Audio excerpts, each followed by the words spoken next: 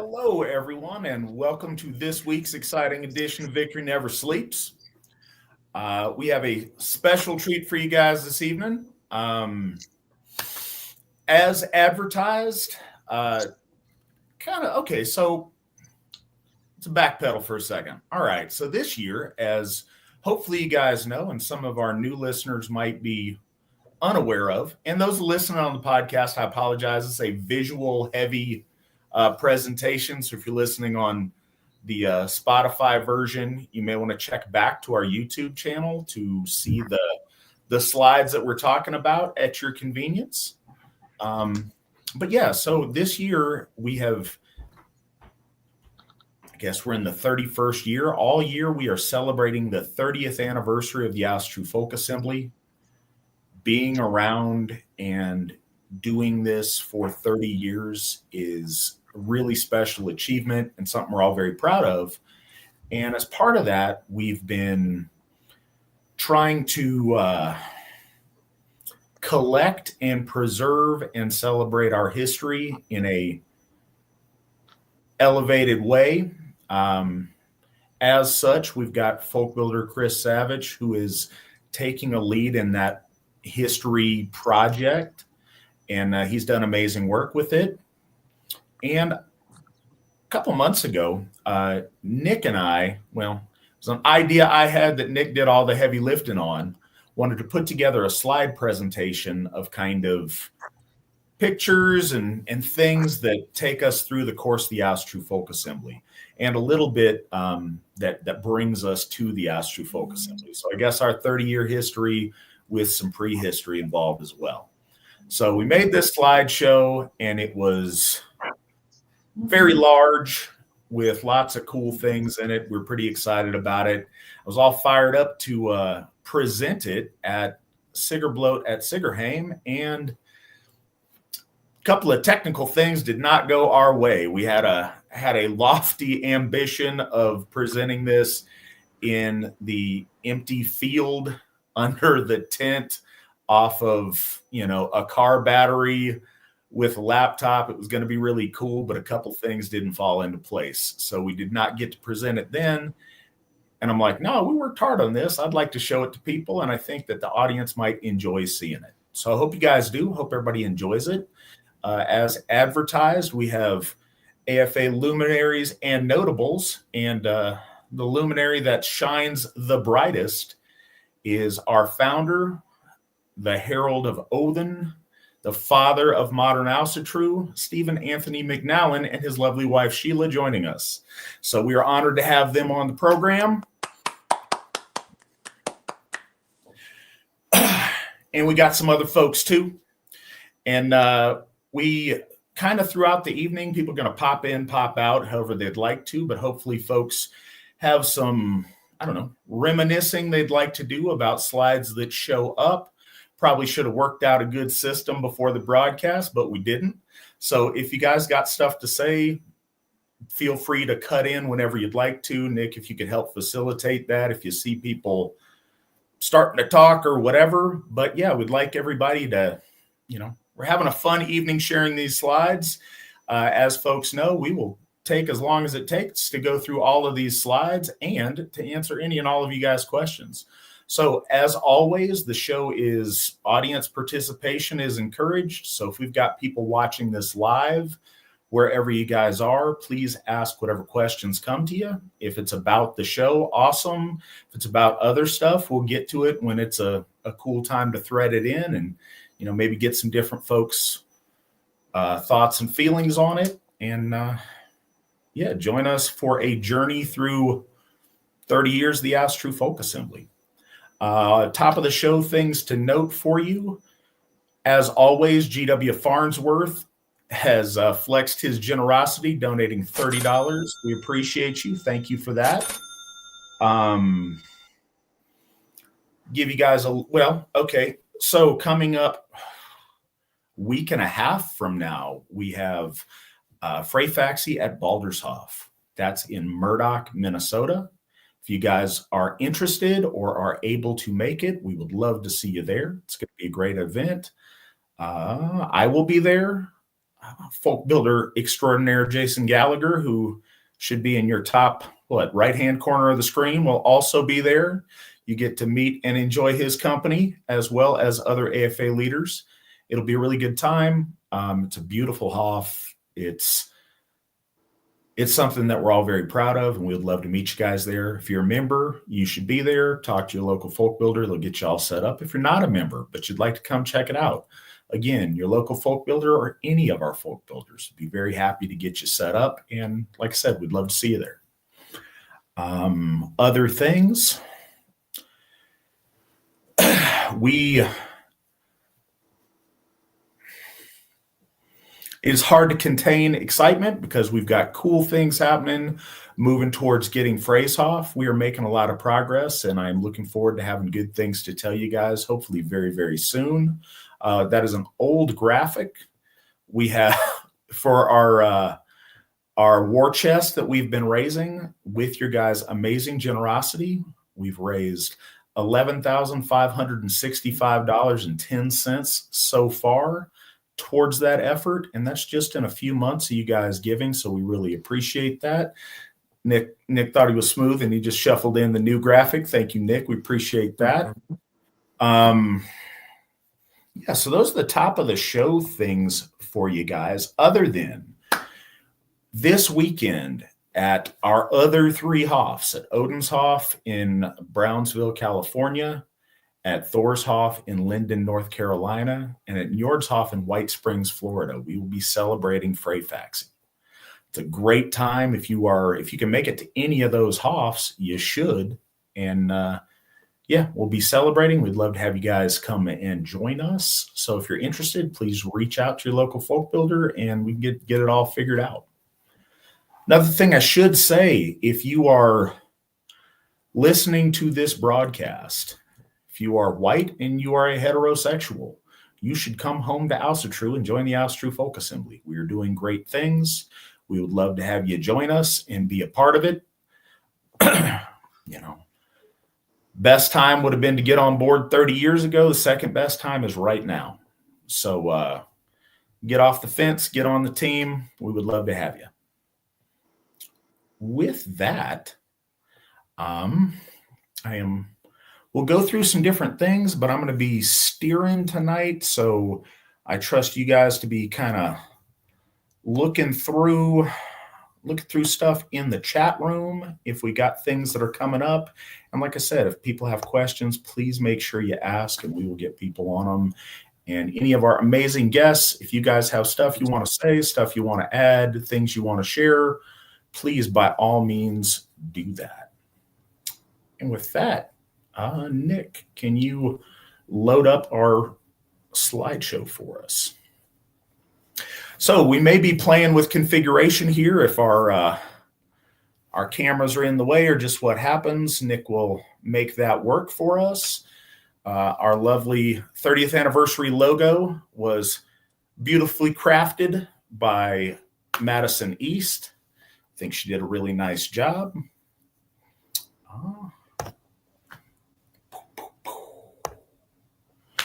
All right. So for those of you guys that might not know, and this is one of the cool things about this, is it's a different audience than we usually deliver these things in front of. So people might not be aware. The Asatru Folk Assembly is built on the back of the relationship our founder, who's joining us tonight, has with the Allfather and the things he's been inspired to put in motion in our world.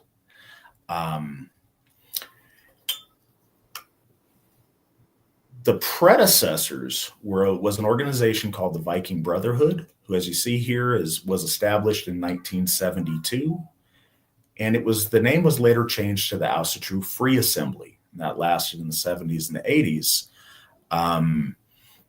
And that will bring us to and is the foundations that the Asatru Folk Assembly is built as a response to or a perfection of those two predecessor organizations, I guess really one. So yeah, for folks that are curious, So in 1972, Steve founded the Viking Brotherhood, the first of its kind attempts to reforge the trough between our folk and our gods in modern times. The efforts made to do that are, I don't know. One thing I think is interesting for perspective is hindsight's always 2020, and it's really easy to think of things that would be cool or woulda, coulda, shoulda happened. But from the perspective of there is nothing like it, well, we need to have something, and making those first steps towards creating something from nothing, it's truly monumental. On this show a lot, I talk about, one of the biggest distances is from the couch to the front door. Breaking the status quo of not doing something to forging a new path towards making something happen is always such a special and unique challenge. And our founder took those steps for us and blazed a trail so the rest of us could have nice things. And that kind of brings us where we are today. Part of that effort was the magazine publication that he started way back then called The Runestone. We call our monthly newsletter The Runestone in honor of this. But these first publications were, really humble beginnings. You see the little hand drawing on there. But yeah, it was a different time. It's hard to imagine. We've become so used to being able to Google stuff and having stuff online, but being in a time where you have to get this periodical mailed to you, it's a difficult thing. Steve, do you recall how many people were receiving these first issues of the Runestone? Is my mic on? There. Okay. All right. Now that I've got a mic. It's hard to say. I mean, it started off literally a handful. I would guess single figures for the first issue or two, probably escalated into two and ultimately three. And see, by the time we hit three figures, I was probably stationed in Germany, and other people were holding up the front here in the homeland. The numbers are small, but to me that was never the point. I would have done it if I had been the only person there, period. It wasn't something that I had an option of, do I really want to do this? I knew I had to do this. And that's sort of the attitude I've carried, since that. So yeah, small numbers at the beginning. And everything typed. Everything typed. Well, okay, so this kind of goes to the same time and place. How many members were in the Viking Brotherhood during this period, would you say? I don't know, a dozen maybe, scattered around, some more serious than others. A few I had met, others, that I probably never met. So it was a very small thing. But again, even if I was the only one, I would have done it anyway. Inquiring minds want to know, is the picture on the cover partially a self-portrait?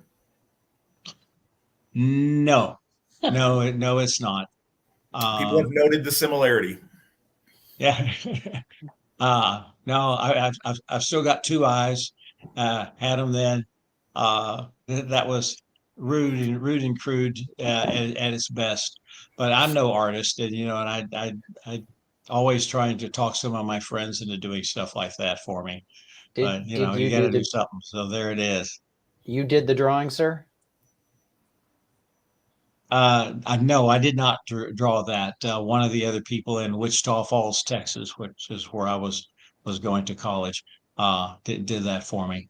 And people would step in and do things like that, and that was good.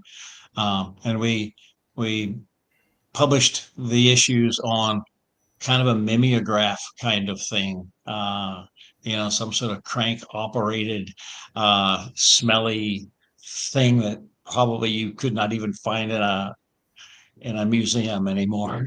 But that's what we had, and so that's what we got to run the mission. We run the mission. There you go. Everybody's got to start somewhere, and that's a lesson to all of us. It's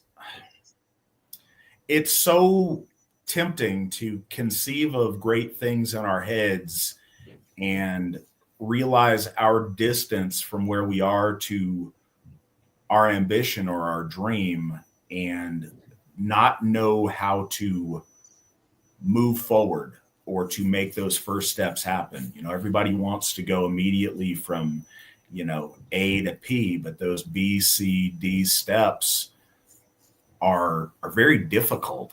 And when you're forging them, into the virgin wilderness, that's quite a task. And if you hadn't done those things, we would certainly not be here today. Certainly not in anything that resembles what we're doing.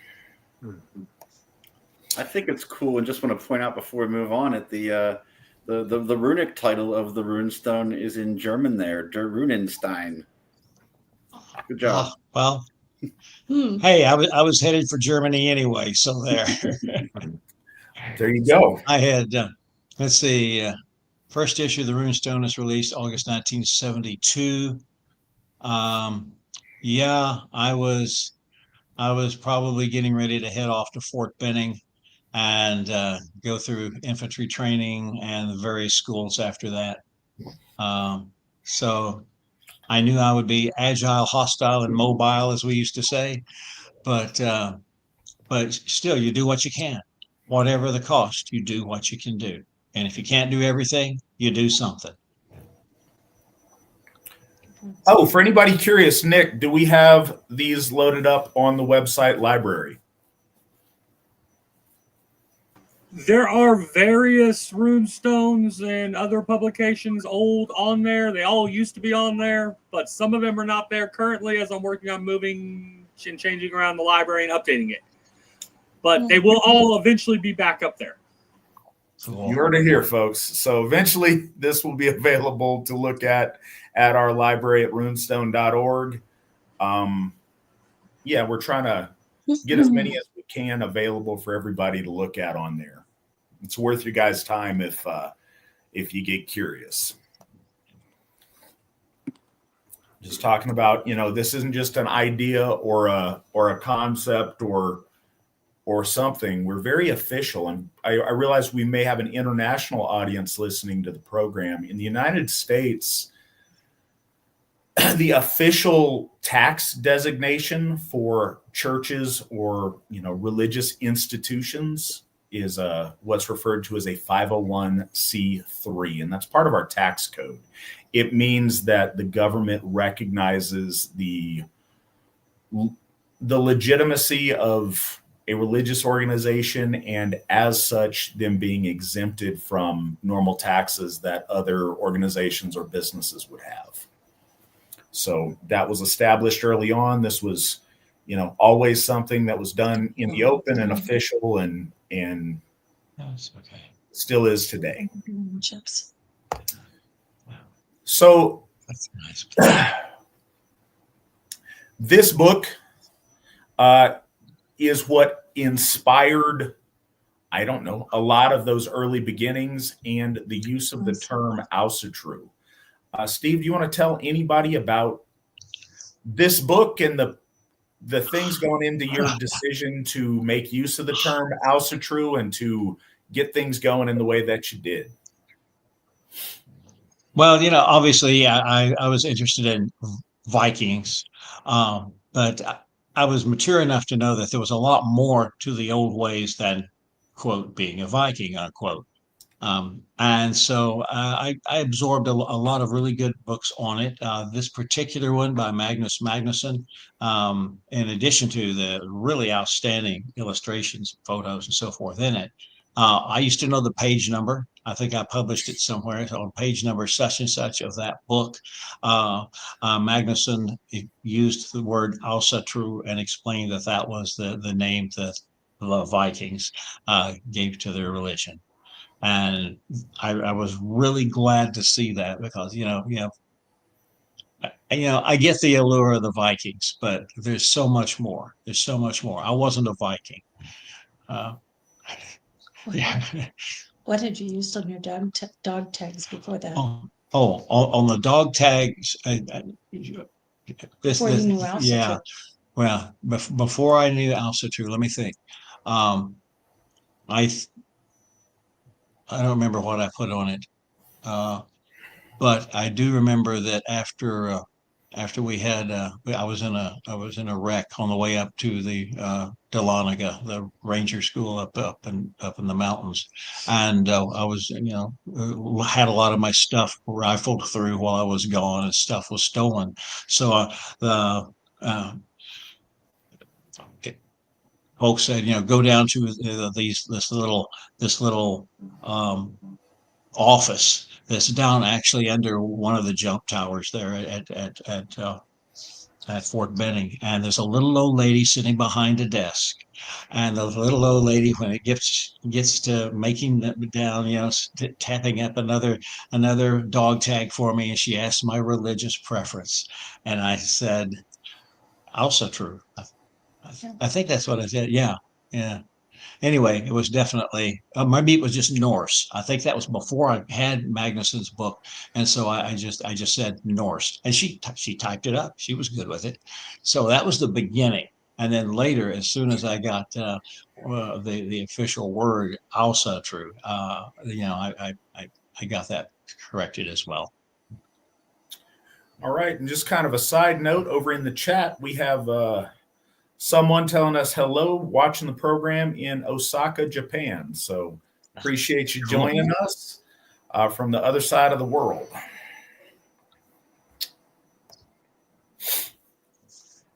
Here we have in March of 77, you holding the first Odin bloat in the Americas. Is there anything you would like to tell folks about the occasion of this bloat?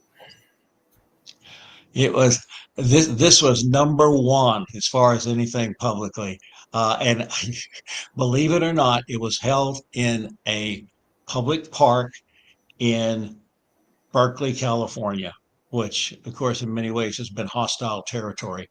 And it attracted a very diverse crowd, shall we say.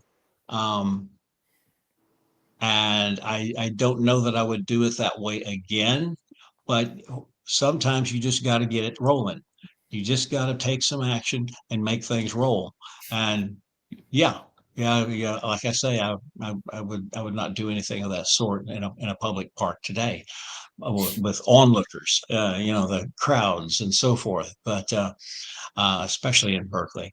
But you do what you have to do. You do what you have to do to get things rocking, to get things rolling, and some good things came from it. I picked up a fistful of really good people that then cooperated with me to do bloat inside at the office of a friend, and to invite the people who were really serious.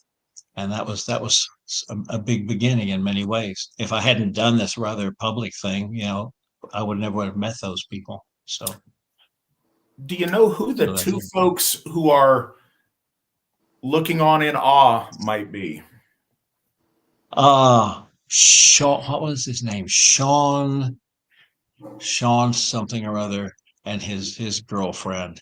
I don't remember his last name or hers either. But they were, they were compatible people and nice people, and wanted to do this, and for whatever reason, we're highly interested in it. So we, there were people that I got to know a bit, and they were good enough folk. But there were so many other people that I needed to draw in. So do you want to tell anybody anything about the name change from the Viking Brotherhood to the Asatru Free Assembly? And Nick, if you could rotate the thing so people could see the Asatru Free Assembly's symbol. Well, basically, of course, it was leaving the singular Viking motif behind. It was more than just Viking, and Viking Brotherhood intimates, suggests a small group of people getting ready to get onto a ship and sail away to burn a monastery or something. So the Asatru Free Assembly captured that attitude of capability, that attitude of, we are free. We assemble or disassemble as we desire. We are free to, a fair extent with what we do and how we worship and who we may or may not offend. I mean, if you're a Christian and you can tolerate us, that's fine. We're good with that. If you're somebody who thinks we're horrible people, well, that's not so good. So the Asatru Free Assembly, people who followed our way and came together on their own free will, was really the whole idea there. All right. What do you think about women? How you Could do. the whole feminine thing and Yeah. goddesses? Oh yeah, did that. Okay, so that's a good question. Were there women involved in the Viking Brotherhood? Very few at the very beginning. Doing that early Berkeley sequence, I think there were 1, 2, 3, 4, 5 women, and that was everything from people my own age to little old ladies with extreme political views. So it was actually quite a mix. But it's all right if they were sincere. If they were sincere and met our criteria, they were welcome to come to our events, such as they were. Like your thing, religion without goddesses is halfway to atheism. That's a good one. Yeah. Did you say that one? Yeah, there's that thing I put together somewhere at some point, I don't remember when exactly, that a religion without a goddess is halfway to atheism. I was reading one issuance of that, 2 days ago, when I was reading a couple of old Free Assembly pamphlets that Chris found on archive. What were those 3 pamphlets, Chris? Do you remember? Some Asatru values. Let me check. Hang on. No, I put you on the spot. It's all good. While we do that, I want to mention that a few things here. Our folk builder in Florida, Alexander Casto, bought us a coffee, which is a $5 donation. It says, "Hail to the next 30 years and beyond." Thank you very much for that, Alexander.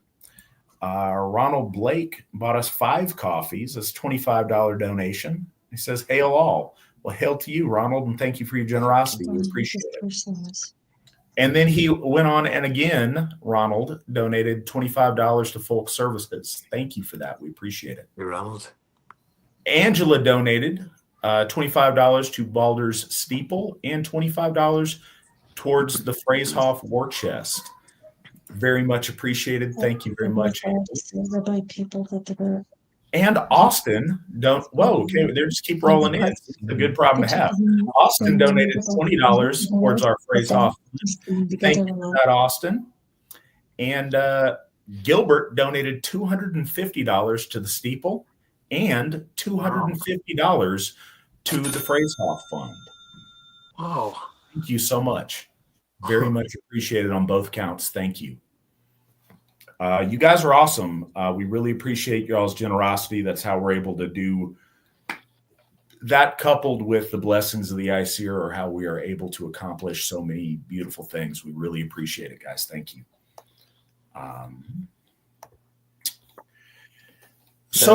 The pamphlets were the values of Asatru, the lessons of Asgard, and what is Asatru. The values of Asatru is a collection of essays that were put throughout the runestone, akin to the 9 noble virtues. I was talking to Brandy about that earlier. Those we will get those and have those available at the Runestone Library as well. So in 1980, the Asatru Free Assembly had the first Allthing. Do you want to say anything about Allthing One? And I suppose before I go on to that, pictured there is Gothi David James, who is one of the 2 AFA Gothis that died in office. We appreciate him, and he was, active in Asatru all the way back to Allthing One in 1980, a year before I was born. Steve, tell us about Allthing One and how that came about, if you would.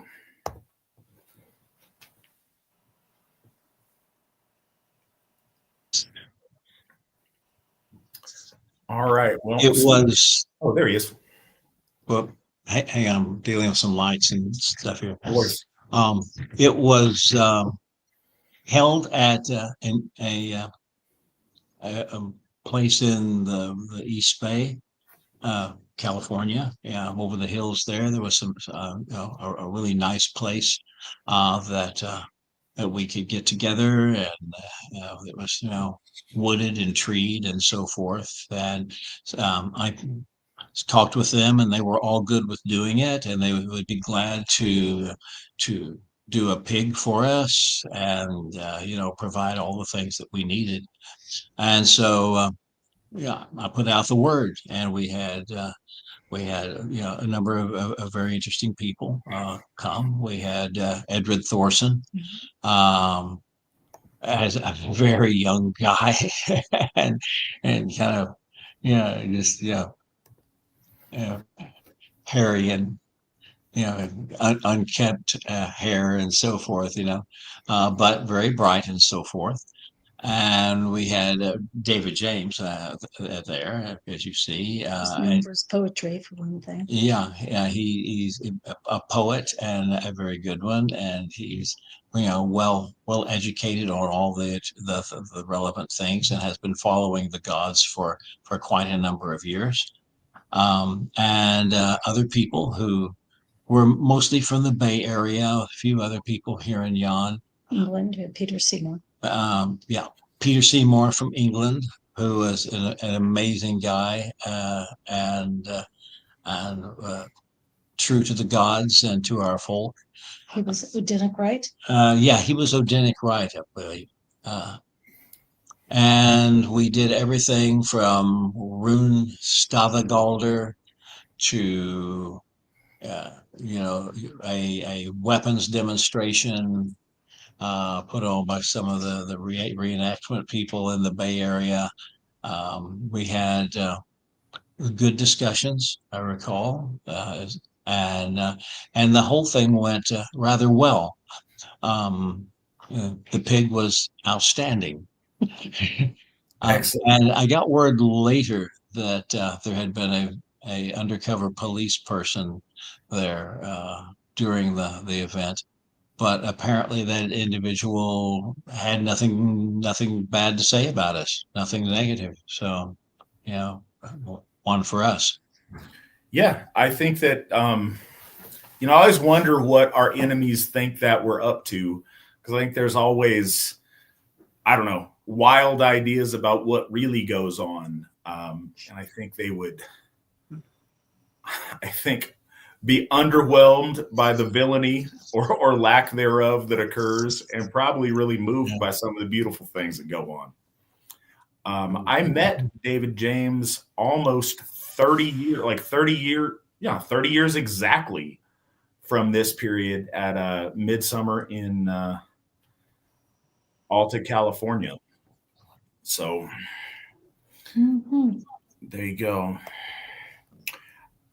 This was a foundational thing that was ahead of its time. Much of the science of metagenetics has come to be recognized today as an absolutely legitimate and accepted thing, though put in slightly different terms. But this was really an important, I'd say was and still is a very, very important foundational concept for, I would say, for Asatru, but also for folk religions generally. And this was first distributed in winter of 1980. Steve, is there anything you want to say about metagenetics, or would you like to define it for any of our audience that may be unfamiliar?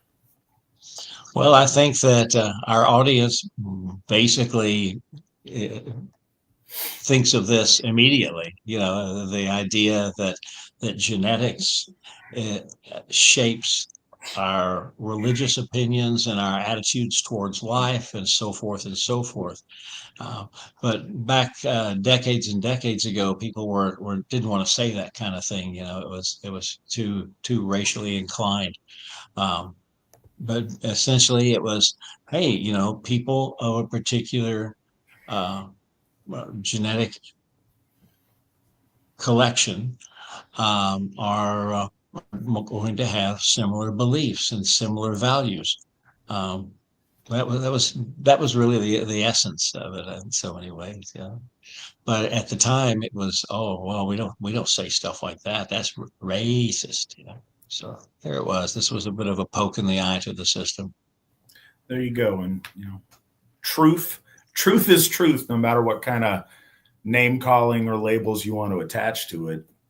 Yeah. This certainly is something that I think we all know to be true.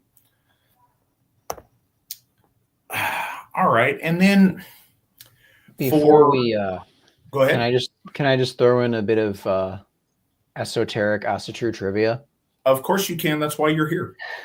So in 1990, in 1992, Dr. Stephen Flowers published his book, A Book of Troth, which was supposed to be the central text of the Ring of Troth before that organization got grundled.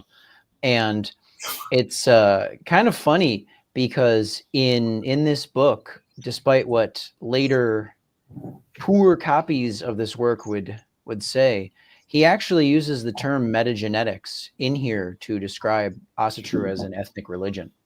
So nice. Just interesting to see where this word goes. So yeah, I remember in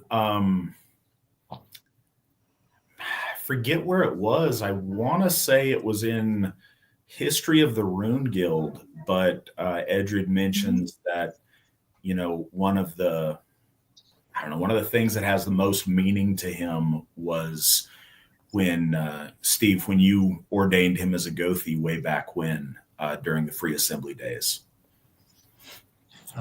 He dedicated Futhark to you too. Yeah. Yeah, Sheila seconds that he dedicated the work Futhark to as well. Kind of a side note and a plug. Anybody interested in the runes? Edred Thorsson is certainly the preeminent rune master of the modern era. And I would say that there's a case to be made, perhaps ever. His work that he has done on the runes, both in practice, in esoteric usage, and in very traditional scholarship, is unmatched. And anybody who is interested, Futhark is the go-to text on that, and I would encourage anybody interested to get that. And his, following works that kind of pair with that, rune lore, Runecaster's Handbook, and what is that? Rune Might, I think, is the title, and that's the subtitle I gave. And Alu are all very, very good works on the runes that I would highly recommend if anybody is interested. So for reasons, the Asatru Free Assembly was dissolved in 1987. And Steve, would you like to tell anybody, kind of why that was something that occurred, how that went down, what that was like? Oh, God, 1987. You were with Maddie and Yeah. Breckenridge. You'd done the Northern Coldplay Society. That was right. European. Yeah, at that time, I was living in my hometown, Breckenridge, Texas, a place I still love, and a state I still love. And I was holding down a full-time job with the local sheriff department. I was, their late night guy, and their radio guy and all that kind of stuff. And so I was holding down a full-time job. I was trying to do things on the side. I had set up what did I call it? A Northern European Heritage Center in a storefront, and just had a lot of information of that sort. Great deal of it being Asatru, but also just general stuff of our people. So I was doing that, and trying to deal with I don't know, just life in general. And so I was hardly making ends meet. So I asked, the council, such as it was, of the organization, to can I get some sort of a stipend? And people just went, excuse the expression, batshit crazy. Oh God, you're just in this for the money. yeah, right. And it was so hurtful. It was so hurtful. I just said, "Hey, I'm done. I'm done." And I stepped away. I mean, it wasn't just that. No, we don't think, we can pay you that or whatever. It was like it was vitriol. It was vitriol. I felt insulted. I felt that my intentions were completely misunderstood, and I just said, okay, end of mission. And Those people turned on you later in Oh, yeah. other interviews. Oh, yeah. The interviews that happened, books that you read from the 90s. yeah, Some of those people were interviewed and they did not treat Steve fairly at all. yeah, it was anyway. It was very hurtful. So what was the outcome? Yeah, Matt will probably ask. Yeah. No, go ahead. Yeah. Well, I'm thinking when you stepped away, what were the two groups that took over? What were they? Asatru that was- Alliance? well, it's the Asatru Alliance. Well, it was the Asatru Kindred Okay, of Arizona with Valgard. right. And then Edred went off Right. with the Rune Guild and Yeah, started the Ring of Truth. yeah. So that they were the main players at that point.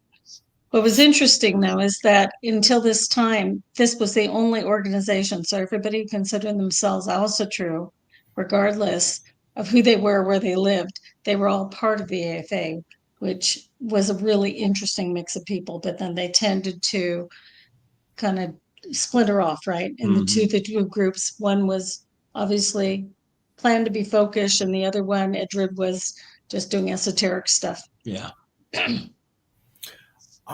So before we completely wrap up the Free Assembly days, can you kind of give us a snapshot, I guess, of what the Free Assembly was like at its height? Where what was the geographic spread? What was the membership? What was, how was it organized, I guess, for lack of a better term?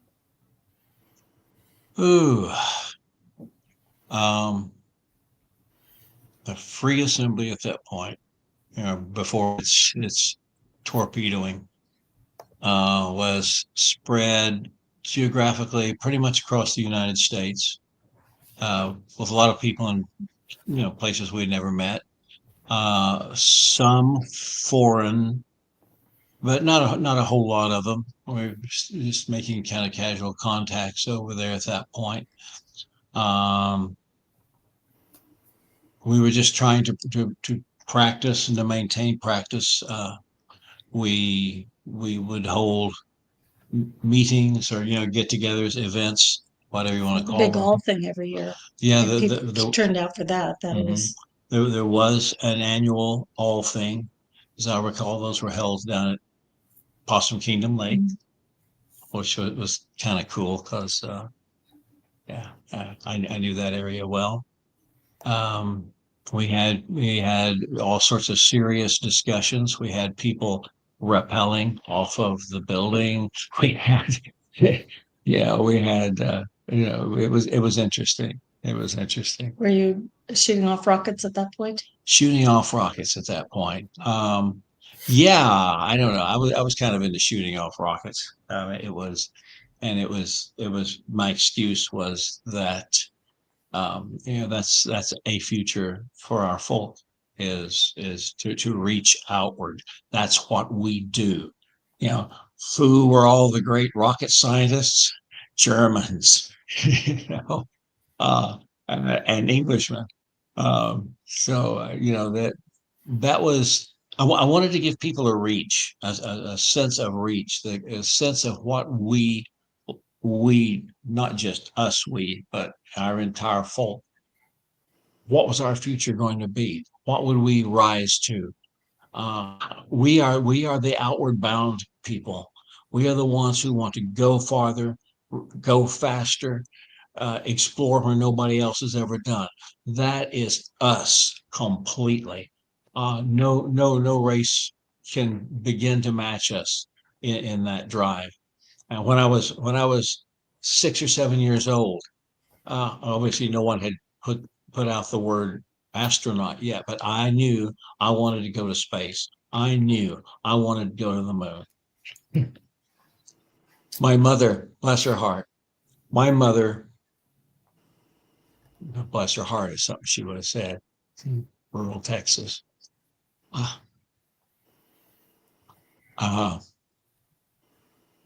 She read books to me endlessly. I would get a book from a book club, and she would read me that book before I went to school, before I was old enough to go to school, or when I was like in first grade, and these were like somewhat higher books. I owe a great deal of what I am to my mother and her continued interest in encouraging me to go farther and to do things I didn't know I could do. Got kind of sidetracked there. Yeah. But No, that's true. That's what this show is intended for, is to take any and all of those sidetracks or rabbit trails. And I'm very glad your mom instilled that in you. I think that did a lot to bring us to where we are today. So I agree completely. Yeah, I agree. All right. Well, I'd like to thank Alex for donating $50 to the Phrase Hoff Fund. Thank you, Alex. We appreciate you. And with that, we will. All right. So there is a period of time. If you could fill this gap for us, if you'd like, Steve, because you are carrying the torch all of this time. So between 87 and 1992, what was going on in your world? Okay, at that time I was married to a very nice lady that obviously didn't work out with it, but she was gung ho on doing things like this. Went back to school and became a teacher. That was yeah. I became a teacher. That sounds dangerous, doesn't it? I was working as a teacher in small town Texas, lived in a. Oh, Oh, no, you what became am a I teacher. missing? You became a teacher out here in California. You moved back to California, and Oh, you and Maddie were doing Oh. that from California. oh, did I say Texas? Yes, you did. My bad. I didn't mean to say Texas. I just had Texas on my mind. Sounds like a song, doesn't it? Um, yeah, yeah, and right, just a few miles from where we are right now. Yeah, the whole area there. Had a nice little place out effectively in the country. Actually, it was just kind of on a couple of acres that had a good degree of privacy and security. Um, I had met Yost Turner and other powerful people. I'll say powerful because he was a powerful individual, and wish he was still here. Yeah. And had other contacts across the country, and we held meetings, held gatherings. Well, this is Oh. is later though. Oh, okay. That was in the 80s. This is back in California in the 90s when you Oh, came back after Texas oh God. and you started teaching. Oh, yeah. Okay, we kind of lost a decade there, Well, I was Well, going to yeah. say, but still the it was same people later, came into our lives. Yeah. within about 5 years. I was thinking of something with Mandy a couple of days ago about, some AFA thing that happened and seemed like it was just yesterday. And turns out it was 6 whole years ago. So time Yeah. goes. We're talking about something 30 years in the past. But what I guess kind of a point here is the Asatru Folk Assembly was founded over the Yule period 94 into the very beginning of 1995. So this is 3 years before that. Something told you to get back involved in Asatru. And part of that, as you can see, we have another snapshot of what the runestone looked like. This is a much more advanced version of that, very first one that I showed you guys a little while ago. We still got yet another version. I don't know if that made it into the slides yet. Needing help because it was going uni. It did.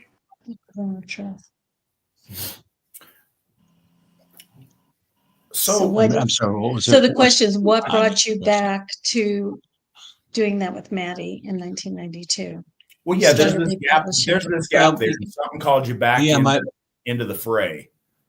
Yeah, my motivation was seeing that, frankly, things were just going to hell. There was not that much activity going on, but what there was largely universalist rather than folkish. And I knew that had to stop. So I went into action and we started publishing stuff and holding get-togethers and so forth and so forth. It was largely a reaction to the situation at that time. What was called the Ring of Troth? Is everybody who was around that time knows who they were, and very far left people based out of the Bay Area who became the Troth later and may or may not even exist to this day. Yeah, who knows? But I can ramble a bit about that. Yeah, go ahead. yes, Chris. So just to start, because speaking of things that, oh, geez, that just happened yesterday, 1994's Yule period, where Steve McNallen was reestablishing the Asatru, what would become the Asatru Folk Assembly. Someone on this podcast was actually being born at that time. Fun little fact. So, anyways, about 31 years ago, Steve McNallen was refounding the what would become the Asatru Folk Assembly. So when he had taken a break from running things for a while, there were two organizations that came up, the Asatru Alliance and the Ring of Troth. You might more hear about it as the Troth today. There's some back and forth about who came up with the name. I believe I came to the conclusion that Dr. Flowers initially did. The Troth in his original formulation was what he wanted to call the religion. The Ring of was the church for the religion. So the Ring of Troth, the church of the religion for Asatru, right? They Dr. Flowers ran the Ring of Truth initially as a far more scholarly, magical organization. That ended up his looser standards for who got in and who got to have a say in things eventually resulted in a cast of some pretty undesirable characters booting him out of his own organization. And that kind of came to a head around the same time that Steve would start the AFA. Mhm. Co-temporal with this was Valgard Murray's Asatru Alliance, which was more like, rather than like a church, was more like an outlaw biker gang where like a kindred that you were a member of would affiliate, and you weren't technically a member of the AA, you were a member of an AA kindred, more or less. And that organization didn't have as firm of a, shall we say, doctrinal solidarity.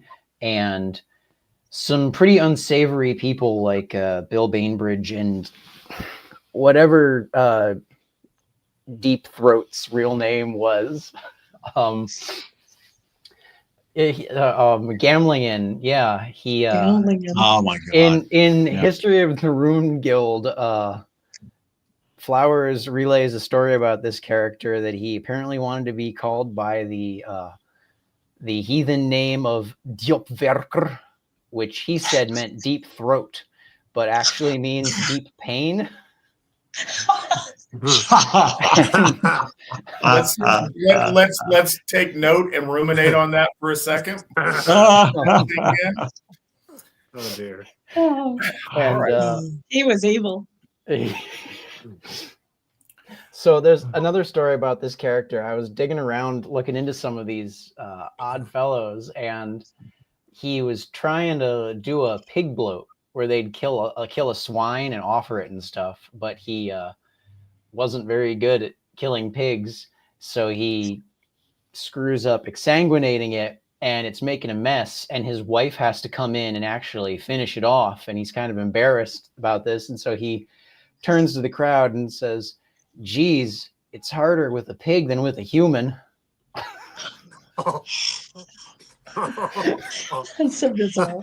And this is the kind of, these are the kinds of unsavory types that had an unfortunate amount of say in things in between the Free Assembly and the Folk Assembly. So something that Sheila was making note of on the side there, up to this point, Universalist Asatru wasn't a thing. All American Asatru was the Asatru Folk Assembly. And, any Icelandic Asatru was completely heterogeneous as Iceland is. There's a lot of like retconning what Asatru used to be, but it was inherently and always folkish. I had a conversation, I want to say like Winter Nights 2017 with Robert Taylor, who was Robert Taylor a member of the Free Assembly? Steve, do you recall? I don't recall. I don't think he was. I I think he came yeah. along. He was kind of doing his own thing in Chicago. Had Okay. like a kindred up there, I think, at that point, but did not really expand. But he was doing things up there. If anybody ever gets a chance to interact with Robert Taylor, it is well worth your time. He is literally the most interesting person that I've ever spoken to. Real interesting guy, and he was very active, involved in Asatru around this point and further. And he and I were talking. He's an older gentleman, and we were talking about the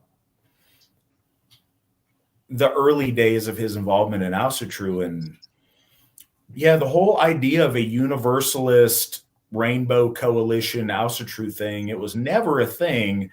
It was always folkish up until this point of odd things and odd folks and deviation. But I have found something that might cast doubt on that. Nick, would you like to throw up the picture that I sent you of the foundations of Universalist Asatru? is that? I don't know. I don't know. It's a picture I found way back when of Oh, is Nikita that Khrushchev and Fidel Fidel Castro Castro? drinking from horns. What? What? Holy, Yeah, they've got drinking horns. It's legit. There's a couple of these pictures. Are Exposed. you kidding? yeah. Is that I don't know Diana who the other Paxson guys are. behind them there? I joke. There's no Asatru involved in this picture, but it is a funny picture of commies drinking from horns. Commies. Holy Commies drinking shit. from horns. Do we know who the short guy next to him is? I have Anybody no else? idea anybody else in this picture, Yeah. although I Wow. assume they're all red. Man. Oh, Could it have been Khrushchev even? That is Yeah, Nikita it's, Khrushchev. oh Yeah. yeah, it's absolutely No. Khrushchev and Castro. It is Khrushchev and Castro. I just don't Wow. oh know. man, I that's think he that meant is, I think he meant the fella in the Georgian jacket, but Yeah, that's whatever. what I was wondering is the Okay. mustachioed communist gentleman.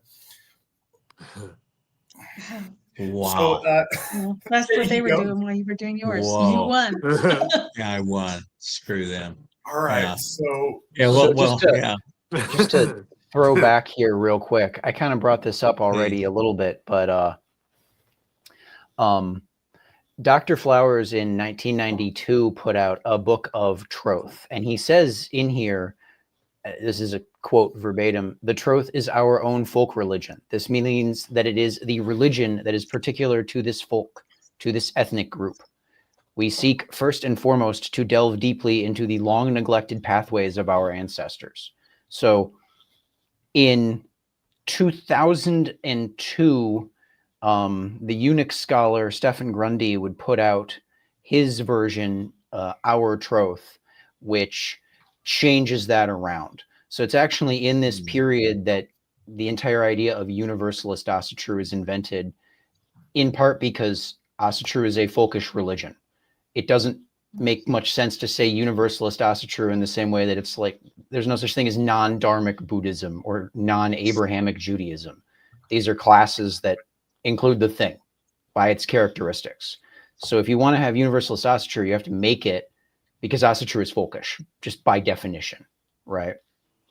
So Jill made a comment over in the side chat, and I just want to say, Jill, I thought the guy standing next to her looked a lot like Trudeau. So I can't confirm or deny whether his parents were in fact in that picture or not.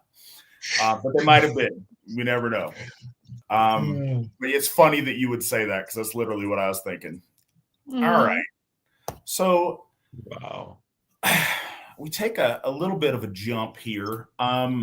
Something that I wanted to mention before we got here on it a little bit is the Asatru Alliance, all of the things that Chris said, but one of the things that occurred, I want to say in 1994, they signed off on a document that legitimized, Asatru being open for everybody and not being a folkish religion.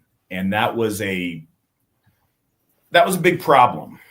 I'm trying to find a date for that. I don't know, Chris, if you might know that off the top of your head, but it was a fundamental thing around. Okay, so yeah, in looks like September of '94, they were signatories to a statement that Asatru is for anybody who wants to be Asatru and isn't racially aligned.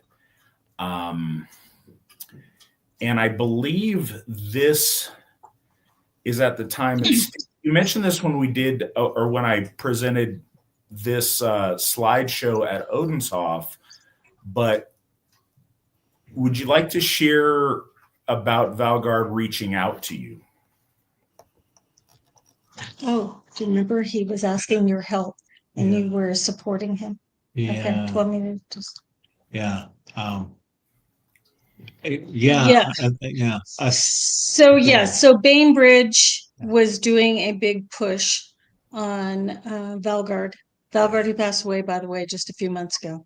Yeah. And Bainbridge and Gamligan. And Steve heard later, the Gamligan actually, who said he was part of the NSA, actually came up to Nevada County to look for dirt on Steve. That's how threatened they felt, because that is when he started making the push to move back into the Asatru Folk Assembly, start really pushing the runestone and everything and holding events.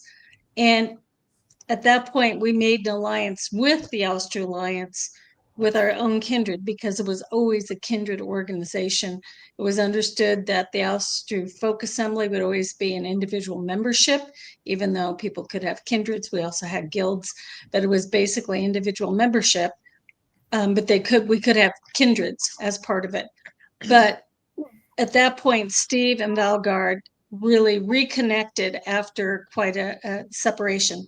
And we actually went out to Wisconsin for a what was a large moot at that point. It was an Allthing. And it was a really good event. And we announced at that point that there would now be the Asatru Folk Assembly. It was the formal announcement with them. And we had our Odinist rite. Heimgist was there. We've got a story about Heimgist that people haven't told, but probably not a very good thing to. Yeah, he had some young men and they were all kind of drinking a little too much. Yeah. But Heimgist was there. So this was Valgard kind of bringing together other groups and seeing where it would all kind of shake out. But we stayed very close to Valgard for the next dozen or so years, having a kindred. And he also, at that point, had personal membership in the Asatru Folk Assembly. And by doing that, we really pushed back on the Gamligan and the Bainbridge thing. And I think they probably rewrote those bylaws, because they always basically had a Folkish presence. It's just that it would be kind of sometimes a little overrun by, I don't want to say overrun, but influenced by various kindred members and their leaders, their chieftains, always a chieftain, right? And a chieftain and Gothi of a kindred of four. And they would have their own say. But ultimately, Valgard always had the winning card. He always, even to the very end, kind of kept things under his control. So but it was really important for the Asatru Folk Assembly to come out and push back, so that the Troth really just went very independent of all of us and became very much against us. And so, and looking for ways to, for one thing, there was somebody did a nidstong against Steve. You may not know about that. We were so hated in the 90s and banned from various events, going to the PantheaCon, for one thing, in the Bay Area. They had a whole section was anti-AFA, and nobody associated who knew Steve McNallen could enter. And somebody actually got a horse head and did a nidstang downtown Berkeley and put it up on a stake. That's the kind of stuff that was going on. We were their arch enemies. The way they saw it gave them a purpose for being, I guess. But we just pretty much ignored them. Probably let it get to us more than it should. We've all learned you just let your enemies do what they wish in the background, because they're going to get nowhere, and we just let it just drop away from us, and we move on and do what we need to do to keep building our folk. We learned that early on, and that's where we still are today as a church. So as a point on that, just to kind of close that up, this is a strange time where you start having this push for universalism, and the Asatru Alliance under whatever, and this is kind of a note on some things. Everybody having voting rights in the Troth is why Edred was booted from his organization. The very democratic nature of the Asatru the Asatru Alliance is why sometimes things happen that maybe were fundamentally against the intent of the founders and people who put in a lot of the work. But this was that time where they did sign that, Asatru is for everybody thing. And as I remember you letting me know, and correct me if this is wrong, but Valgard reached out to you and asked you to come back and basically save Asatru. And I suppose that happened. Yeah. I bring it up because that's really important, and it's exactly what you did. And we're all grateful that you did. So This goes into. Can I jump in? Of course you Sorry. can. What do you got? I want to ask Steve a question real quick, but I also just want to point out, like, we keep bringing up Gamling, and his real name was Alex Jerome. We keep bringing up Gamling and Bill Brainbridge. It's important to note that there's this universalist Asatru stuff comes about due to a very small number of people who, with very few exceptions, were mostly interested in the like politics of Asatru rather than anything to do with the gods or theology. I went looking around, and as far as I can find regarding Gamlingen and Bill Bainbridge, everything they wrote comes down to politics, not like, here's what the runes mean, or here's how to pray to Thor kind of stuff.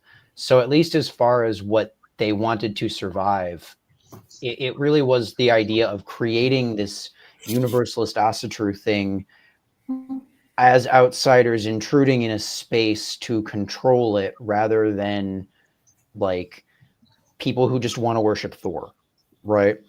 At this time, there's a lot of consternation in universalist Asatru about what does Asatru mean, controlling it from the outside, like park rangers watching wolves, as opposed to the Asatru Alliance guys who, for faults that can be levied against them, were like writing things about the runes and how to pray to Thor and what you're supposed to wear at bloat and all this other stuff, where they're actually doing Asatru.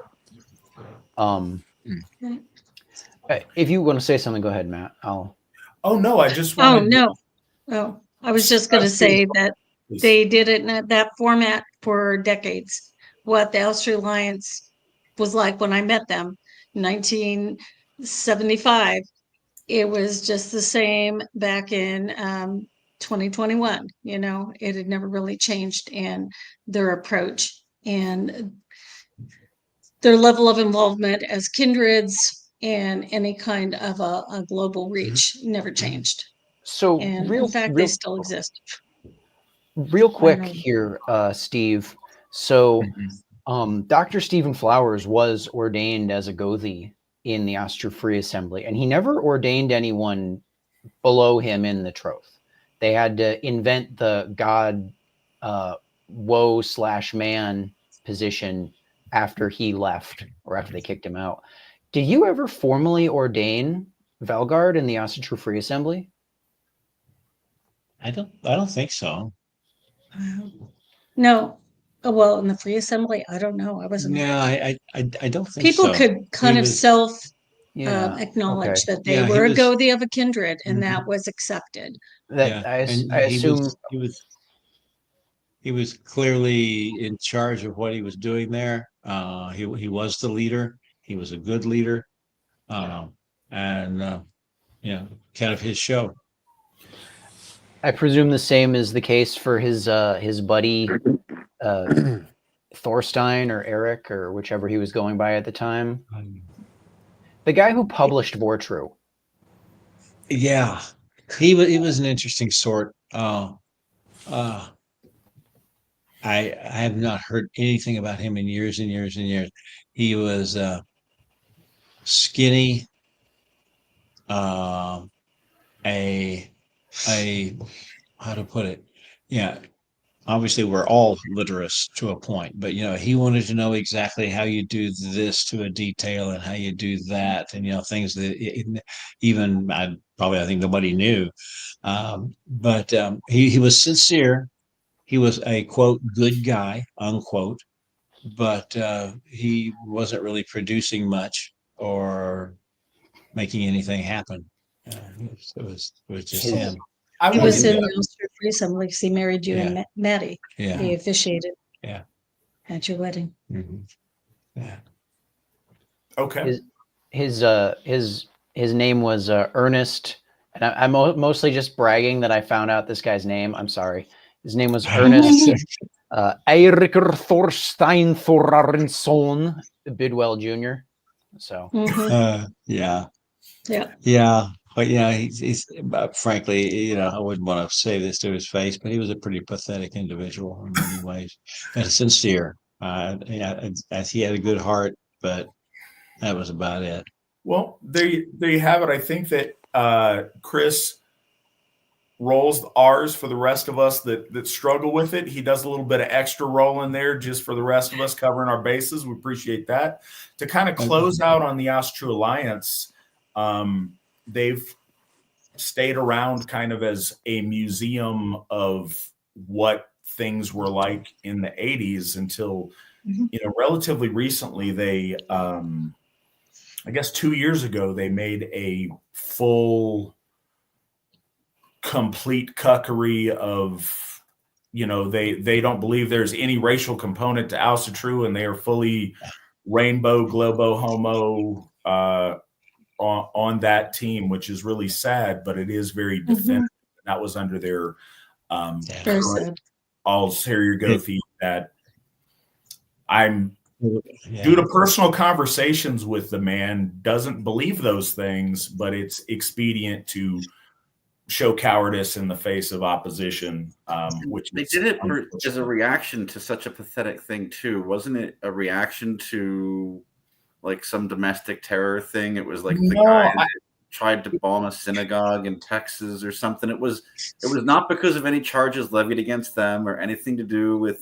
I think it's because they asked people in a reporter in Washington asked Mac and Elizabeth uncomfortable questions and they got scared. I think that is the reason that the Asatru Alliance decided to forsake any of the principles that they were supposedly holding dear up to that point, and that I know their current Allthing One has said that he holds dear. So it's really dishonest and unfortunate. But it's a good thing that Valgard called in the hero of Asatru to come back and save it. And that's what kind of brought us here. And another current that's led to this point, and we'll get to the slide at hand, but this is part of it. What relationship up to that point was there between you personally or the Asatru Free Assembly and Elsie Christensen's Odinist Fellowship? Wow. That was not much. I mean, we knew Elsie. She showed up at some of our events. I've got that photograph, which some of you may or may not have seen, of her actually tossing a caber. I don't think that was your event. You were invited to one in Southern California.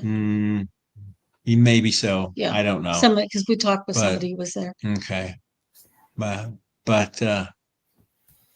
yeah, I don't know. She was a likable little old lady, and had got to give her credit for holding something together for years and years and years. So I respect that a lot. One thing that she wrote in her Odinist newsletter, I think it was either that or it was in a letter in correspondence, was that she knew that Asatru needed to happen, or I think she would have referred to it as Odinism, but she understood the need and she tried to get our people to adhere to the values. But as far as connection to the gods and ritual was concerned, that you and the Asatru Free Assembly were pioneering that in a way that she couldn't, and she was referring people to you in that vein. And I know that I read that in her hand. I'm just not sure where I read it. Okay. I can believe that. I think that she had great intentions, but it was more politically motivated than most other things. I mean, she respected the history, and she respected the ideas, but when it came down to actual religious material, that wasn't really there. Well, so what led to, we got the picture up of the Elsie Christensen Defense Fund and the AFA's, or the proto-AFA, I guess, at the time's involvement. Can you talk a little bit about the circumstances of that and what that looked like? Either of you, I guess? A lot of that. Yeah. We got word that she was in prison. Yeah. She had been set up, carrying some drugs in a car, helping some ex-prisoners and his girlfriend and their girlfriends across the state line got caught, whether they had been tipped off. She got picked up. Janet Reno was the attorney general in Florida at that point. And talk about an evil lady. And she went after Elsie. Elsie was actually Canadian by nationality, so she was in this country. And she was a widow at that point, already in her late 70s.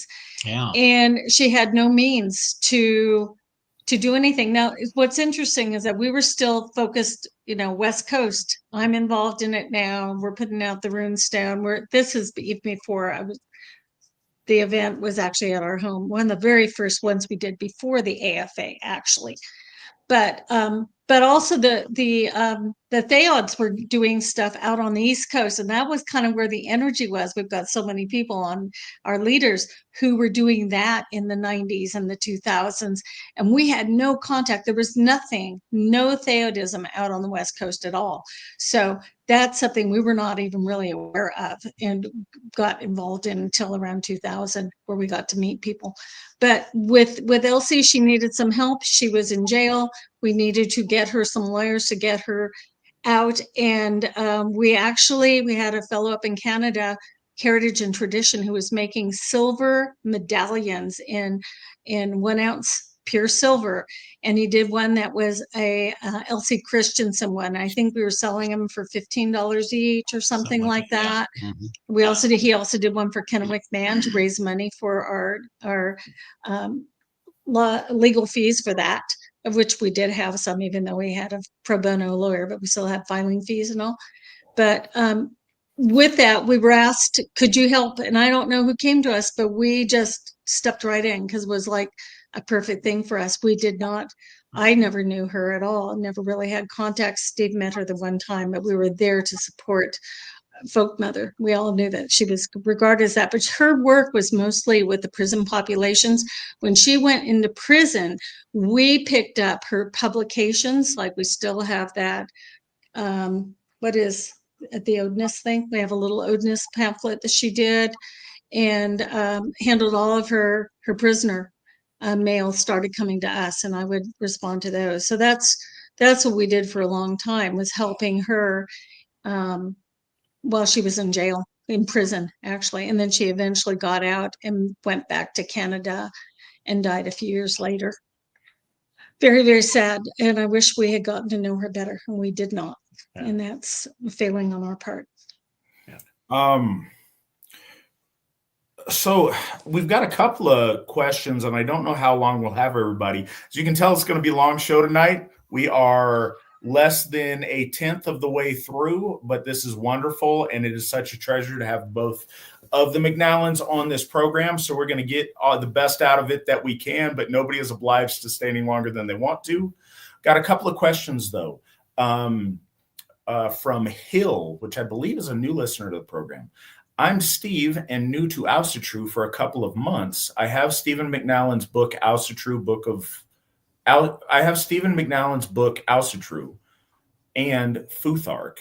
Any others that any of you would recommend? Do we have book recommendations for this new Asatru art? Anybody on the panel? Cool. So I'll recommend something that was in the chat, but in case you don't have it, I mentioned the really good rune books, but if you're brand new and you're fresh to it, a really good book is The Runes Workbook by Leon Wild. It's he was a member of the Rune, or what I assume is a member of the Rune Guild. His book is really good. It's very accessible to teenagers, young adults, people who are completely new to the runes. It's not as in depth as the other rune books that I've recommended, but it's a really, really good place to start. And I always recommend that to brand new people. It's something that, I read in my 20s and I really liked, so I would recommend that. Other stuff, The Culture of the Teutons, I would recommend. I think that's a good book. Obviously, the Eddas. Do any of you guys have any other books that you would recommend? Daniel? Yeah, Chris Kershaw's The One-Eyed God, and The Serpent and the Eagle by Chris Travers. It's a nice runic book. What about you, Bodie? Anything by H.R. Ellis Davidson. Gods and Myths of Northern Europe is a good one. Can't remember the author, but really another good seminal work is Myths and Symbols of Northern Europe. The Sagas of the Icelanders, that's good, even though it's not necessarily lore. What else? If you want to get a little more highbrow, one of the most sought after works in all of Germanic lore and Asatru is The Will and the Tree by Paul Bauschatz. That's a pretty good one. Yeah. So apologies, I've been remiss. A book that I literally just finished today and I've been chipping away at because it's very, very good and I should have read much, much earlier is The Elder Gods by Stephen Pollington. Very good book. It has material that I haven't found any other place that I found really, really inspirational and cool. So check that out. He's done another number of other good books. The Mead Hall one, The English Warrior, I think was the name of the other one I've read by him. But Stephen Pollington's work's really good. And we'll see. Bodie's got it. Bodie's flexing on us. But yeah, that's a good book. And he actually came to an AFA event. We'll probably talk about that in, I don't know, about 2 decades when it comes up. Any other recommendations real quick? Mystery of the Goths by Edred Thorsson. It's pretty cool because the Goths, for those that don't know, are originally Swedes. And they're, I guess you could say, the proto-Vikings if you want to reference the Viking Age with them. And he goes into a pretty deep in some of their religiosity and how they practiced. And he also kind of mentions how they, what was likely Galdr. He mentioned that they sing their Galdr, which was really cool. And there's a lot of neat insight in that book. It's pretty cheap on Amazon. It's not a long read. It's very, very easy read. So I definitely. That's one of my favorites by Edred, and it's, very obscure, but I think it's really cool. I like it. Another question while we have everybody. Question for the panel.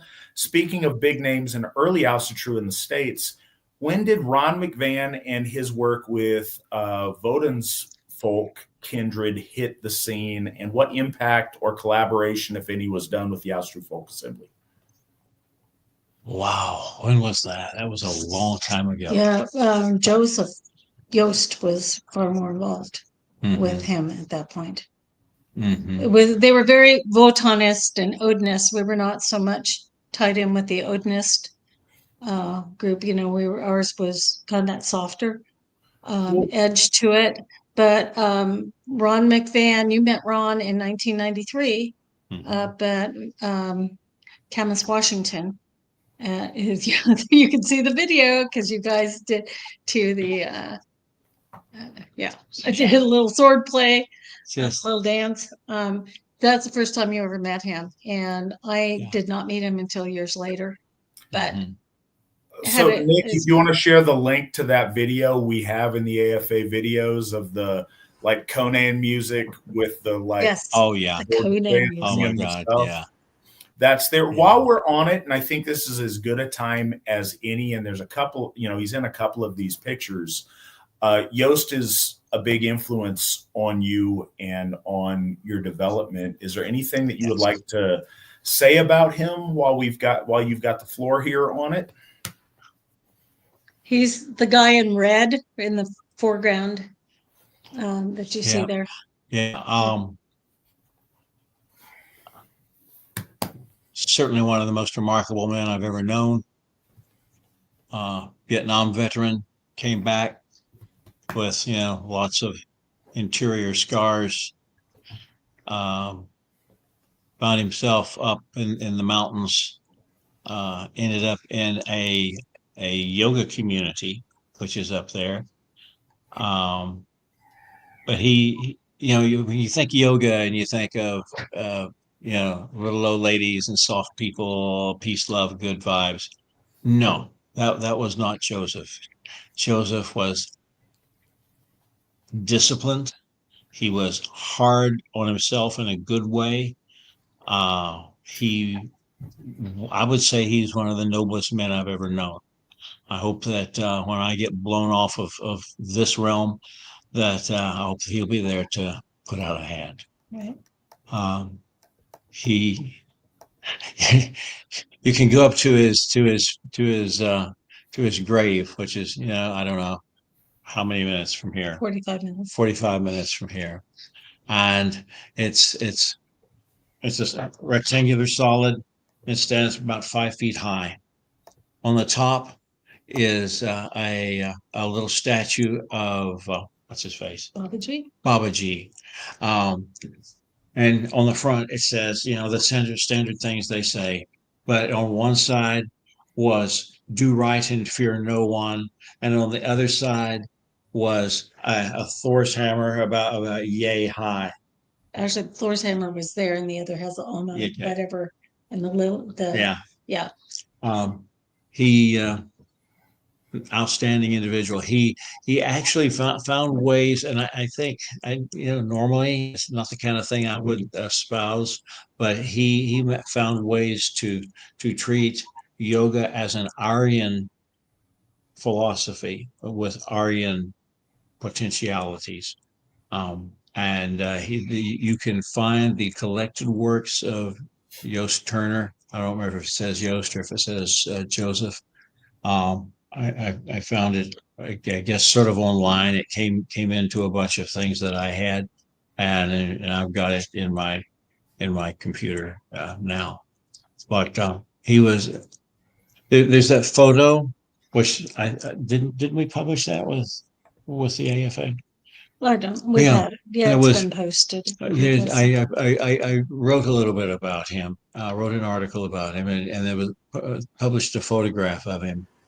He's laying on the floor in Shivasana, death pose. Laying there, calm, eyes shut, long flowing red hair, and he's laying there in his yogi. His meditation clothes, I guess, and you see just a little bit of a tattoo under the t-shirt, and you think, "Oh man, is that like an Om mantra, man? Or whatever? Oh yeah, it must be something like that." No, it's parachutist wings, crossed.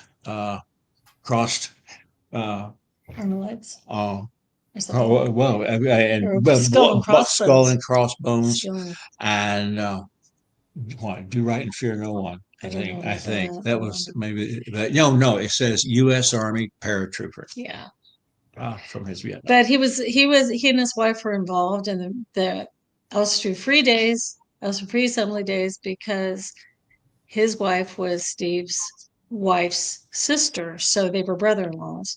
Yeah. Back before I was ever on the scene. And then he lived until 1996. So I had the honor of knowing him, and he and his wife helped us really to establish the idea of building a Hoff and building the folk. And they were all for supporting us in that. And then he had a very untimely death. We don't know why, but he died in his sleep at age 50. And it was a huge loss. But he still remembered, and he wrote his stuff is called Arya Kriya, right? Yeah. I'd have to dig, and one of the best people I've ever known. I'd have to dig. I don't remember the month, but when you did write that article about him, we did get it in the runestone, so it is there with all the pictures and stuff. It'd be on our website in the library. I just don't know which issue.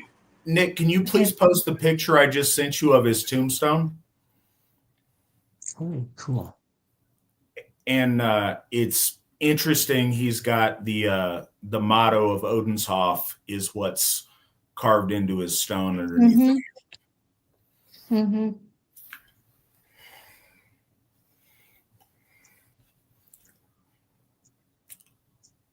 So I'm giving Nick a second because everybody's scrambling a little bit here. He will throw it up when he's got it.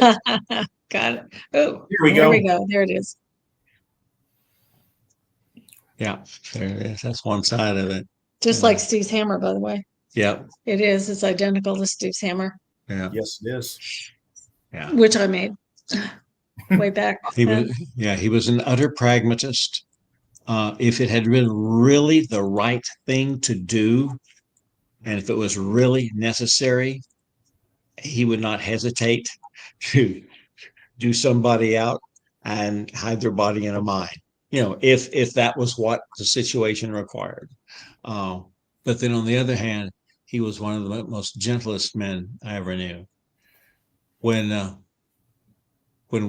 I guess people probably know about the hammer, right? But, And on the coffin. no, but let's not go into that. Because We're we're just- to I don't an know. audience Another here day, I who's guess. probably never heard it. The story of the Yeah, hammer. share it with Okay. us, please, if you would. All right. Here it is.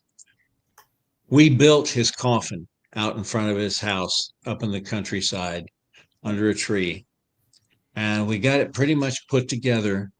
And we had cut the runes into the lid, but we hadn't reddened them. So, and by then it was dark. So we picked up the lid to the coffin and we brought it in. And it was a modest little house, and the only really good place to put anything like a coffin lid was on the kitchen table. So we laid it there very gently, and as we did so, my hammer fell off of my neck, landed on it with a lump, and well, you know where it is now. Yeah. Um, And that was important because his wife had said to people that she did not want to have grave goods in the coffin. Well, the very first one was So- that hammer, and then his so kids I guess he felt added differently pictures. Yeah, right. about it. But and so yeah, my hammer that I wore at that time is with him. And yeah, no accident, no Yeah. accident. All That's the way he'd do it. That's what he would do. So this brings us to a Oh, by the way, what's also important is that he was coming to our very earliest events, he and his family. And some of those events also had Michael Moynihan and his wife, Annabelle Lee, were coming down from the Portland area to be at our events. And they were musicians at the time. And Joseph had put together a song for us, which he played on his melodeon, which is something that the Hindu people play for their music. And so he had, I think, written some music for them, and he did ours. And that music ended up being Father. So the Father song was written by Joseph Yost Turner. Before we even had the AFA, he did not even know that there was going to be an AFA. He passed away. No, I guess he did 96. So he knew about the AFA, but he was still there at the beginning. Yeah, and so yeah, I put a pair of my parachutist wings in his coffin too. Yeah, because we both had done that thing. Great man. Yeah, if anybody comes out to California, we're happy to take you up there. Yeah, and yeah. we go up there at least twice a year and pour a horn made to him. Yeah, it's awesome. It is. I had the honor of going up there with you one time. It really is. Yeah. So this takes us to 94 and a clean, well, not really a clean shaven, but a mustache sporting Steve. And yeah, so where were we in Viking days in Washington in 1994? We were in Camas, Washington, with Reinhold Clinton. Reinhold Clinton. We did have what else do we have up there? Well, we didn't have anybody we knew at that point. Yeah. But he and Ron McDan were really close. Yeah, they were. They were like, as close as you could get at that point. So that's how we started making our contact with Ron McVan, was through Reinhold. But Ron was over in Idaho at the time. He never, he doesn't travel. He doesn't travel now. He didn't travel to Washington for any of those events either. So that was kind of distant. But we started going up at least once or twice a year up to Camas, Washington for these events being put on by Reinhold Clinton. That was the name he used. He's used a few other names since. And he put on quite an event. And Matt pointed out, you see in the background that sail for a Viking ship. That is also what you see in the background of that 1993 Astara video, which actually preceded this, as you know, by about 1 year. So this was my first trip. This was my first real trip out of California for anything other than what we had done. And it was my first Asatru event. This is before we went out to Wisconsin to the Asatru Alliance. Sheila, but we were newly together, very happy, and this ready is to take on the world. Absolutely stunning picture of you, Sheila. Yeah, I know. I was very happy. Yeah. It's a neat picture. look I'm so glad we youthful. have it on the show. I love that picture. All right, so Steve had come back to save Asatru from the grips of universalism and had to get things started with the Asatru Folk Assembly. And this, I believe, is the first Asatru Folk Assembly event in 1995, kind of laying out what is to come. I assume that's the case. If there's anything you guys want to add. I'm not quite sure even, we said 1995, it could have been 94. We were in our beginning days, and we knew that we were going to take on and make an organization similar to the Asatru Free Assembly. We didn't have a name for it yet, but we gathered, this is the same group of people you saw with the Elsie Christensen stuff, the very same people. We took that picture in front of the steps later. But we would gather, they would come in from the Bay Area and all over and wanted to see us attempt this. And of course, Joseph is there, and Thorgan and Katie. A lot of you know Thorgan Odin, who passed away last year. He and his wife were coming around for the first time, coming up from the Santa Cruz area. And so we met them at this point. I got the date for this off of a picture in Katie's photo album on the back. Okay, but it was probably mine.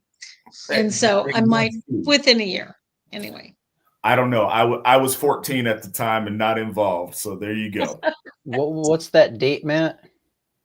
95. Yeah. It just says 1995.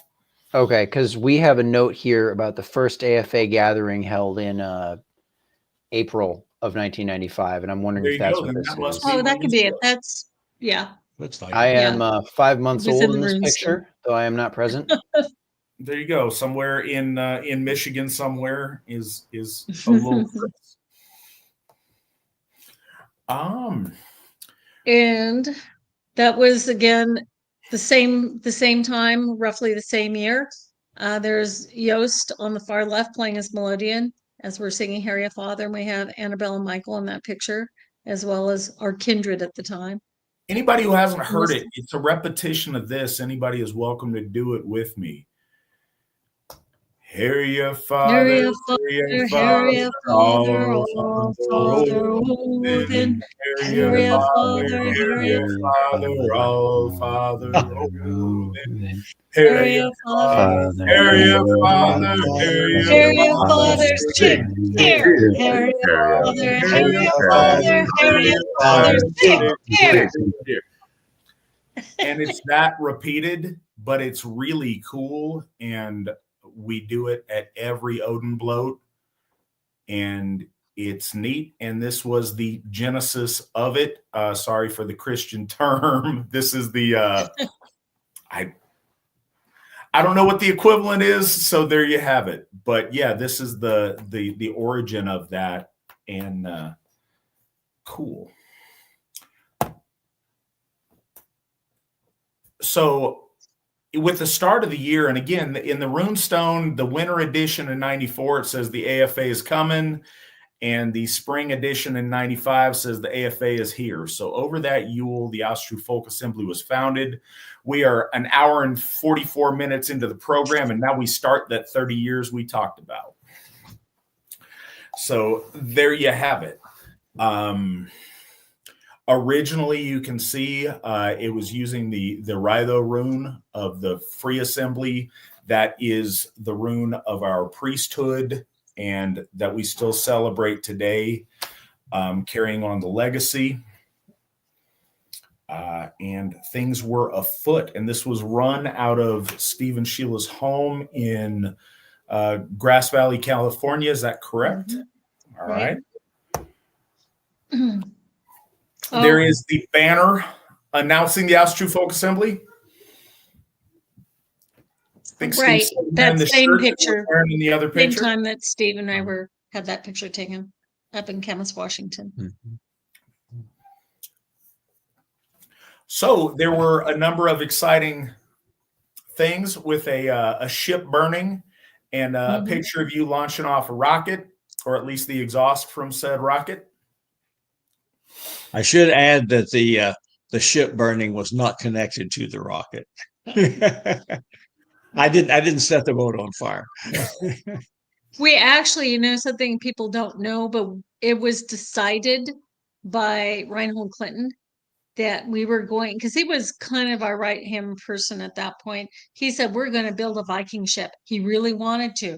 We were raising money. We had a mill that milled the lumber to build a Viking ship. And you'll see that in the runestone. It was, what's the Viking ship project? How's it going? How's it going? Finally ended up cutting the mill and cutting all the wood, and it was the wrong length. It was all or nothing. It ended up going nowhere. Not that we thought it would, but Reinhold was very into Vikings. And so there's a huge stone circle he built on his property with 15-foot tall stones, about 8 of them in a circle, and he'd have opera singers come out. And it was very dramatic back then, but was very Viking-esque. He was a mover and a shaker in the Brotherhood of the Sacred Hunt. Is that correct? Mm-hmm. Bodie, you were a Bosch member. Do you have anything to tell us about the Brotherhood of the Sacred Hunt? I was actually, I was the guy who joined the team after they won the championship. I was a probationary member. I was given said spear that had been blessed and had runes graven on it. And Founder Steve, you were there at the Meat Hall Moot. Remember that? Okay. Right, the one in Missouri. The one in Missouri. Oh, wow. And with Scarp was there, and probably Jason Godsey, and all those people. Yeah, Wayland. Yeah. Remember Wayland? Okay. Yeah. Bodie, is that the spear that's in my garage? It is. It is. Yep. It absolutely is. That was given to me by Wayland, Scarp Hedenson. Who else? That guy from Arkansas, I don't remember his first name was Kurt, but he went by Vanderwolf. Okay, kind of. Yeah. I remember a funny story. They were great people. Yeah, there was great people. Those guys were pretty serious. And for any of the listeners of yours that don't know, Brotherhood of the Sacred Hunt, they actually did some pretty doggone manly stuff. These guys armed with nothing but spears and other pointy things, no guns, successfully hunted wild Russian boar and also wild American bison. These guys actually took down I think the guys told me the bison that they ran down and killed with spears. I think he dressed out or, when butchered at like 600 pounds of meat. So, yeah, these guys took down a 700-pound buffalo. They were taking down 450, 500-pound wild Russian boar with nothing but spears. That was kind of a come to Odin moment for my younger self, when they handed me the waiver for the hunt that never happened. I never got to go on. And the waiver said that I had to get my affairs in order because I may die. And it was legit, for all of our younger guys who, have wondered, man, have the older guys in Asatru, have they ever done any just really like just Chad stuff? Absolutely we have. Absolutely we have. Or like me, was in training to do it, and then just for some reason these guys just kind of fell apart, kind of parted their ways. Something that Githya Sheila brought up earlier was the times we're talking about now. When I came along in the early 2000s, 2001 to be exact, this was all like recent history, but because we were still kind of getting our sea legs under us and being connected by the internet, it was catch as catch can as far as hearing about events going on the other side of the country. I was in Alabama and Georgia. The AFA was a California thing. It was not a nationwide or worldwide thing. It was a California thing. And so what Githya Sheila said earlier about a lot of times you'd have these people just meet each other on the internet and they realize they're in the same area. They form a kindred. The dude who'd read the most lore and didn't stumble over his words performing a bloat was made the Gothi/chieftain. And then when that group of people, that kindred, went to meet other people in other parts of the world or the United States, this was just kind of taken on a gentleman's agreement and gentleman's handshake kind of, on honor system. Like, all right, well, these guys say this guy is a Gothi, so cool. Nobody ever really questioned it. There was no formalized training like we have now. There was nothing. It was just catch as catch can, and just kind of, you have to believe, this guy is who he says he is.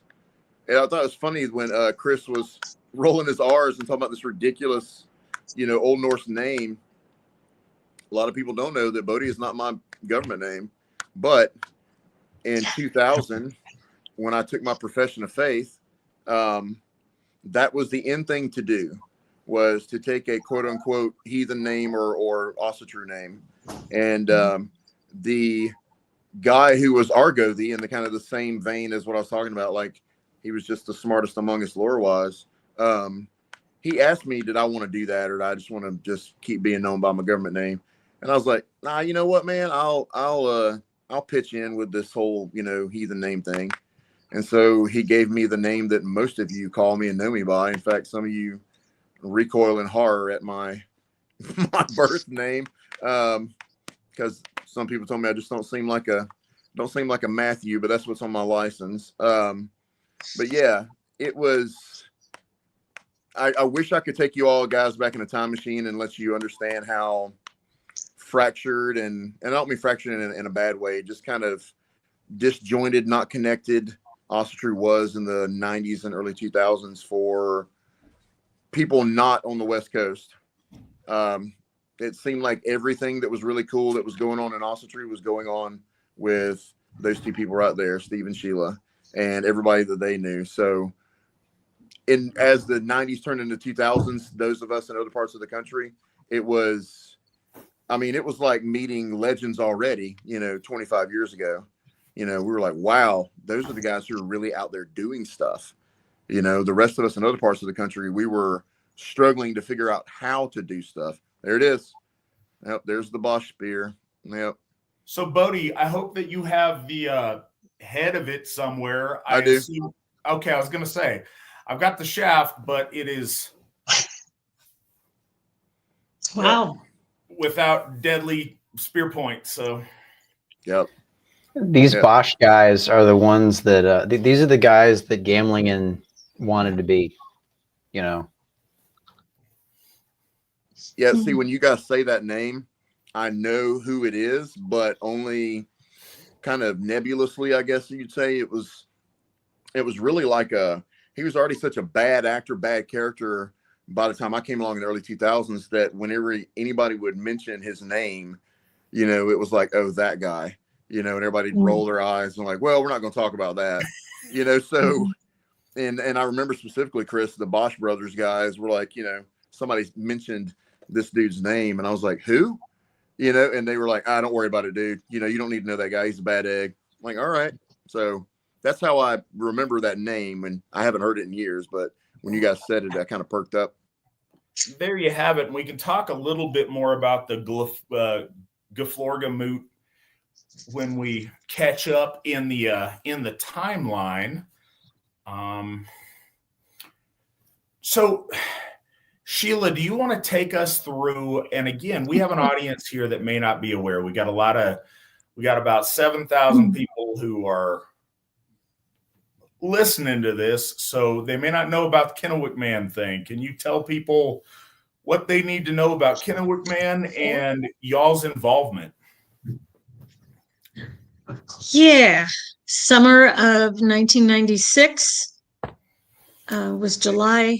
We had Reinhold Clinton up in Camas, Washington, who was an attorney at the time. And also Thorgrim Odin was building a house right next to Reinhold's property. And so both of them were up there at that point. And we got a phone call at the end of July, or I don't even remember exactly, maybe it was the middle of July, from Reinhold saying, something has happened. There's a really interesting discovery that happened in the Columbia River that some bones were found. And they're thinking that, I guess by this point, maybe they had done the forensic work on it and had carbon dated the bones. They thought originally that this was probably a pioneer. It was on the banks of the Columbia River, and the story is that they had boat races going on, an annual event they do every year. And a couple of young guys, college guys, wanted to avoid paying a ticket price, so they were walking around on the beach on the outskirts. And as they did, they came across a bone or two, and then they found a few more bones, and then a skull, and they found all these bones, and they reported them to the local authorities. The coroner came out, the coroner collected the bones, took them home, started looking at them, and as he analyzed the bones and measured them and looked at the skull, he figured that this was a pioneer. And so there was nothing really unusual about it. He just looked like a regular white man with old bones that had aged over time. But he actually happened to notice that there was a hole in the hip bone, and when he analyzed that, he saw that there was a spear point inside, and the spear point went back to like a Clovis point. I'm not sure if it was Clovis, but we're talking something dated back that far. They did some carbon-14 dating and found that no, he was not a pioneer from the 1800s. He was actually from 9,300 years ago. And with that, because this is Columbia River, Washington, over in eastern Washington, we had a lot of white people, white AFA members, who were saying, oh, interesting, he looks white, everything about him, but he is not a pioneer. How did a white person get there in 9,300? Or this would be, 8,000, 7,500 years ago. And we embarked on that journey. At that point, we happened to have some people in the area. As we said, we had another fellow who actually filed his own claim saying that he was what he thought was a descendant of Kennewick Man, who at that point they called him Richland Man. He was called Richland Man, and then he took the name within a few weeks of Kennewick Man because he was near Kennewick, Washington. We got involved because the waterways are run by the Army Corps of Engineers on behalf of the Indian tribes up there, because of tribal treaties and rights. The waterways are considered theirs and overseen by the U.S. Army Corps of Engineers. And so the two of them teamed together to immediately say, oh, well, the bones are too old to be a pioneer, so we're going to take the bones and we're going to bury the bones because the Indian tribes get the bones. And we were saying, wait, we don't know that he is of the Indian tribes. Let's hold on. And so we filed suit, and we did our very best with no money to go against the Clinton administration, which we heard did not want us involved in the court case, but we did file, and we had made ourselves known and stayed in it, the court case against the U.S. government for quite a while. And there were also, I think it was 6 well-known scientists who were also trying to prevent the rebearing of the bones, because they said that this specimen is just too rare and we need to find out exactly who he was. He would say, well, do the DNA testing. Well, this is at the beginning of DNA testing. There was no DNA testing even for archaic bones at that point.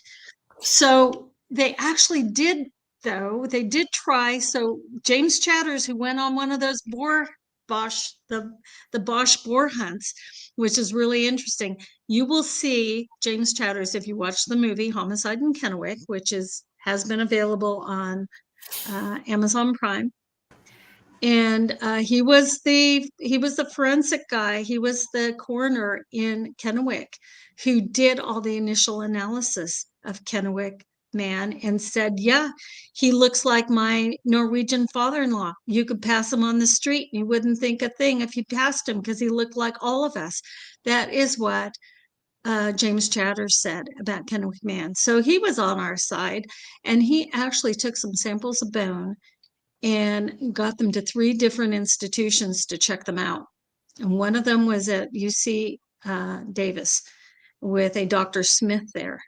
And Dr. Smith is on the video too, because he was explaining how he was grinding up the bones and getting ready to do this DNA test to see if we could indeed find out who Kennewick Man's roots were. And lo and behold, the government comes in and takes his sample and the other 2 samples, and to this day, they've never reappeared. And this is very early on in the case. This is just a few months into this whole thing. There were a lot of things, though, that were going on. James Chatters himself had a lot of unusual things happening. He'd look through the skull and look through the eye sockets and see the world as it was in Kennewick Man's day. We had people in the AFA who were getting dreams. Thorgan was standing on the bank of the Columbia River, and he saw this mist come in that really didn't exist, but he saw it come in, and to him that was an omen. It was like Kennewick Man wanted to be found. Every single bone of his body was found except for one small bone. And it was fascinating because we went with it. We made the most that we could. We had no money, so we had to get press, and Steve was really good at it. He was on lots of talk shows. He was interviewed on the Coast to Coast with not Art Bell, but with Hilly Rose. It was Hilly Rose's last time there, by the way, because you could not talk to Steve McNell and not have something bad happen to you, because it was giving us press. But we stuck with it for a few years there. We had some really fascinating experiences because we pushed ourselves as tribal people. So you'll see that a lot of the writing back 1996 to the year 2000, Steve was talking about a time for tribes. We did a big event that you're probably going to see called Gathering of the Tribes. We said, hey, they're tribes, so are we. We had our European tribes who've all come together in this time and place of 1998. And we're just as tribal as those Indian tribes. And Kennewick Man we're not descended from him. We know we're not, but do we have common ancestors? And that's what Steve kept telling people. We want to see if we have common ancestors with Kennewick Man, that somehow his people came over here, but we have roots the same. In the meantime, there were some horrible books written about us, where we were not necessarily about us. 1 or 2 were evil books, and but also some scholarly works that totally misrepresented us, said that the Asatru folk assembly, no, the Viking Brotherhood was a prison gang, that we believed that he was a Viking. All these things were just ridiculous, and people never did the research, as they still don't. But we were involved. We finally got to the point in about 2001 where we could not afford to stay in the case anymore, and had kind of some issues with our attorney at the time. And but it's still, there were some wonderful things happen. The pictures you see were 2 different times. One on the left was an actual bloat that Steve did, an Odin bloat that some of our friend Michael Moynihan's the one with the drum there. Thorgrim's walking in front of him, and I was not there, but they did a bloat and had a lot of press, and a lot of Indians came out. And you may see pictures of that because they were not happy we were involved, but we felt we had to do that. We had to stand with this man. Pause for a second. Steve, did you make the Indian cry? No, he didn't cry. Darn. I did everything I could, but he wouldn't cry. It's unfortunate. The Indian that did cry, in fact, was an Italian gentleman. Carry on. So, but some of the things that happened this very same day, they had gone to the place where Kennewick Man was being stored. He was actually stored in boxes. They never actually put him together so that he was a complete skeleton, but each bone or few sets of bones were put in Ziploc bags and very carefully packaged in boxes. Because the Indians have been given rights to those boxes to do ritual over them, they had to do the same for us. So Steve and these folks went into the room where the boxes were kept, and under supervision, they opened up the boxes, and lo and behold, inside the boxes were a whole bunch of cedar fronds that were laid on the top. And Steve instinctively knew that was wrong. That was wrong. And that was just indicative of what was going on at this point. Chatters ended up telling us personally that it was so bad for them to do that kind of contamination could vary any future testing of the bones because it altered the DNA within the box. So we had that going on. At the same time, the Army Corps of Engineers brought in huge mats of coconut rolls that with tons and tons of boulders totally covered the site where Kennewick Man was found to protect the site, but somehow it also made it so you could never go back and do any further archaeology work there. But they came in and then they spent hundreds of thousands of dollars dropping those by helicopter, again, to kind of thwart us and people like us. Another thing they did is bones disappeared from the boxes. Nobody knew what happened to them. They'd been in lockers, they'd been put away, but somebody took the femur bones out of the boxes and they were missing, and they reappeared a couple of years later in some other place. We didn't do it. Somebody took them out. And the thing about the femur bones is that they can indicate the height of the person who they belong to. And the thing about Kennewick Man is he was, in fact, when you hear Chatters, he says he was 5'8". He had the same broken ribs as I did. He was the same age as I was. He had the same this and that and this and that. And he came across, he looked like just a white guy. In the end, so where are we now? In the end, we walked away from the case. We couldn't stay in it. But in just a few years ago, they finally had the ability to check his DNA, along with everything else. Had so many experts working on him.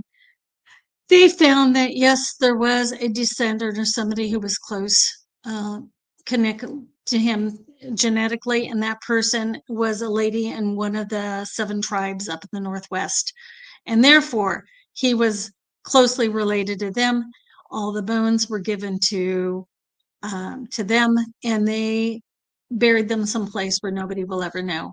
And we were writing about it a lot. Every issue of the Runestone had updates on what was going on with Kennewick Man. And my thing was, let's just put him in some place where he could be uncovered again, where when we had better testing, you could remove him and take a small sample, because that's what he wanted. We felt he materialized at a time that we could be there to help him, that he wished it, he willed it.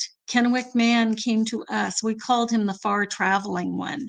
We feel that he had roots that were over in Asia or Europe or Eurasia. Forget what else. What is that? That's not how they said he looked. I actually made him look like Abraham Lincoln. I just showed that he was very similar. Crying Indian. Yes, that's when Yeah. Steve made the Indian cry. Okay. There's the crying Indian. All right. And by Indian they mean the Italian guy. Yes. The Well, they both Dago start with Indian. I. Yeah. So, yeah, and I forget what else I was going to say at the end. But if you want to kind of see the story as it was and watch it unravel, Channel 4 from England came over and interviewed all the key people at that time, including Steve. He was interviewed, and even though it's been shortened, they took about 15 minutes off the video. Just about everything of Steve is still there. Vine Deloria was interviewed, who talks, well, our stories tell us that there were red-haired giants in this area, right? Because that's true. So the Seneca people of Lovelock Cave and all the giants, Chatter said that they were all connected. Vine Deloria, leader, well, not a leader of, but an elder in the Standing Rock Sioux tribe, is one, was, I think he's dead now. Oh, a long day. Yeah, quite a ways. Yeah. But he was a very squared away man. He understood completely how we corresponded back and forth. And he understood that, you know, how I needed to work for my people and he works for his people, but he was very respectful throughout. And yeah, hope he's in a good place. Yeah. Well, he's with his people. We know that. Yeah. He was a good man. Yeah. He's in Yeah. happy hunting grounds. Yes, he is. No, honestly, that's really cool. And I think it's, I don't know, it's interesting to note that lots of self-loathing white people have problems with things the AFA does. Legitimate people of different ethnicities very seldom do. Make note of the picture on the right-hand side because it's a really cool picture of Steve and Sheila. Yeah, it looks so familiar. Yeah. It does. It does. We should That picture actually made it. AP was posting it all over on the front page of newspapers that day. We were on our way home from Washington State, pulled in at the town of Mount Shasta, picked up the local newspaper, and there we were right on the front page. That was really cool. And this is perhaps the actual Indian that Steve may have made cry. Yes. Yes, that's the real one. That's a This is not a reenactment. This is the legit Indian fellow. Yeah. But he shook your hand, so that's a flex. Yeah, I think he was probably a little grudging, but you know, Looks like it. yeah, I like it, and I think that deep inside he knew I had a point. Panfusa, I agree with your quotation marks. I raised questions as to the authenticity as well. All right, so here's the thing, and this is a newly added slide that I asked Nick to add. You went on a speaking tour of Northwest colleges in the spring of '97. Do you recall any of that to share with us? It was a big thing getting talked about in, I don't know, some ancient publication I found on the Wayback Machine. okay. Holy moly! Yeah, So- Annabelle Michael sponsored you up there. yeah. I remember that. Yeah, and yeah, over there on the side. Yeah. Yeah. Yeah, I You wrote I all don't about remember it. a great deal about. I don't know. It was just You were doing the Theosophical Society up there. yeah. That was part of it. And then he was scheduled at a couple of colleges. If you know Reed College, it's very much like that Evergreen, right? Just like a very far left college in Salem, a private college. Tommy's. And yes. And so Steve went up there going to talk about Kennewick Man with every plan to present a very factually unbiased, I mean, somewhat biased, but still, I'm just going to lay it out there. They had professors who'd already coached their students to be there and be rioting, and it was awful. You had a really hard time even getting in there, and people were making all sorts of racket outside and trying to prevent you, just like they do now. Same thing.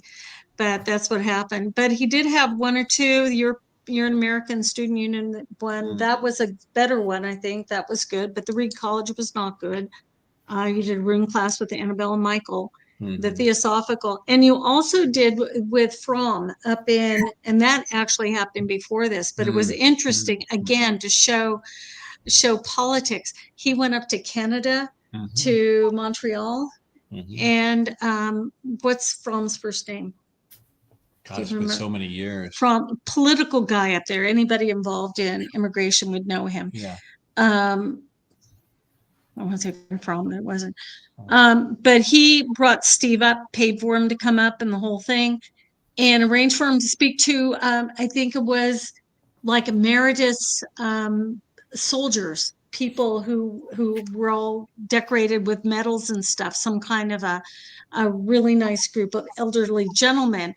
But again, word got out, and Steve's driving to this venue, and they're saying, get on the floor, because people were around the car trying to stop it. He got inside, and then they started breaking windows. And we're saying that was before this. It was 90, probably within a month or two of this, that he had done that one. And so people did not like what Steve had to say about Kennewick Man, just put it that way. Canada was not a good place, nor was leftist Northwest. Within 2 months of this previous, young Gothi Trent East was born into Midgard. So happy birthday, little Trent. Also of note, we have a question. Was Kennewick Man the same as Cheese Man? And it was determined Cheese Man is Cheddar Man. No, Cheddar Man was a proto-Englishman, and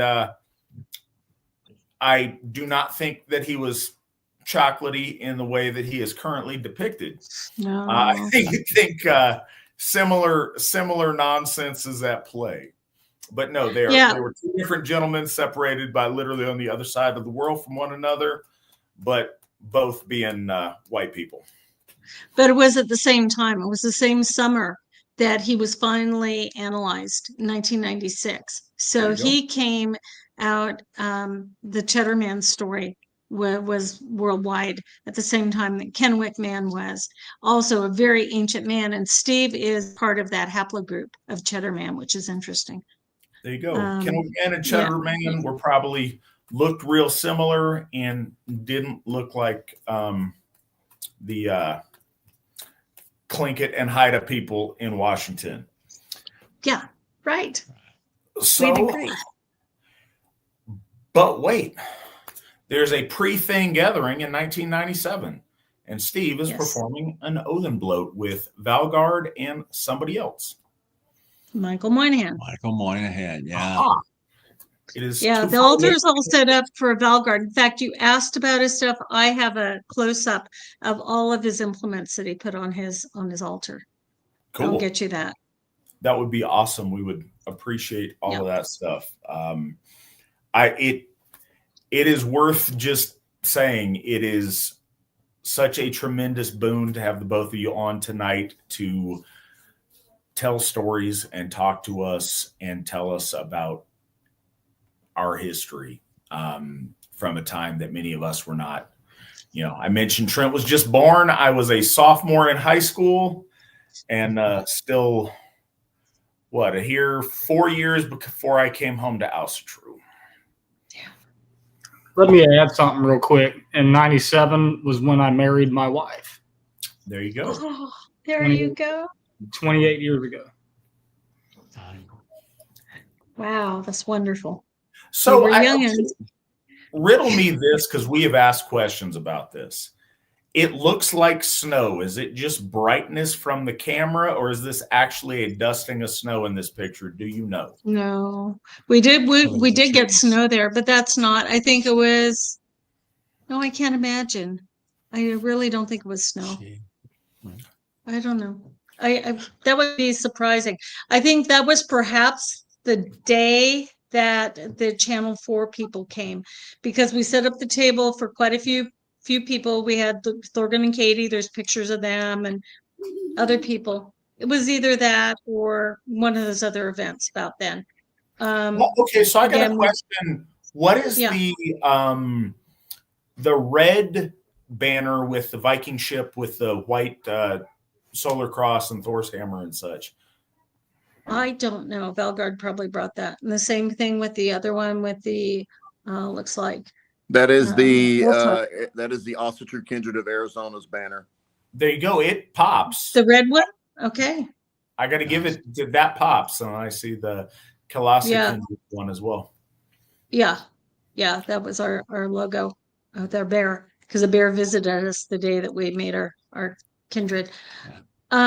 Actually, I'm wrong. Probably that was what was called the West Coast thing, or the pre-thing. The West Coast thing was basically an all thing for the Austro Alliance with all kindreds there. But it was still co-sponsored by AFA at our home. So I got to ask, would you call it the West Coast thing? Yes. What is its relationship to the Troth's East Coast thing? Or is it just a coincidence? No, but there was, I believe, an East Coast thing of the Austro Alliance, because they did have some kindreds out there, and they still do. They had the Southeast kindred, and then this and that. They had some people, Blood Eagle kindred. Remember that one? Bodhi might remember that. Blood Eagle kindred. That was up in that area. Was East Coast thing? Oh, sorry. Go on. I'm sorry. No. I'm just saying that I'm sure there was Ulster Alliance East Coast thing. Was East Coast thing a troth, like a official troth thing, or was it just something that? No, it wasn't.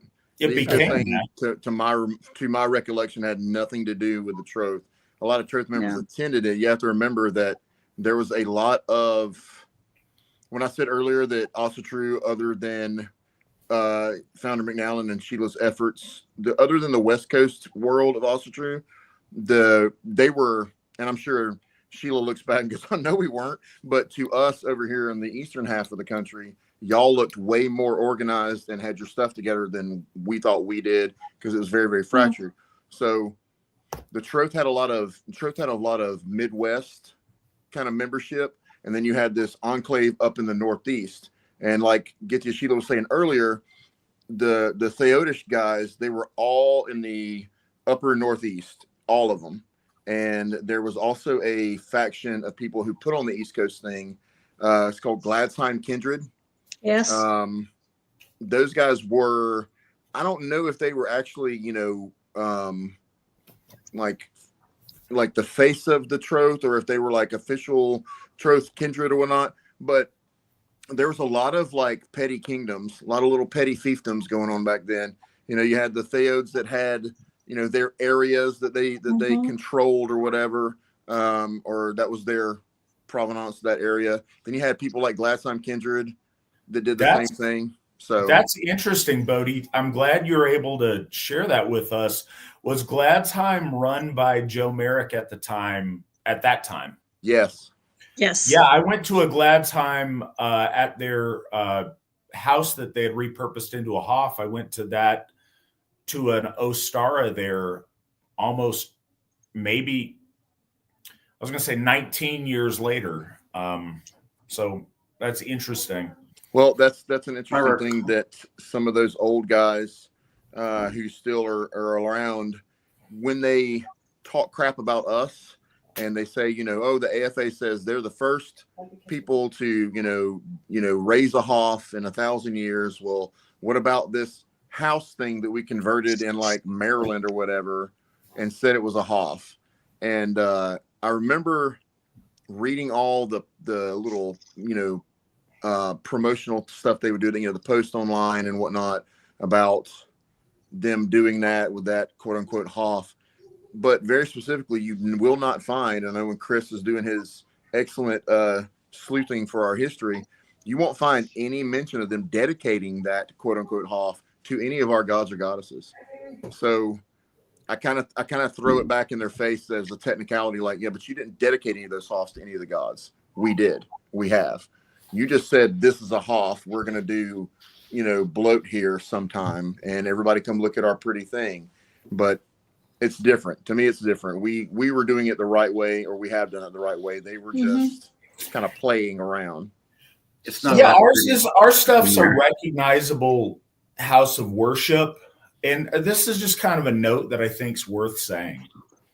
There's a lot of people prior to Odin's Hof that made I saw a number of, and I don't say this disparagingly, I think this is an honest assessment of like sheds. Sometimes, kind of the pre-made sheds you see sometimes outside of like Home Depot or Lowe's. But people having sheds that they made as Hoffs, and that's awesome that they had something substantial to worship the gods in. That's really cool. And I don't want to take away from that or be insulting to that.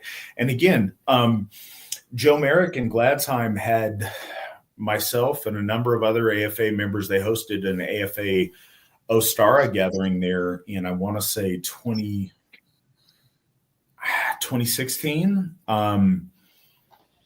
And that was really cool too. I appreciate going there, but again, it was a house that had a section of it repurposed to serve as kind of a worship space, and that was really neat.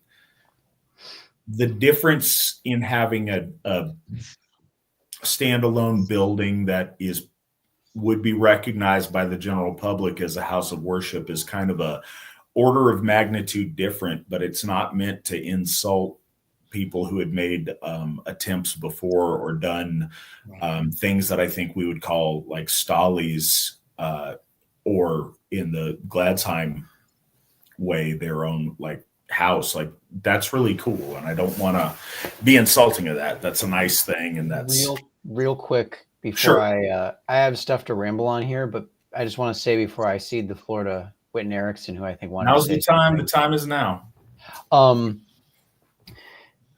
There's a different, like if the property is zoned residential because you're still paying property tax, it's not really a temple in like words or wind, deeds or iron sense. Like it is still literally a house as far as the government is concerned. Chris said that. I didn't say that.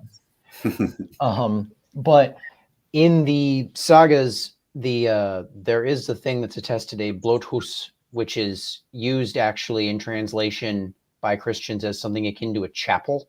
So there was actually in the Elder period a distinction between like a proper temple and the shed out back where we do bloat. Like not, and I don't use the term shed disparagingly there, just because of how architecture worked at the time. You wanted to say something, Whitten Erickson? Yeah, I was just going to add from my experience with them, because I've traveled around a bit before I committed to the Asatru Folk Assembly. As I understand it, Gladsheim Kindred started the East Coast thing, and then many years later, they needed help with it or got tired of running it or something like that, and it was rotated around between Gladsheim Kindred, the Vingolf Kindred, and the Raven Kindred North, all of which were Universalist, mostly affiliated with Troth, although I don't know that their membership was like 100% all Troth members. A lot of the times there was, they didn't require that kind of thing. And yeah, the Gladsheim Hoff that they called a Hoff was, it was basically a house with a country western theme and some taxidermy in the living room. Honestly, when you're driving up to it, you would not recognize it as anything other than like a ranch style house. And there was one room that had like a collection of kind of neat stuff, like a sword and, a stuffed deer head and like a bear pelt. But that's true. You were there, Matt. And then there was a kitchen with like, your regular sliding doors. And there was a hallway you weren't supposed to go down because that's where some dude lived. So it was a house. It's true. All right. So let the record indicate Whitten Clifford Erickson said that. I did not say that. One thing that could be said, though, is that Joe Merrick came out in 2016 to Odinshov for that major midsummer. And that's interesting. Last time we ever heard from him. Yeah, I hope he's doing well. So everything else aside, I'll say this real quick. Joe's awesome. He was really nice. He was great the times I've interacted with him. Zero part of anything we're saying or doing is to disparage that. That was really cool. Nice guy. Right now, if he's listening to the program, you should join the Asatru Folk Assembly. We would love to have you. That would be fantastic. You should come home to the Asatru Folk Assembly. But yeah, and he gifted Odinshov two wooden, I think they're wood burnings of the the Odinic weapon dancers that we have on either side on the entrance to the Hoff there. Oh, nice. Yeah. Okay. So that was a Maybe gift. put that on the back. Yeah, that was a gift from Gladsheim, and we appreciate that very much. This brings us to, and maybe you can add context to what this was. When I first read about this in Anchorage, Alaska, I thought this was a real big deal, and it sounded very grandiose and like a cool thing. I've heard that it might not have been. There was the formation of the International Asatru Odinist Alliance in the summer of 1997. And I think, Sheila, you were the ulterior Githia of this arrangement. I was not in its concept. I think that it probably was started out at the East Coast thing. And I did not, I'm not a person who likes really running things. And I got kind of dragged into it late in the game. So I don't know if Steve remembers. I don't. I remember almost nothing about it, except how strange. Yeah. Yeah. It is very strange. So so it was really Valgard, Heimgist, and Steve who were the ones who were in charge of it. And I don't think Heimgist ever came to our house, did he? No. So somehow he was, I think, well, I know he did come to an Allthing. We did see him at an Allthing, 2 Allthings. So that's probably when it was established. And then we probably have pictures of that Allthing in Ogden, Utah. And then, but it didn't do anything. I mean, again, there is no internet hardly at this point. We don't have any connection with the Odinic Rite. We never did. And actually, the Odinic Rite and the Asatru Alliance were always at loggerheads with each other. They both, thought they were better than each other. And so really it was not a congenial grouping. By the time it got to me, I think they had run out. In fact, Eric Wood totally stabbed us in the back and did some nasty things. A person who we totally trusted. And he left. And then it was like, well, who's going to run it? Sheila, you run it. And so I did. But I could see that these guys, because we did have a bit of an email, were just arguing and getting nowhere. And finally, I had to say, no, it's time. We must close this.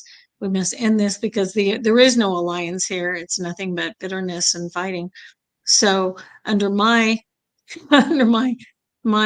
auspices of running it, it was ended. And Steve was never interested. It was one that, Steve doesn't like this kind of stuff. So he got roped into it. It wasn't, he wanted to focus on the AFA, not the International Austro-Odinic Alliance. Anyway, it was really nothing. It was something on paper and never did anything, never had any particular goals, never hosted anything. So there you go. Aside from that, it was really hot. There you go. Real quick, I just wanted to throw in here, if we could just go back to the vowel movement slide for a second. We mentioned if you look there's the AFA, the OR, and the AA on there. The truth is not on there because, but there's another group of people that we've mentioned a few times who aren't also on there, and that is the Theodish guys. So in 1976, Thomas Germain, better known by his second magical name of Hrafweardgarman, supposedly was visited by Wodain and Freya and establishes what we call today as Theodishism, Theodishery, so on and so forth, which I don't use this term disparagingly. I know it's really hard to believe that, but was a sort of Anglo-Saxon pagan LARP group that came out of his days in Wicca. And again, I'm not being disparaging when I say that. It was about reconstructing the social order of the Anglo-Saxon warband and kind of enacting it out in the world. So the thing that people make fun of them for is they were really concerned with where people would sit at dinner.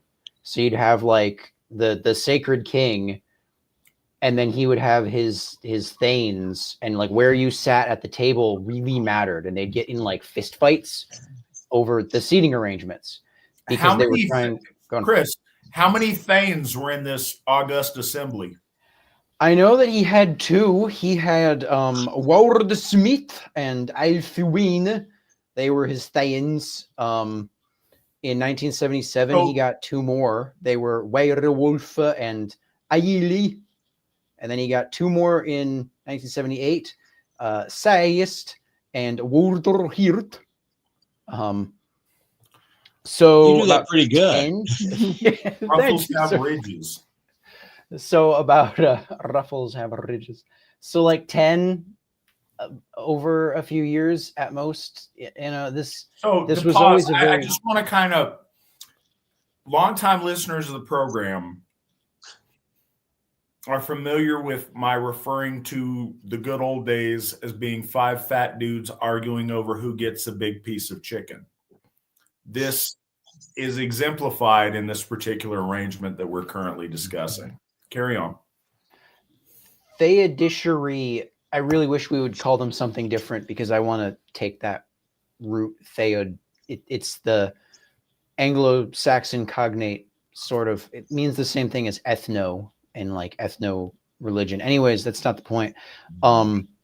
It was always very small and unironically elite in a certain sense because you had to do a lot to be part of this community. You had to follow a lot of rules. You had to perform things very correctly, or you would literally get kicked out, like declared an outlaw and expelled from the kingdom, the kingdom of the Wiccan Coven LARP group, like unironically. And they had an outsized impact because they had a lot of people who, to their credit, wrote books, and people who write books tend to be listened to long after their influence in the real world wanes.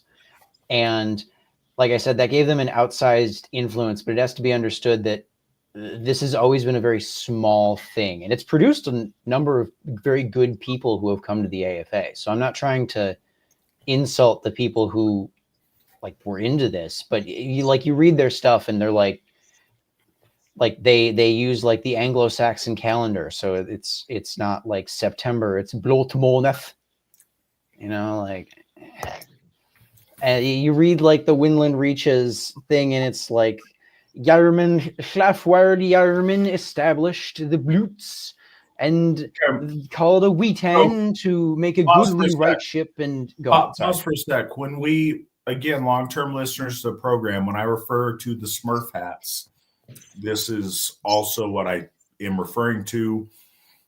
They wear a Smurf hat. It's probably not called that. I apologize. I don't know the historical name for the Smurf hat, but it Phrygian cap for whatever reason. It has the same point of origin as, you know, Thorbert's has the same point of origin as Papa Smurf's. So I just kind of close it off here, talking about a conflict involving at most 20 people. I'm going to read a bit here. During this time, outlaws of the Normanni Theud and the Anglo-Saxish Eldrit established a Theodish pretendership under the guise of an affirmation of Thew, which Yarman had previously rejected in 2002 as unthewful. From this Wearg Samnung spread much misunderstanding about Theodish Yelifa and Thew, right? And again, I like the word stuff. I like languages, but it's like, this isn't helpful. This isn't, what does this mean? You know? Well, I can feel my ancestors rolling their eyes so hard as you pronounce all this. Yeah. So I just wanted to clarify about who these Theodish guys were, right? And again, I'm not trying to knock or disparage anyone who came from that sphere or is interested in this stuff, but it was a very small group of very elite people who were doing something that isn't what we are doing now. So, right. Can I fill in a little bit about the AFA and Theodish people? We were at an Allthing, was probably 98. And Garmin Lord came with his retinue, and they set up their camp, and the girls all had really nice slits up their dresses, went clear up their thighs. That was something that Garmin kind of liked. And it was clear that there is a hierarchy in that group. And one thing they did that really, they were guests, they came as guests, but they also, I think they did bloat for everybody. And one thing they wanted to do was tie everybody up with a long, it was either a chain or a long rope. And for free men who are Asatru, that was a real no-no. It caused lots of problems. That was expected, because that was fine for the Theodsmen, but not for Asatru. Do you remember that, Steve? Yeah. Yeah, that was a biggie. And so they never came back after that. Garmin came to our house once. I have pictures, and he and his buddy, his Thane at the time, it was probably in the early 2000s, came and stayed with us, I think one night. And so I have some pictures of that. I mean, they had their little plinky instrument that they played and all, which was kind of cool. Oh, he came to what we called the Virginia thing in 2001. And we may see pictures of that later. But that was a Thorbert thing. Travis Lilly was one of our top men in the AFA at that point. He was a folk builder. He was doing stuff, helping us. And he was also concurrently doing Theod stuff. And so he hosted this Virginia thing that brought together Garmin's group and our group. And also another person was Dan O'Halloran, who got into problems later on, but he was also one of the top people in that whole Theodish movement at that point. And we knew them all, but we never had any close connections, anything more than just in passing at events. And a few people, maybe we shared, membership with groups, but the Theodish stayed very much, they were an East Coast thing. And definitely, and we have a lot of our members, a lot of our leadership have gone through that. Katie Erickson in particular got a lot out of her time with the Theodish group that she was in. Just going back to that. Yeah, go there. Katie's asleep, unfortunately, but she'd love to participate in this conversation. She had reached the rank of churl, which is equivalent to a carl. So, a free person, I guess.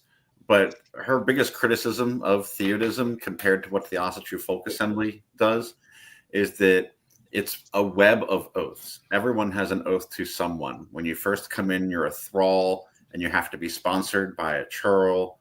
And when you are deemed to have some worth and are given some kind of formal status, you make an oath to a man, to a person. And it's this web of oaths that effectively, for all of them, goes back to Garmin. And as we know, people are flawed. And so the whole web collapses with the failings of individual people. And that's basically what happened to the Theods. Some of them are still out there, but they're kind of scattered and not very effective. And that's her biggest criticism of it. There's a few good things that I think we've taken from it too. Some of the recognition of hierarchy in High Sumbul is useful, but we don't take it anywhere to the same degree that they do. And that's about it. It's just the oaths to individual people as the basic structure of that society, as opposed to oaths to the folk or oaths to the assembly. It makes it weak in the end. And this thrall stuff, just to clarify here, so this is something that Thomas Germain brought in from Wicca. It's like when you join a magical society, which are themselves, what's the guy who came up with Wicca? Doesn't matter. So this is a very old magical society thing, but like you basically have to join as a pledge where you are, I'm not going to cuss on this program, but you know what I want to say, someone else's female dog here. And you have to do whatever they say, like go do my laundry, go do my dishes. Hey, my lawn needs mowing. You are their slave. The thrall in this usage means slave. Yeah, not just at events either. It's like personal stuff that you're doing. Yeah, like you are if you're I don't know what your lord says, come mow my lawn, you are expected to go mow your lawn. If you don't, you're out of Theodishry. You are outlawed. And you would, be a pledge until you got to be a real sorority sister, and they'd make you a free man. And again, this like acting out Anglo-Saxon warband society is needing to be emphasized here. It's not a church. It wasn't a church. So let's pause for a second on that. In Anglo-Saxon society, unless you were taken as war booty, you didn't start out in thraldom. So I'd like to also, just kind of as an interesting historical aside, Thorbert, their current king, was the folk builder coordinator for like a week before I was. And he got big mad because Steve called him Travis one time. And he refused, he cut off all communication, and he needed to go contemplate in the wilderness because Steve had the audacity to refer to him by the name that his parents gave him. So, yeah, that was. Anyways, that's an interesting side note in the history of adjacent things to modern Asatru. AFA got federally tax exempt in 97 and California tax exempt, I believe, in 95. And here is Steve and Sheila getting married at the Allthing in Ogden, Utah in 97. Actually, it was not June. Why did I put that? It was actually September. Gee, I used to know it because it's the same as I Katie might and have the changed it to June based on Chris's timeline, maybe. So history people, please make note. Well, we had our legal one was August 15th, and this was like September 16th, I think, of 97. I'll have to get it. We've got, it should be in the runestone. To be fair, you should be the expert on this one, so I'll default to you. I'll default to you. So that said, is this Valgard doing the It is. Yes, it was Valgard. He was drunk. We heard later. Yeah, and those were the Bosch brothers behind us. They were called the Bosch. No, they weren't the Bosch brothers. What did we call them? We called them the Dolph brothers. The Dolph brothers, Hildolf, Kveldolf. And we'd met them in Wisconsin, and I really liked them. And so they were always wearing all the regalia. And Mac, Elizabeth's husband, Mac, was actually a cousin to these guys, and so he was part of their group. But they'd always go Viking everything. So they were there protecting me, so Steve couldn't steal me away before the marriage, or something like that. Good thing. But we were very much. This was my Braveheart wedding. I was way into Braveheart music at the time, and the movie. So my Braveheart, and it was beautiful. Really was nice. There you go. My favorite wedding. Gathering of the Tribes in 1998. Yes. You guys talked about this already a little bit. This was at you all's home at the time. Is that correct? Yeah, we did. It was like a 4-day event. We had over 100 people coming and camping with us on our property, 24 acres in Grass Valley. We were still, dressing up a bit for ritual. It was a great turnout. We had people coming from all over the country. Robert Taylor and his family came out. Michael and Annabelle were there. Of course, Valgard came up from Arizona. We had, as you will see, James Russell, the author of Germanization of Early Medieval Christianity, came as our guest speaker. I made these really neat banners that went up our road, which was really cool, Gathering of the Tribes. And Steve wore his beautiful garb that was actually brand new at that point, all handmade for him. And we did a really powerful bloat out in an area. We usually did bloat in a circle of apple trees. And this, we went out into our field, and it was kind of all hummocky, and people described the Odin bloat as Valgard did. He said, boy, there were waves happening. And several people said that the Earth was literally moving. Yeah. Wave function. I don't Yeah. know. Just saying. It was cool. We had live music with Moynihan and his people, and Robert Taylor talked, led a panel discussion. Yeah. James Russell, by the way, is all impossible to find at this point. He got bad response from the academic community for the Germanization of early medieval Christianity. I think it's a great book. But he was basically exorcised. Yeah. We don't know what happened to him. Yeah, and I can't find him. I mean, I've tried to locate him since then, and I cannot.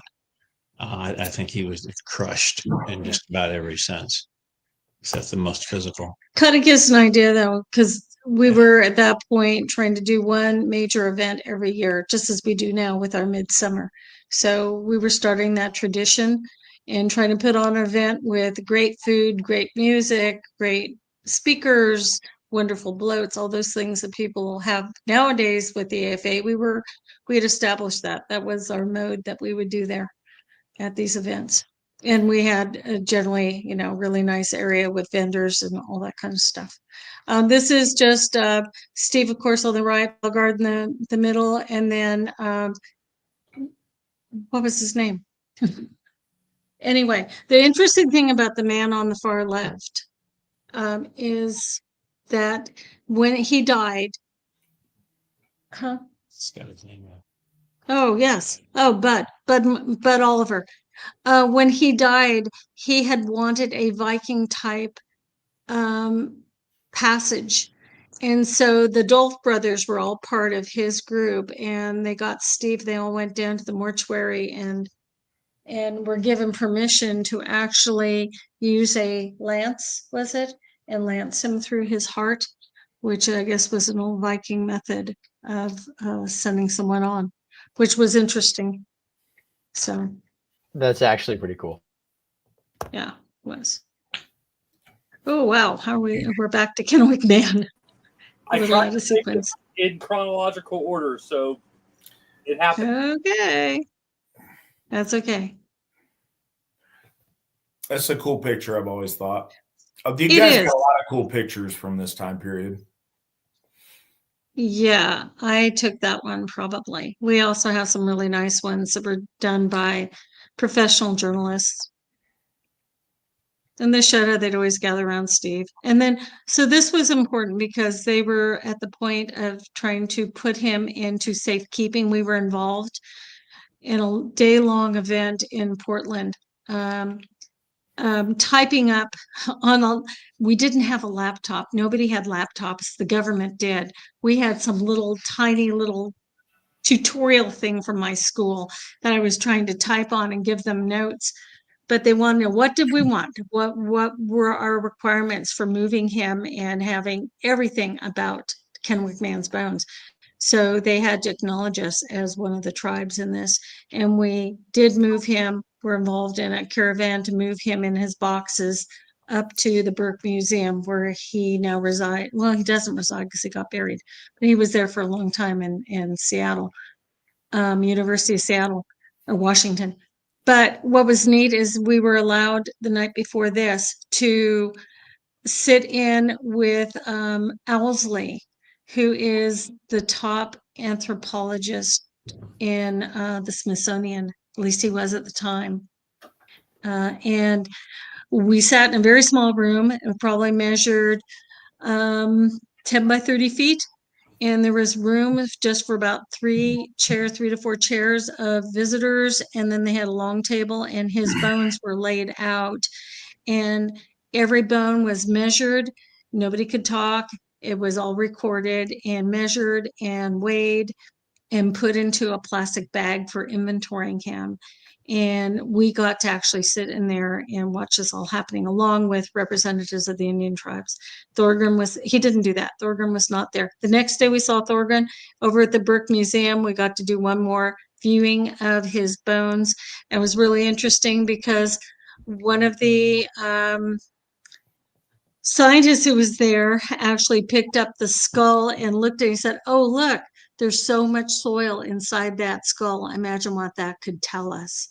And then he got actually wrapped up again and never to be, well, we don't know because he ended up being analyzed by various universities after that and then getting the DNA testing. But anyway, it was an interesting time. All right. Brings us to the Asatru Community Church. Oh, at the library. I was there today. Yep, we were doing it. It was an experiment. We do, I think, twice a month, and got on the church page, which was big listing of probably 75 churches in the area. And we paid to be in there every week. And we never really got anybody. It also did a little roadside sign that I put out there. We got a few looky-loos, a few people kind of interested, but we did get our one good guy, and that was Dave Moore, who ended up being with us clear to his death. And a lot of his artwork, his drinking horns, his jewelry, the abalone jewelry, the hammers were all made by Dave. And he came to us wearing tie-dyed, and he wore tie-dyed to the end, but he was one of us. He was such a cool guy. I actually died basically just with Thorgrim with him. Was in the hospital, stood up after being in the hospital overnight, and stood up and keeled over with Thorgrim right there. So that was, at least he had his buddy there with him. He was a good guy. But it was our way. We kind of did it with rows of chairs. We had our little collection basket there, and people would, it was our kindred. They would put money in. We still, of course, have that hammer and all. But yeah, Steve would dress up in Viking garb. The rest of us did not. And then we'd always have, Braveheart music playing in the background, and cookies and coffee for everybody who was there. And then they'd come over to our house after for a meal. I think we all had that soundtrack. I think we all had the Braveheart soundtrack at the time. Yeah, right. So. All right. So we talked earlier about Hoffs. I'd been reading in the runestone since the early 70s about one of these days, any day now, we're going to have this Hoff, and Hoff's going to happen. And it took a really long time, and there were some missteps.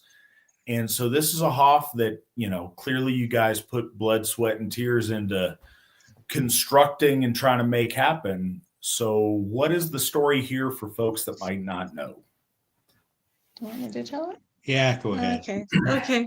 So back there at the Gathering of the Tribes, there's a picture of Steve and I standing there with a collection of photographs. We had just come up to this land and taken a bunch of pictures. It was quite beautiful with lots of tall pine trees on the on the ridge overlooking what is the American River Canyon, where it's very steep, very, very treacherous, a beautiful part of California. And it was 13 acres. And we had been looking for property for some time, but it was like, how are we going to buy the property? Well, we happen to have two brothers, twin brothers, who were older gentlemen in their probably late 40s at the time, never married. And they had money put away, and they said, yeah, they had the means for doing it. They would pay for this. We would build the Hoff. It would be an AFA Hoff, and the AFA would own the land. And so we started going out there. We announced it to everybody. We have our Hoff, we have our land. And it took a while to begin the construction, but we've chosen the place. Thorgrim did all the planning of it, did the plans. I think it was 18 by 27 feet. He wanted to do units of 9. It was really nicely constructed. It was labor of the folk who would go out there and camp every weekend, at least twice a month. We were out there, and it was quite a distance for many. Diane Erickson, Schachterly Erickson, who people know from Odinist, was out there cooking. Every time she'd bring in the food, she'd cook it. She'd wash the dishes, she'd put it away, and that's Diane. And she did that for a couple of years. And so we did our best, and Thorgrim came all the way up from Santa Cruz, and we kept saying, great, this is wonderful. We were doing bloat there, we did baby namings, all kinds of things, but we never quite got it in our name. And so everything was done on a handshake, guys. That's the lesson here. And over time, we ran into a really interesting time period called Y2K. It was 1999 going into the year 2000. And everybody kind of got off kilter, especially the people around us. Survivalist types our people were actually canning butter, canning meat, canning butter, canning everything, and planning for their families. And it was like, oh, the end of the world's coming. And so our kindred, which had been very close, started splintering. And over time, new people came in, was just a little on the rough side. The property was never transferred. And within about a year or two, we were finally in it. We actually had a roof on it. We celebrated winter nights in there by candlelight. It was really cool. We had a nice time. But it was still, that was 2001, in fact. I know, because there was a Loki toast, which ended up not being very good for us. The people who owned it ended up deciding to leave California with some kindred members. And what they did is they moved up to Idaho, northern Idaho. And in doing so, sold the property for their own benefit to whoever they sold it to. We were not given any option to lease it, to buy it, or anything, to buy a portion. It had been in 3 parcels. And so we lost it. And it was a very, very hard time for us. And along with the Loki toast and a few other things that happened, we kind of stepped back and said, well, we're kind of done with this. And so we took a few years off from actually running AFA membership like we had. That's where we kind of came to the end of the runestone journals, because they were hard to put out anyway, and they were a lot of work for me. And so we were starting to hold more local events. We went back to California, focusing on California and doing really cool things seasonally. Yeah, if you've gone way back of the runestone magazine. Go ahead. Oh no, I was just going to say it got to be, beautiful and really, really professionally done. And this, as you can see, came a long way from the first image that we showed. Oh yeah, it was nice. Yeah, we had those done locally, and we used glossy cover. It was all black and white, but it was always a glossy color cover. And I did do 2 more after that you can find on Wayback Machine. They were digital, and you can find from 2 more, whatever that was 23 and 22 and 23 or something issues are still out there.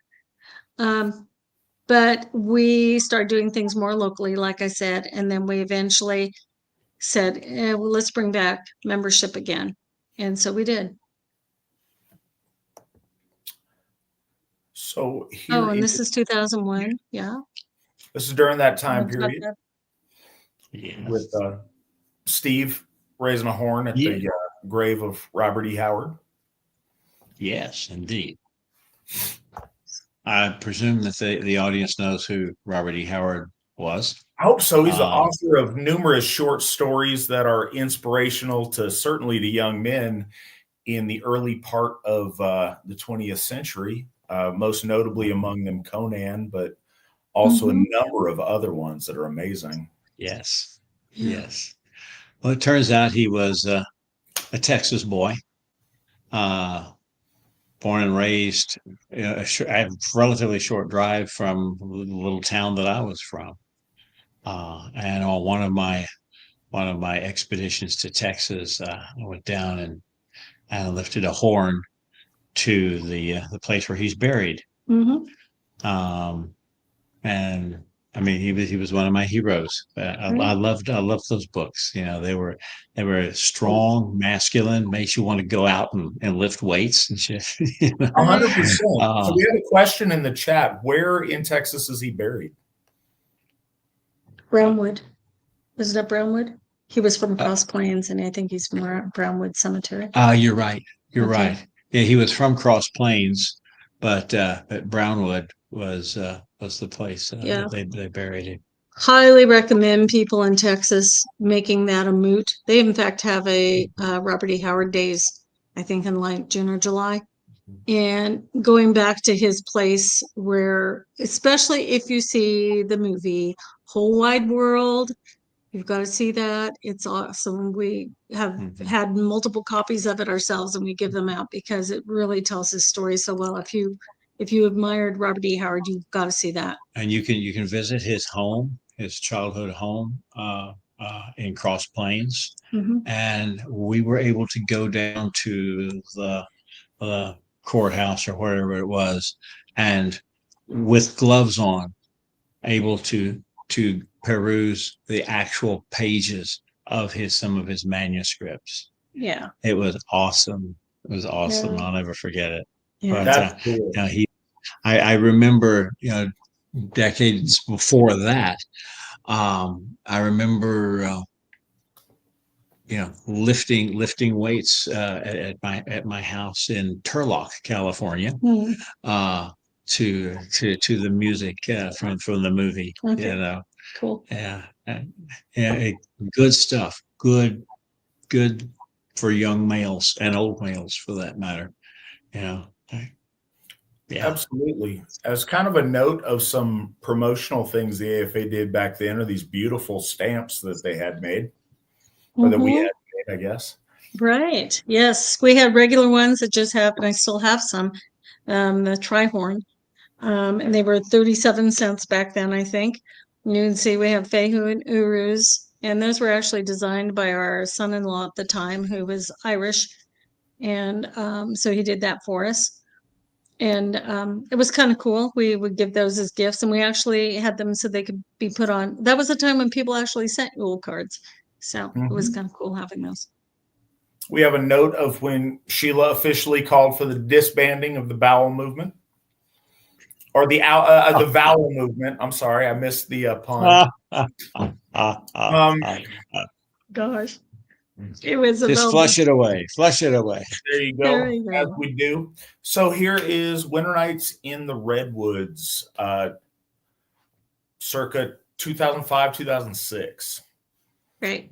Do we know where this location was? It was, so it's on the California coast. Mendocino Woodlands, which is on the coast. It's way above the Bay Area. It's down halfway to Eureka on the coast. Little windy roads getting there. And the problem was we had to bring out all our own food for a big 3-day event for what was a lot of people for us at that point. We were starting to do our big events again. We had probably 65 people. What was cool about this place is that it had been a CCC camp from the 1930s.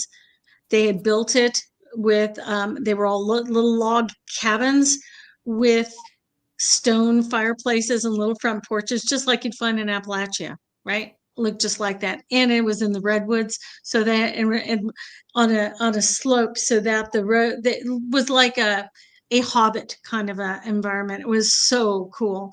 And then this building was one wing of a 3-winged unit. Well, it was actually 2, and it had a big octagon kitchen in the middle that was probably 20 feet across or more, at least 20 feet. But these 2 wings each had big stone fireplaces, and they had French doors at the end. And then there was another, the dance hall had wide French doors, and again, the same look with the stone fireplace. The place was so cool. And so we made the long trek out there. It was a long trip for everybody, but it was so worth it, and kind of got us enjoying our events again. We would do things like everybody would get a bag of cookies and a custom cup, of which you sometimes see our cups around still. We would do those every winter nights. And we had nonstop coffee. So there was homemade cookies and coffee for everybody. It was really cool. And then we had local entertainment play for us. A couple who were professional musicians, as well as having a well-known music business, music instruments. So 2006, and that's where, we yes, adopted the trihorns as the official symbol of the Asatru Folk Assembly. These are adopted from the Snodelev stone in Denmark, seen amongst a couple of other notable solar symbols. These represent the three horns of Odinic inspiration, Son, Boden, and Odrorir. Here is Steve in 2007, fighting for the rights of veterans to have the hammer upon their official DoD tombstones. Can we go back to the trihorns real quick? What led to this as opposed to just continuing to use the Raido symbol? I see this as a very, well, how to put it? dynamic. Yeah, turning. It's I see it in movement. It's forward progress, and I think it's just yeah.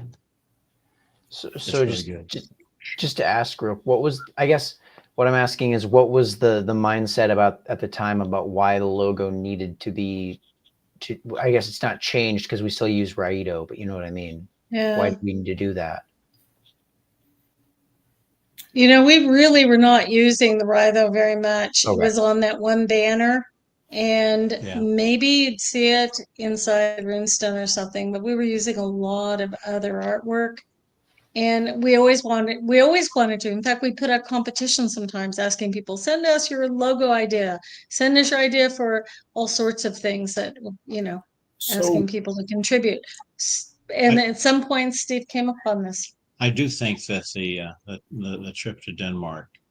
No, this was long before that. Yeah. This is 2006 Oh, yeah. Denmark. Oh, okay. My bad. Yeah. I'd like to add something that I read that you wrote, Steve, at the time, was in searching for a new symbol is not wanting to be tied to the destiny and the fate of the Asatru Free Assembly.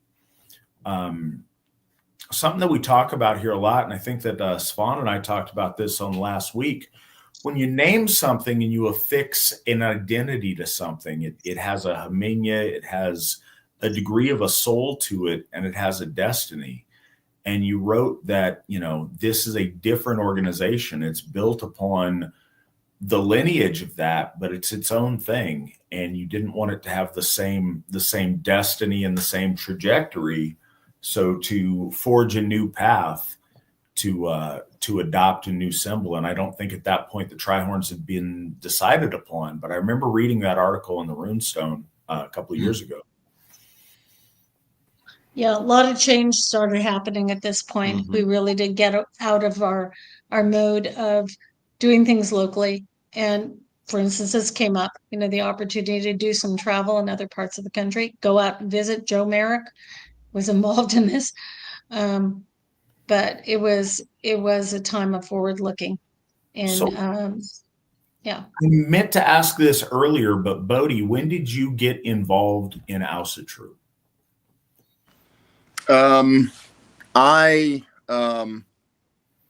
Let's see. I think when we were talking earlier about 1997 and everybody was saying, oh, that's what I did. That's what I was doing. I was just born. I think I met my first Asatru in 1997, but I was doing the whole neo-pagan thing because I thought that was the right way to go. And those people are all nuts.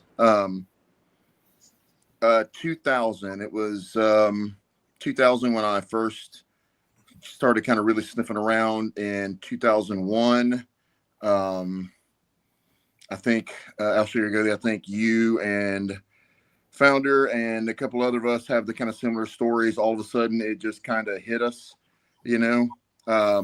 I was struck with the realization that all this other BS that I was doing, trying to figure out, my spirituality and my, the correct faith for me, just shaving my ugly mug in the mirror one morning. And I said, and this was probably spring of 2001, I said, I need to find in the mirror. Where does that guy come from? Where are the people they sent from? What was their faith? And Auburn, Alabama, and War Eagle. And the guy who I said earlier was the Goatee at the time, this guy named Craig. Him and my roommate were already Asatru. And they kind of jokingly said that they knew this was going to happen and they were waiting for me to come around. So back then, I don't know if Mr. Steve and Sheila knew about this movement we had on the East Coast or in the South. It was very much in vogue back in the early 2000s to take a profession of faith. Like once you were really serious about it being Asatru and you're really going to stick around and be a part of things, some people will see it as a reverse baptism. In fact, the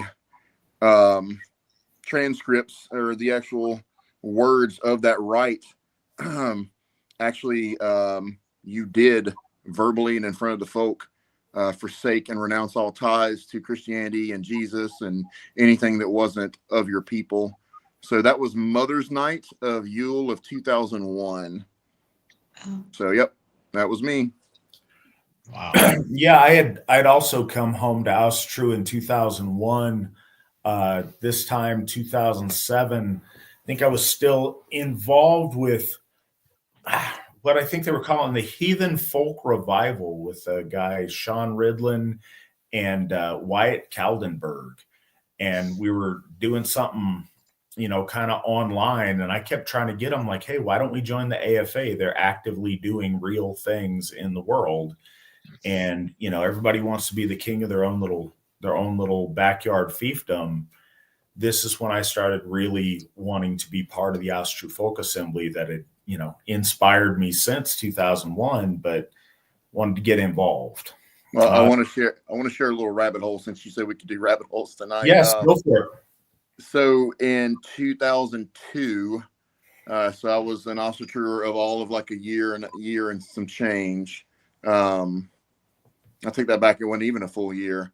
In the Southeast, we were kind of all loosely, like I said, kind of clumped in little dribs and drabs here and there. But this group, because if you guys have been paying attention the whole night, we were talking about, when I said that for those of us in the eastern half of the country, the AFA was the California thing. Well, there's also this sentiment back then that, those AFA guys and those Asatru Alliance guys and those Troth guys, screw them because they're just trying to nationalize this. They're trying to make this like a big deal. And we want to maintain our, 5 dudes sitting around a fire. Like, we don't want to give that up. Like, who are these national organizations? So there was this kind of sentiment of anti-national organizationism, which was kind of silly. But in 2002, I was invited to and went to a moot that was put on by an organization that called themselves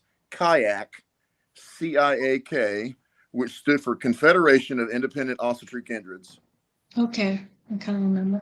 Yep, and these were the guys who were like, we're gonna flip up, we're gonna put the middle finger up to the AFA and the AA and the Odinist Rite because they're trying to be nationalist organizations. But to combat that, we're going to create an organization that is a loose. It was just extremely silly. Just and like was it national in scope?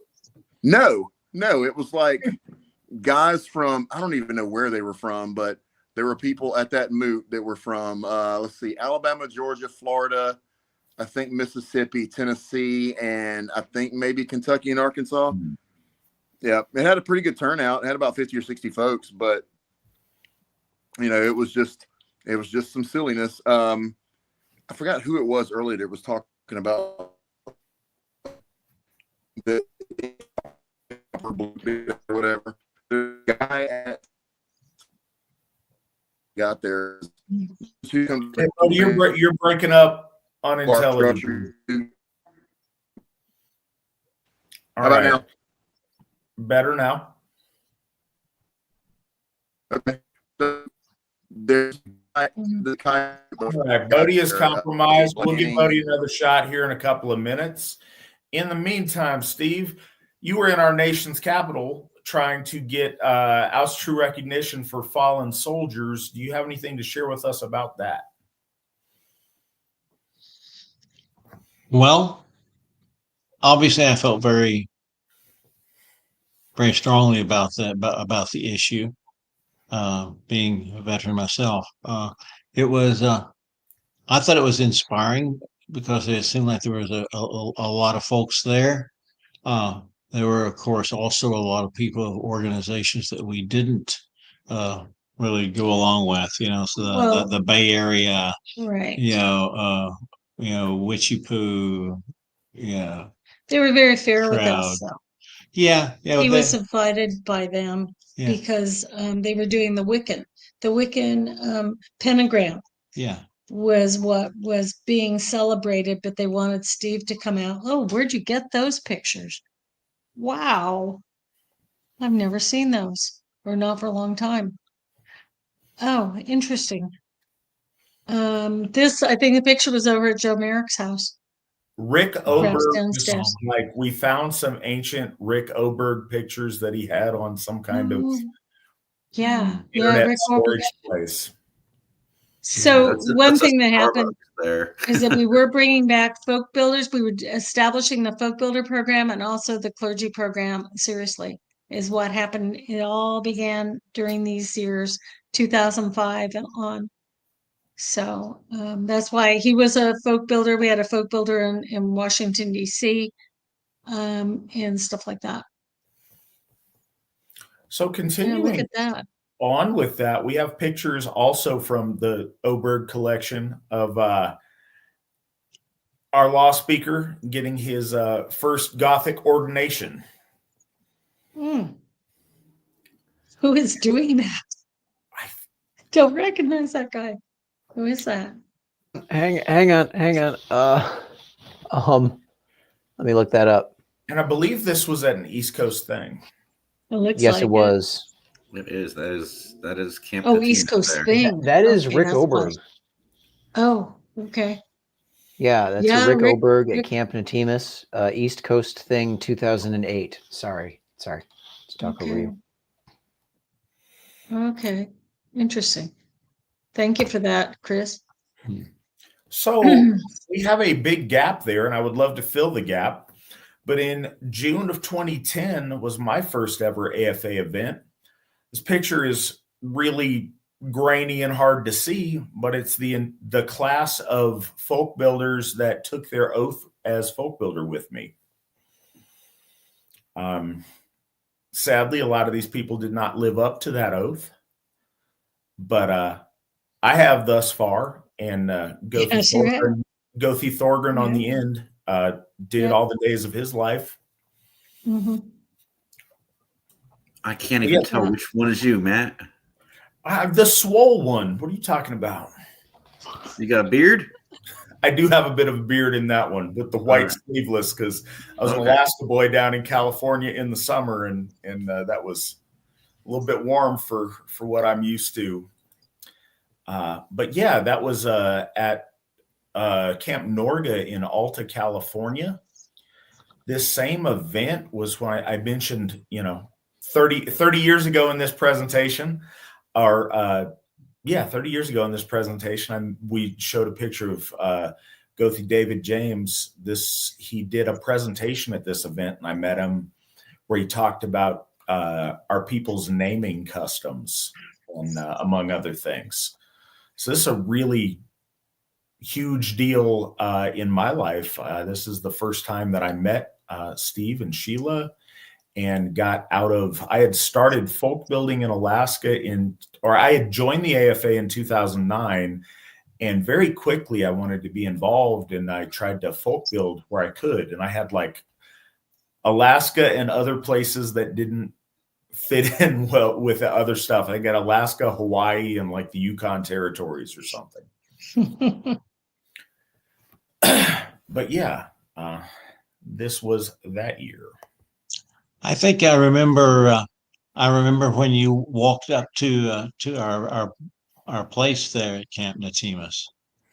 Weren't you carrying a gallon jug of? Or you say Norga, Camp Norga. Oh, Yeah, it was in Norga, but okay. yes, I My was bad. carrying a jug of milk. Okay. Yes. My bad. Carrying a jug of milk. Yeah. So jug of milk. milk is very anabolic. I was drinking a gallon of milk a day, a gallon of whole milk a day at that point. I had eventually got to where I was drinking 2 gallons of whole milk a day. You do what you got to do to put on size. I started drinking gallons of milk when I was about 220, and I think I stopped when I was about 310. So Oh, Well, it fits your macros, right? there, it at that point I was only concerned. So this was my stupidness. I was always used to being scrawny, so my only focus was getting my protein in. So yeah, it fit my protein. Like I was trying to get, I think that my goal for a number of years there, I was trying to get 2 grams of protein per pound of body weight by any means necessary, as Brother Malcolm would say. So yeah, I was going hard. He would say that, but he would not drink the milk because his people are lactose intolerant. So here we have Githya Lauren Anderson getting her ordination also at that first event I went to in June 2010. I think technically this would be a picture of her bloat, the first bloat she did right after her ordination. I think this was to get her ordination. She had to do the bloat to complete it, but it looks like she is making a toast to the AFA flag. That's the flag that the first AFA flag, and it's the flag that I swore my folk builder oath on, that she took her ordination oath on, and that happens to be in attendance this evening. So I'm not playing for it, but I do have some AFA artifacts. Oh, you like blew it up? wow, look at that. Cool. So yeah, that was a really special event in my lifetime, certainly. Here's a year later when y'all renewed your vows at midsummer of 2011. There's a good picture of Thorgan there looking serious.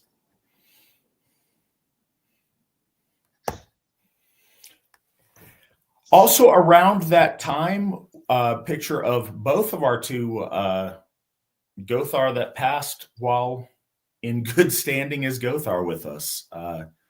David James and Thorgan Odin are fallen Gothar. Mm-hmm. I am proud that I had the honor of meeting both gentlemen and being good friends with Thorgan.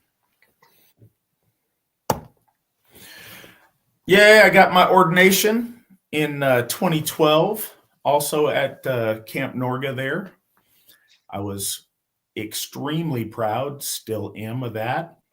And yeah, here's me looking proud and smirking for the picture. Also in 2012, the AFA went bi-coastal. As Bodie was kind of saying earlier, the AFA was really a West Coast deal for most of its stuff. It had members a lot of different places, but the activity was all out west. It was very important for us to really try to get out there. We had a lot of members in the Northeast, and we wanted to literally go and fly our flag out there and see what we could do. And it was a really special event, an amazing event. Cliff, you weren't at this first one, were you?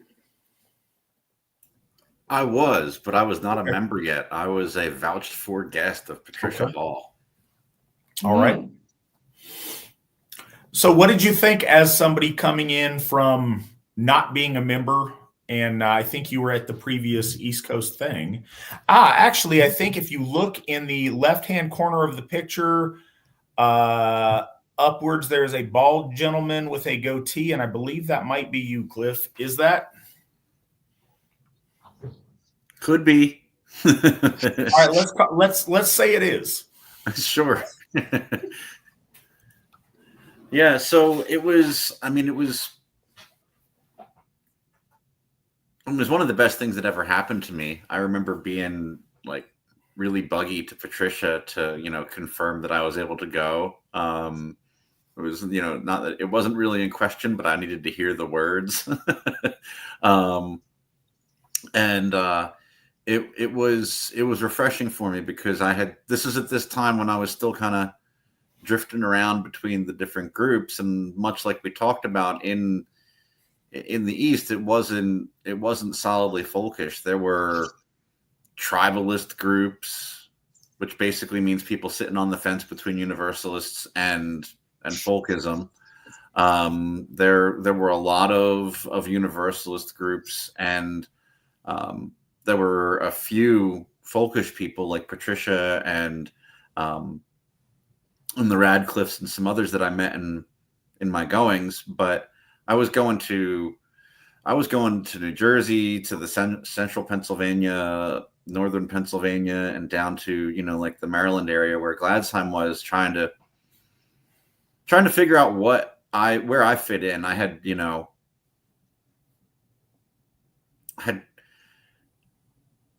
become aware that there was a problem with our people and that it needed fixing, but I wasn't quite ready to face the reality of it, But the event was amazing. It was overwhelming in a lot of ways. I mean, almost everybody there was new to me, except for literally a handful of people that I could count on my hand. I remember being absolutely starstruck at meeting our founder, Stephen McNallen, there. You probably get used to that, Steve. Everywhere you go, you are a celebrity. But I apologize if I was annoying, because it was one of these things where no problem. I'm meeting a living legend, and a lot of the people that I knew in Pennsylvania said bad things about you, and some of them were true, and those are still things that I consider good now.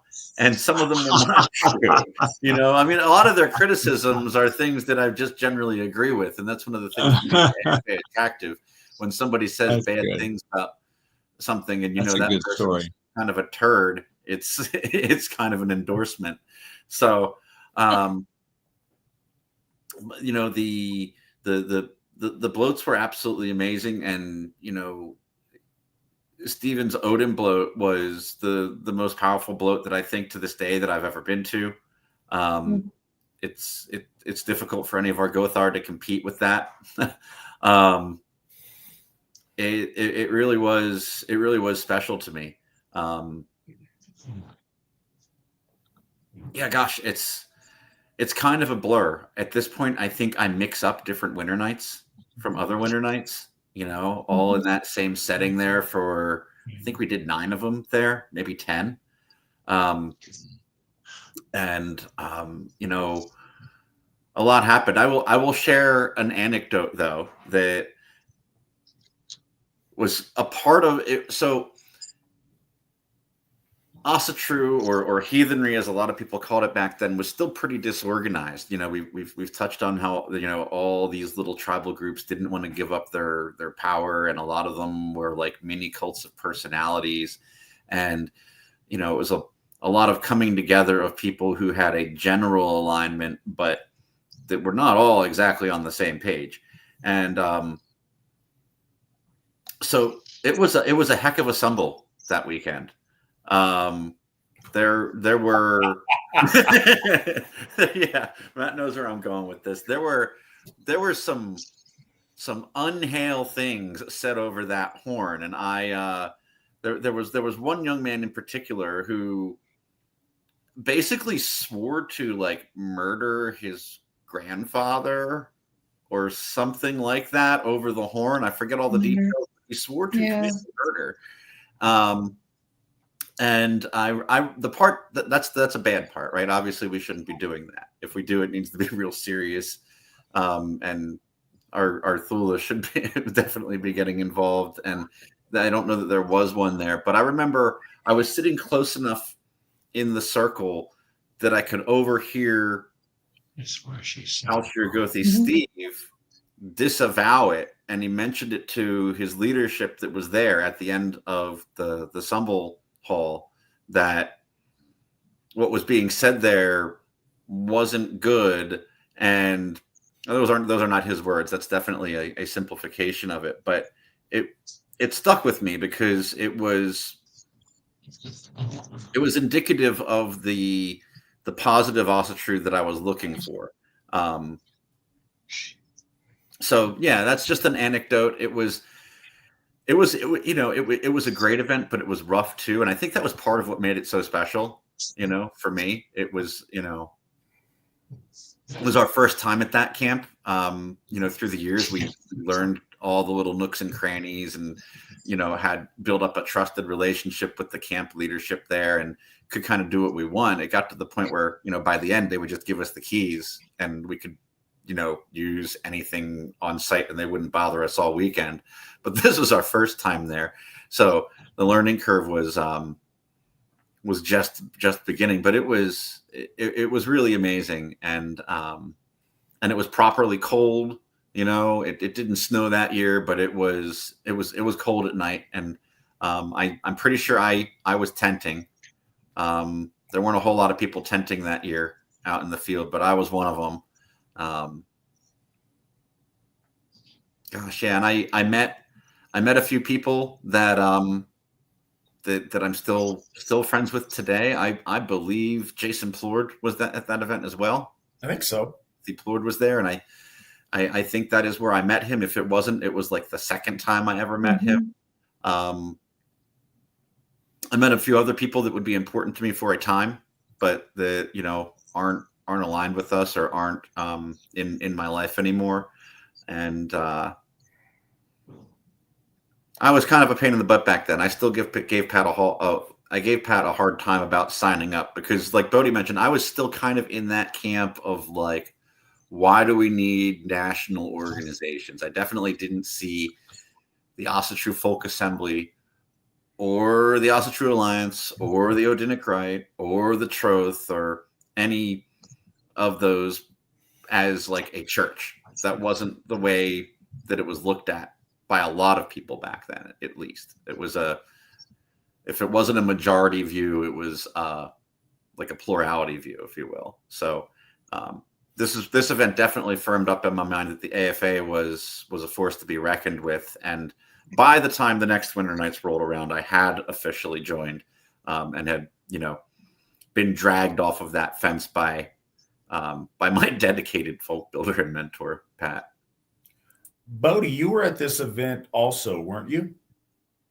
I was. That's where I first met Clifford Erickson as well.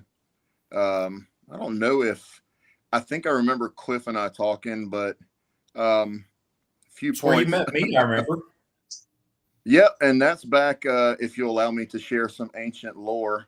Back then, our Alshir Gothi was known by a little poem. He was the man, the myth, the mountain, Matt Flavel, because Matt was quite possibly the swollest person there. Yeah, he graduated from jugs of milk by that time to already his luggage consisted mostly of protein and supplements. So that was pretty rad. I remember him making that, but I don't know, Matt, if you remember, like we became kind of fast friends, me, you, and Brad and all those guys. And the evening of that Sumble, and for those playing along at home, if you want to, check your programs, that was Dylan Sprouse of Disney fame that threatened vengeance on his grandfather's murderer. But we were all standing around in the kitchen, and we thought the night was over because we were like, well, we ran too long. Sumble's probably not going to happen. But then Founder McNallen said, no, we're having Sumble tonight. And we're like, all right, we're having Sumble tonight. And everybody's looking at their watches and they're going, but it's 11 p.m. And we're like, yep. One of the guys made a joke about, listen, if the big man says you Sumble at 11, you Sumble at 11. And we're like, all right, cool. Some of us referred to that Sumble as the Bataan Death March Sumble because you can see you can see by this photo of everybody standing around in the main ritual area, all of those people and probably more were in the hall for Sumble.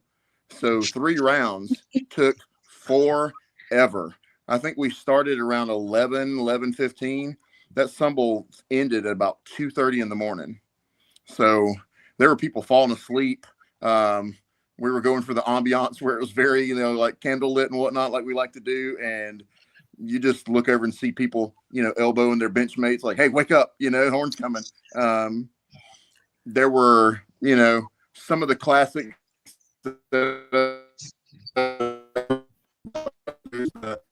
There was the guy who talks too loud, guy who yells his entire toast, guy on the other side of the stumble, you know, speaks at a whisper, so nobody knows, especially during the ancestor round. It was great. It was great. I feel like we all deserve campaign ribbons for surviving it. A little bit. But Steve's Odin's bloat. He did it much in the style that the Alcerigothi does his now, probably where Alcerigothi learned it. But it was so powerful that as Founder McNallen used to do back in the day, he would tell us that after the bloat to kind of disperse and be with ourselves and, you know, kind of take in nature. And we were talking a lot about the numinous quality back then. And so we were just kind of literally kind of, hey, before we all come back together in a social setting, decompress from this spiritual setting.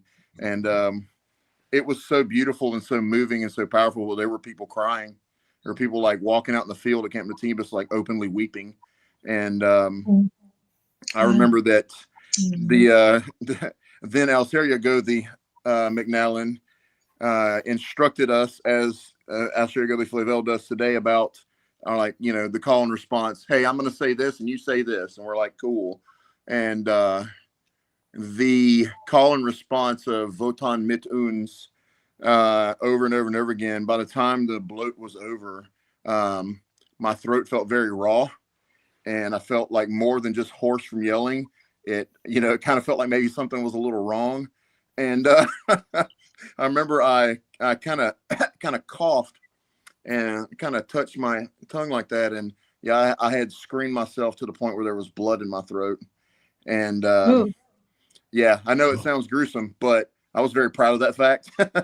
It just showed me the lack of care for my own, you know, physical well-being I had in that moment, because, you know, Gothi McNallen had us, you know, whipped up into a frenzy, you know, especially those of us who are not necessarily Germanic, when you had us yelling, come on in, you know, woo, and that ringing the hills of Pennsylvania. I mean, this is probably going to go down. This event is going to go down in our history, all said and done, as a very powerful weekend, very powerful happening, you know, as far as people who were there, who aren't there. It was a wonderful, wonderful weekend. Yeah, this event is really important in our history and set a lot of things in motion and was a real big deal. Also from this event, that's the back of my giant head with the tactical hat on. With Tauscher next to you, I think. Tauscher, yeah. Yeah, here's Alan's second ordination. He had gotten ordained in 2008, and he stepped back for some reason, and then he re-upped at this event.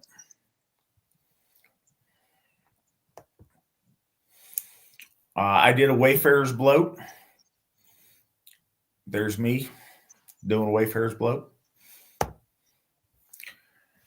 And then the next year, we had the Mother of All Moots in May of 2013. We couldn't get the camp we wanted for June, so we moved it up a month and went over Mother's Day weekend. We had an amazing, amazing maypole there with fresh flowers, and it was beautiful.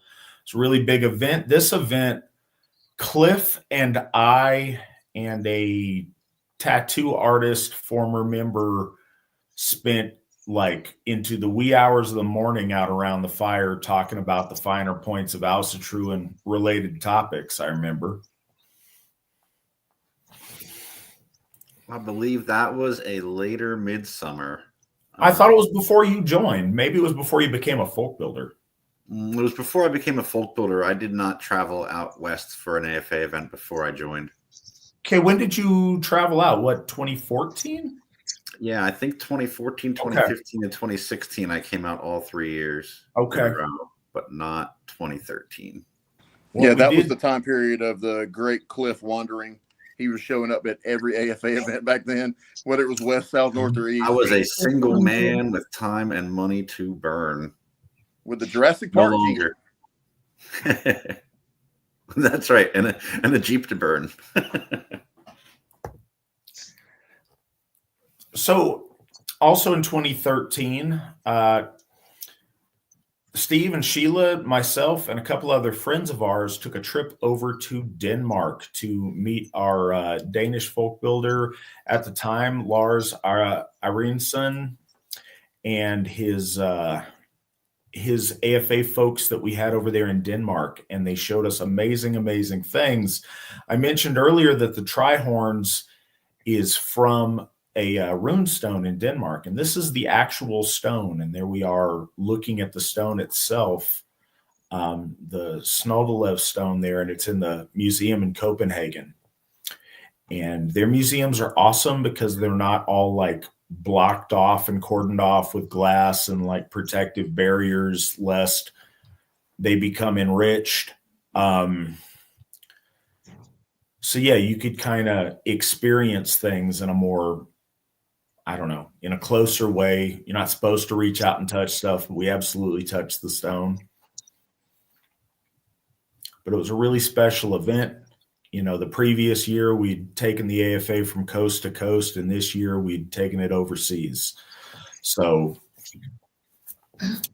could I add something? Please. I have a memory from that museum. It had various rooms that you'd wander in, dark and just indirect lighting, really, really wonderful environment. And behind me, I heard this deep guttural roaring, and it was you and Brad standing before the aurochs doing urus. I mean, they had an aurochs skeleton there, aurochs skeleton, of which to me is just so powerful anyway, to think it's an animal no longer with us. And the way you brought forth the uru sound, I've never forgotten that. And yeah, to me, that is urus. That was a really, really cool moment. We were so excited. We wanted to get to the Viking exhibit, but you had to go like chronologically the way they had the museum set up through the rooms that you go to. So we weren't even thinking, but we went through the prehistoric room, and all of a sudden we stumbled upon this young aurochs that had wandered into a bog or something and been very well preserved. So we, again, you're not supposed to reach out and touch things, but we absolutely touched the skeleton. We galdered into the face of this aurochs, the Uruz rune. It was really powerful. And the very next rune over in the Celtic period, just these things that you see in history books and you don't pay attention. The whole room was blacked out with these like LED lights in the exhibit so you could really see, and all this metallic stuff would just shine. There was two things in that room that were just stunningly beautiful in person. I mean, they're beautiful in books, but things that you thought you'd never see in your lifetime. There was the, what is the Trondheim solar chariot that we've all seen, the like a little bit pieces broken off gold sun chariot. And then there was the Gundestrup cauldron, which looks like it's this tiny little cup in the books.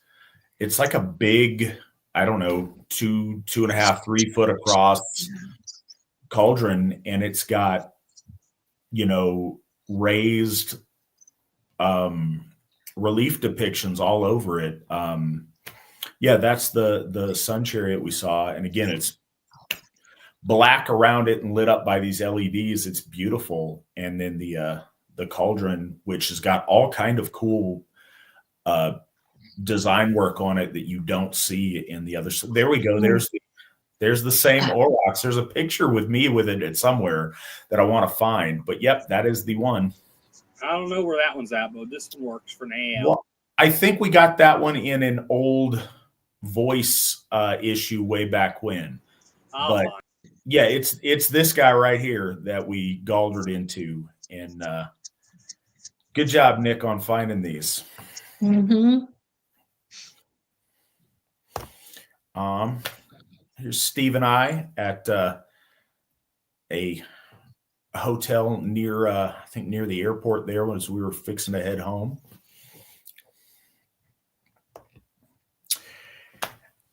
Our hosts showed us some of the most amazing things, and they showed us a lot of things that were off the beaten path that tourists wouldn't normally see. So here's Steve in a magnificent little dolmen stone thing inside of a stone ship. We saw, countless of these in different ways, and they were really, really powerful, and they were magnificent. This one particularly with big stones, and it was very dramatic. So I've told this story a couple of times on the program, but this is one of the coolest things. So we would see all these driving through the countryside, and it's pretty flat country in Denmark. We'd see these, different little raised bumps on the landscape, and they were obviously not natural. We'd ask people, and they were these dolmens, which were these stone, quote unquote, burial chambers, but you didn't find urns or bodies in them. So these were everywhere, and we were driving through. And so one day, and we had this, so anyways, one day we're over there and we stop in the middle of this guy's farm. And I think we're getting out and figuring out about directions, or I don't know. We have a caravan of, 3 or 4 different vehicles, and somebody runs off over towards one of these kind of little hill things, and we don't think much of it. And they come back and they ask if we want to go and check and go inside one of these dolmens.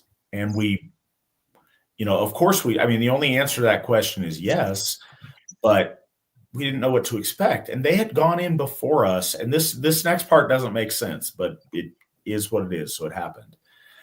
They'd gone in before us and lit these tea light candles. And these are inside of this burial chamber. It's made up of all these flat stones. So there's all these little irregular ledges where the stones are set together. And they set up all these different little tea lights on them. And so it was nice and really cool ambiance inside. But when we went up to this entrance, it was as if nobody had gone into it. Sheila was the first one at it, and she had to kind of move aside cobwebs and overgrown weeds and stuff. And when she did, these black moths came out, which I thought was really cool. And we went in there and we just kind of took it all in for a little bit. And we did a Burkano Galder session inside, and the candles were flickering strange, and at least one of them fell off in a strange way. There was no wind in there. It was very forces were at work in that place. It was really, really interesting. And we did this. And so to get into this, there's what you see here, this opening into the mound, but then it's probably a chamber that's, I don't know, maybe 10 foot in there. This is probably maybe 3 foot high. You could kind of bend as the maximum you could and squat down and kind of inch your way into it. But it was really, really powerful. And we were going into the womb of the earth here and doing this and doing our galdering. And this was the locals thought that these were places of stasis where they'd put a body, wait for the soul to, cast off its requisite parts, and then they would take the body for, burial or cremation or whatever elsewhere. And that was, I don't know if that's true or not. That's what the locals had told us they thought the case was. But we did this ceremony in there. And then when we were coming back out, it was very much a rebirth and a reemerging into the world. You look out of this as if the camera were flipped the opposite direction, and you see out over these fields and this, could have been very ancient farmland. But you look a little bit further, and as your eyes adjust to the light, you start seeing some power lines and a highway off in the distance. And we went in here and had this transformative experience, and then we emerged back out in the world. And it's one of the most powerful, moments in my life was this. And it was really, really special. And I'm very glad that I got to be a part of that.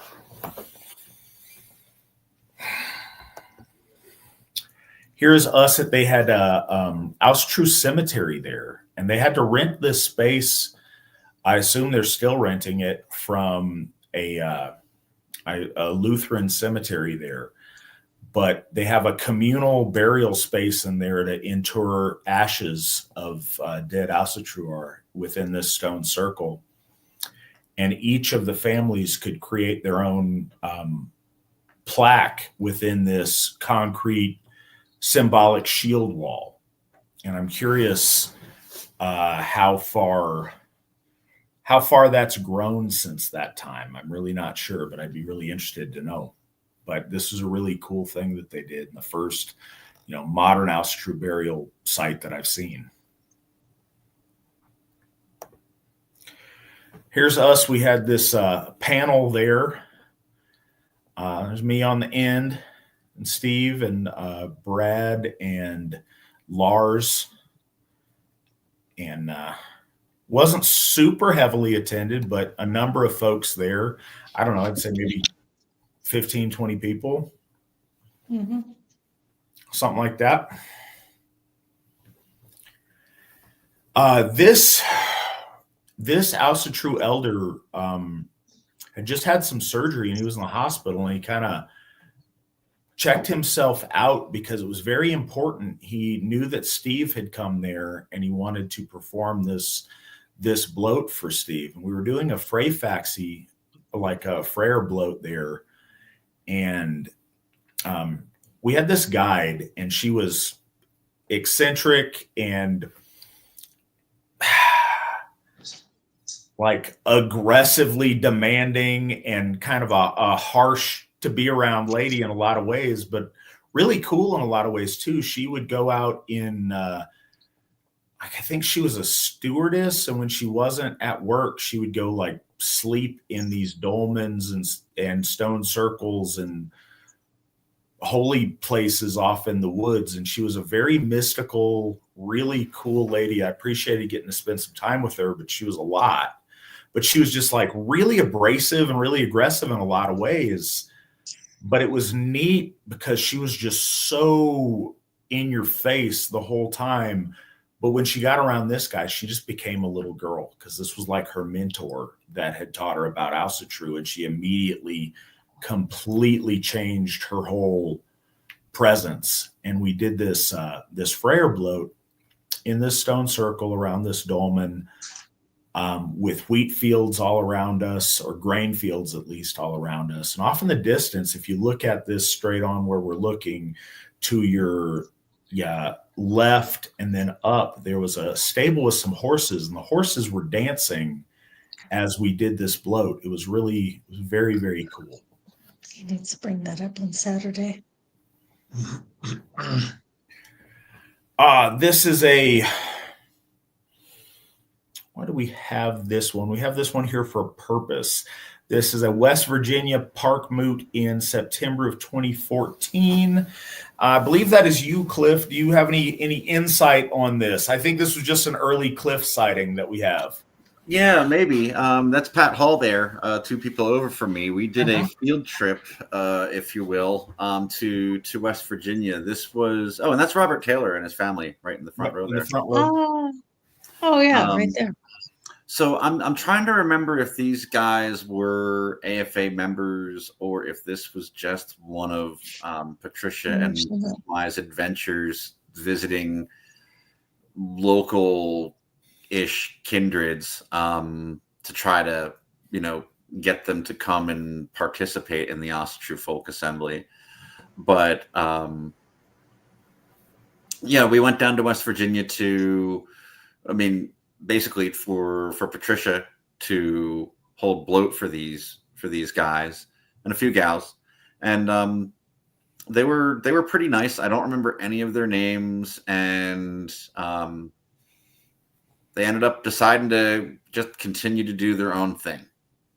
But it was nice because Robert and his family were there, and this is one of the opportunities I got to spend a whole lot of time talking to Patricia in the car, because we drove like 10 hours to get there, and then well, maybe not 10 hours. We drove a long way to get there and back. It was one where I basically went and slept over at Pat's house before we left, and then I think we probably had a hotel there that night and then came home the next day. A lot of the Runestone article was about just how far you drove. Yeah, it was a lot of that. I mean, it was a regular park moot, but I think it exemplifies, how our folk builders, the ones who are doing it right, will travel to bring Asatru to the folk, and how sometimes that pays off and sometimes it doesn't. I don't know if any of these people are members of the AFA other than me in this photo right now. If any of you are out there watching, we'd love to have you back. Or if you are still a member, like, shoot me an email and remind me who you are in this photo. But it was kind of also true missionary work, as it were, trying to reach out to people who, they reached out to us initially. They contacted Patricia and asked if she would come. This is one of those events in this time where, like, an AFA folk builder, and especially an AFA Gothi or Githia, would be like a celebrity guest or speaker at some small kindred's thing that they were doing. So, Daniel, you reached out on the side and said this was around the time that you became Asatru. Do you have anything to add or to throw context in on this? So you had shared the photos of the Denmark trip, and I remember that specifically. I think I discovered Asatru in 2012 after Square Peg Round Hole, other spiritual paths, and kind of dug into it and didn't realize it even had a name for a while, and then found the word Asatru. You Google Asatru, you come across the name Steve McNallen, and that kind of led to some other stuff that I was looking into when it comes to stuff going on in the world. So two paths were kind of merging together, and I remember seeing those photos from where you guys were squatted around the runestone. And I specifically remember the tribal shirt that Mr. McNallen's wearing in that shirt, and I remember thinking, oh, these guys are really cool. They flew all the way from California over to Denmark. I imagine they don't do anything on the East Coast, and I kind of set where I was at until I think there was a Red Ice episode that Mr. Flavel was on a little while later that they had discussed. They had just had Ostara in Georgia that year, and I'm like, that's right next door. How I missed that. So yeah, that was where the Asatru journey for the Young household started. Was in 2013, and I specifically remember coming across that, thinking how cool that was. Nick, you said you had something you wanted to share? Yeah, this West Virginia picture is the first in what's going to be a series of pictures on this slideshow, where I think Matt was just going through old runestones, saw pictures and went, "That's cool. Let's put it on the slideshow." So there's going to be a group of these that are kind of random, but let's talk about them. Yeah, it was to give flavor and the idea. Eventually, this was going to be presented at Sigerbloat in Tennessee there, and I wanted, some of the early appearances of some of these folks to be on there. This is a burial that we did for an AFA member in West Virginia that was one of the first Department of Defense issued military plaques with Mjolnir on it. This was for Clark Willenweber.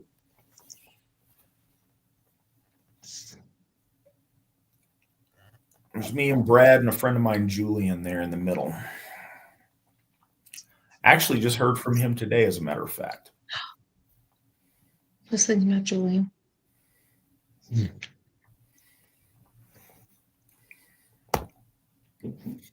As mentioned earlier, Gothi David James passed away in 2014. Here's us just kind of making note of that.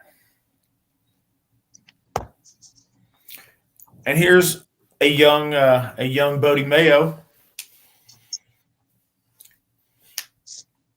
Bodie, what do you have? Take us back. You look like 20 years younger in this picture. What happened? First of all, other than the lovely altar and the banner, hate this photo. Feel like I got a little Jimmy Neutron hair going on there.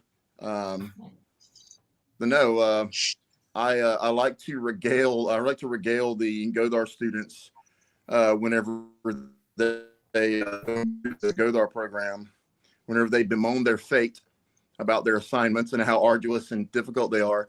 I remind them that I had a mentor that was a certain Gothi Flavel, and he called me for our weekly call one day, and he said, okay, Bodie, for the next 24 weeks, and I don't know if you remember this, but you said, for the next 24 weeks, we're going to go through the Elder Futhark, and you're going to meditate on each rune in order, and you're going to meditate on it for 7 days, and you're going to write a report, and you're going to give it to me for the next 24 weeks. And I kind of,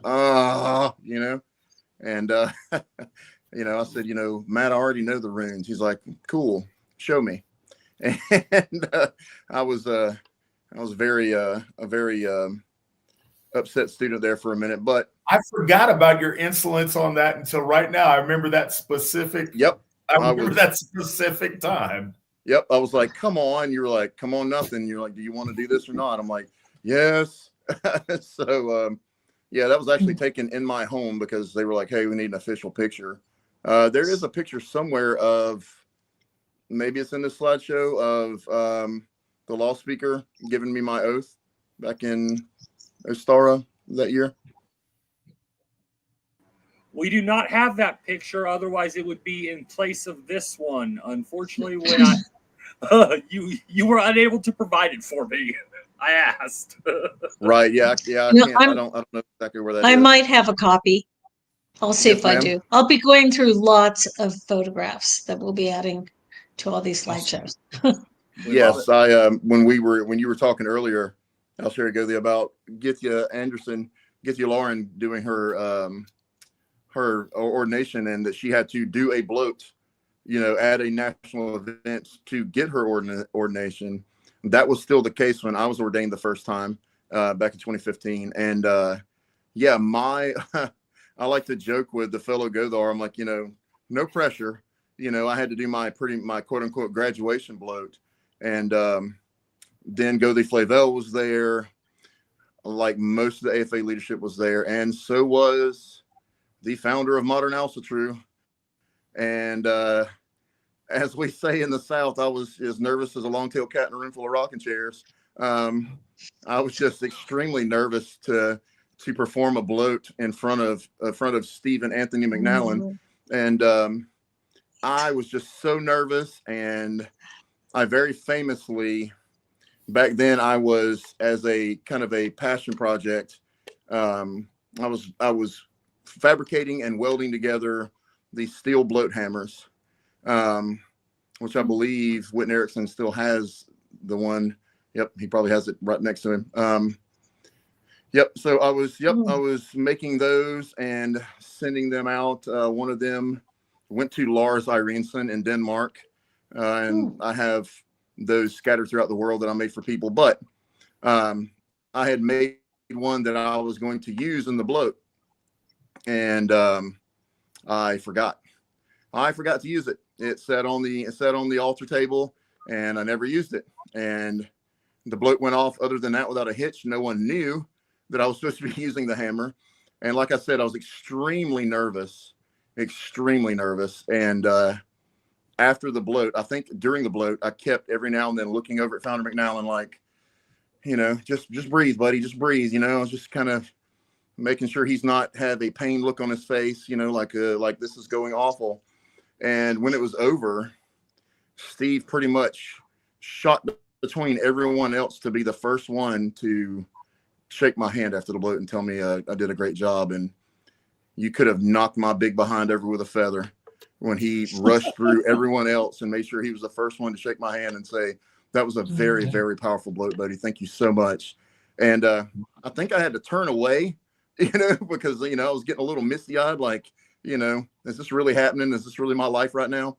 So this is so important. Yep, because it was so important to me, and it was so, like we say, down here, after that you couldn't tell me nothing. I was 10 foot high and bulletproof. It was such a good time and such a good feeling to have that happen. So, it's good to feel bulletproof. Well, Bodie, do you want to tell everybody the story about when you first met Steve? Oh boy. I've told this story 1,000 times, it feels like. It was in 2003. And at that point, Yahoo groups were all the rage. And there was a Yahoo group called Our Meat Hall. And it was literally, it had started, as we had said earlier tonight, when we were talking about the rise of universalism.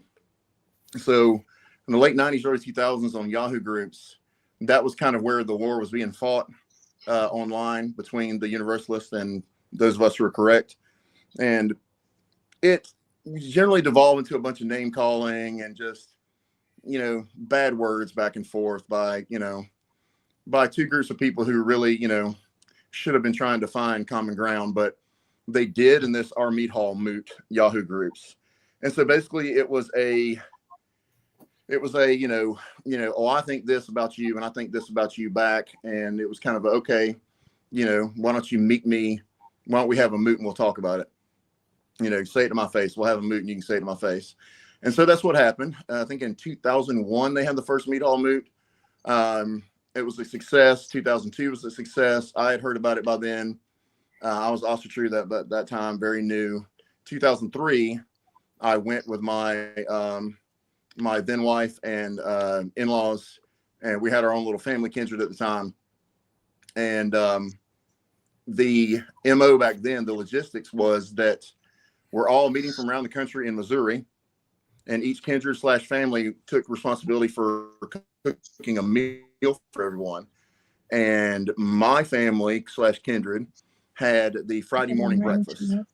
And that Meat Hall moot was really important to everybody there because Steve McNally was coming. Steve and Sheila McNally were coming. And I knew who Steve was. But even though, it's 2003, I did have the benefit of the internet. Honestly, had no idea what Steve looked like. Couldn't have picked him out of the lineup. And so early Friday morning, we're in the Northern Ozarks, and I'm in this little cabin in this kitchen, and I've got several little flat top griddles and stove and oven in front of me, and I'm making scrambled eggs, and I'm cooking bacon, and I'm baking biscuits, and I'm doing all this stuff. And about halfway through the cook, in walks this very slender fellow wearing a black polo shirt and black jeans, and with that unique voice of his, I heard this fella say, hey, good morning, you guys. Is there anything I can do to help? And one of my family members said, yeah. And they pointed over at me and said, you can go help Bodie cook the rest of whatever. And so this older gentleman comes over to me, sorry. He came over to me and he says, hey, are you Bodie? And I said, yep. And he said, they told me to come help. And I said, cool, why don't you get on the sausages right there? And pointed to the flat top with all the sausages on it. And he didn't say a word. He said, okay, sure. He grabbed the tongs and the spatula, and Steve and I together whipped out the rest of this breakfast in short order, like a couple of old hand short order cooks. And so everything was over with, and we had it all plated up, was ready to feed the folk. And I'm kind of wiping my hand off, on a tea towel or whatever, or a kitchen towel. And I stuck my hand out and I said, I'm sorry, I didn't quite catch your name. And he stuck his hand out and gave me a very firm handshake and said, I'm Steve McNally. And I literally kind of wilted while he was shaking my hand because I was like, oh crap, because the overriding thought going through my little pea brain at that moment was, for the past 15, 20 minutes, I've been ordering around the father of modern Asatru like he was a private in the army. You know, I'm like, oh no. I'm like, oh no, you know, I have committed a faux pas. And I said as much to him later that day. And Steve just, you know, laughed and clapped me on the shoulder and gave me a hug and said, it's all right, dude. You know, it's, you know, I was happy to help. And I always tell that story, and I believe the Australia Goathy wants me to tell it every now and then to illustrate just what a good man Steve is. I mean, he is who he is, and he didn't think twice. And he and Sheila had just gotten off the plane and driven like 5 or 6 hours just to make it to this out in the middle of nowhere spot. Probably got 2 or 3 hours of sleep maybe, and woke right up at 6 a.m. and came in to help cook breakfast. So, yeah, that was my infamous story of the first time I ever met Steve McNallen. What fun. What fun. Also in 2015, and I should point out 2015, we're celebrating 20 years of the Asatru Folk Assembly. Steve released his book, Asatru, A Native European Spirituality. It was cool. I remember being there when the box got opened, and when we had a rousing speech or presentation by Richard Rudgley. He came out and spoke then. We've had a number of authors speak at different events. But yeah, I remember this one. I forget what the name of the camp was. I don't know if that was at the CYO camp or not. It was at the CYO camp, yep. In Occidental. There we go. There's the flyer for it. And then right after that, the Sunday following the event, we went out and looked at the property that would become Odinshov. This is a number of us. There's Mandy and I, Steve, our friends Brad and Gilly, and then Gothi Thorgren there at the altar stone that we use to this day at Odinshov there. And we did our walkthrough of this old Grange Hall building that was absolutely perfect for our needs. And yeah, we had discovered that just literally the Sunday following the event. So we had went ahead and did what we needed to do and got the Hoff. As you can see, it was originally named New Grange Hall for a while. It was kind of interesting there because we had wanted a Hoff for decades. It was such a thing that at that point there was the difference between no Hoffs and Hoff. So it was really special to me about 5 years later when we started having to specify which Hoff we were talking about, because it was a 5-year window there that there was the Hoff or not. And it was a really important moment. As it says here on the slide, the first Hoff in 1,000 years is dedicated. Yeah. I believe this is at the Hoff dedication. It's funny when you look at these old pictures and so much has changed in the building. It was, now it is filled and we have so much stuff that we traditionally are so used to. But when we saw that hall, it was just so massive. Like, what are we going to ever do with all this space? And, the ritual circle there, it was maybe half as big as it is now. And how are we ever going to fill this? And now we've had the current one. We have 3 ranks deep at a midsummer before. This is work going into making the hinges for the doors. Work going in making the Mjolnir that sits above the door. Carving the crossed boards that would become emblematic of our Hoffs. And look, in red, there's a little Trent.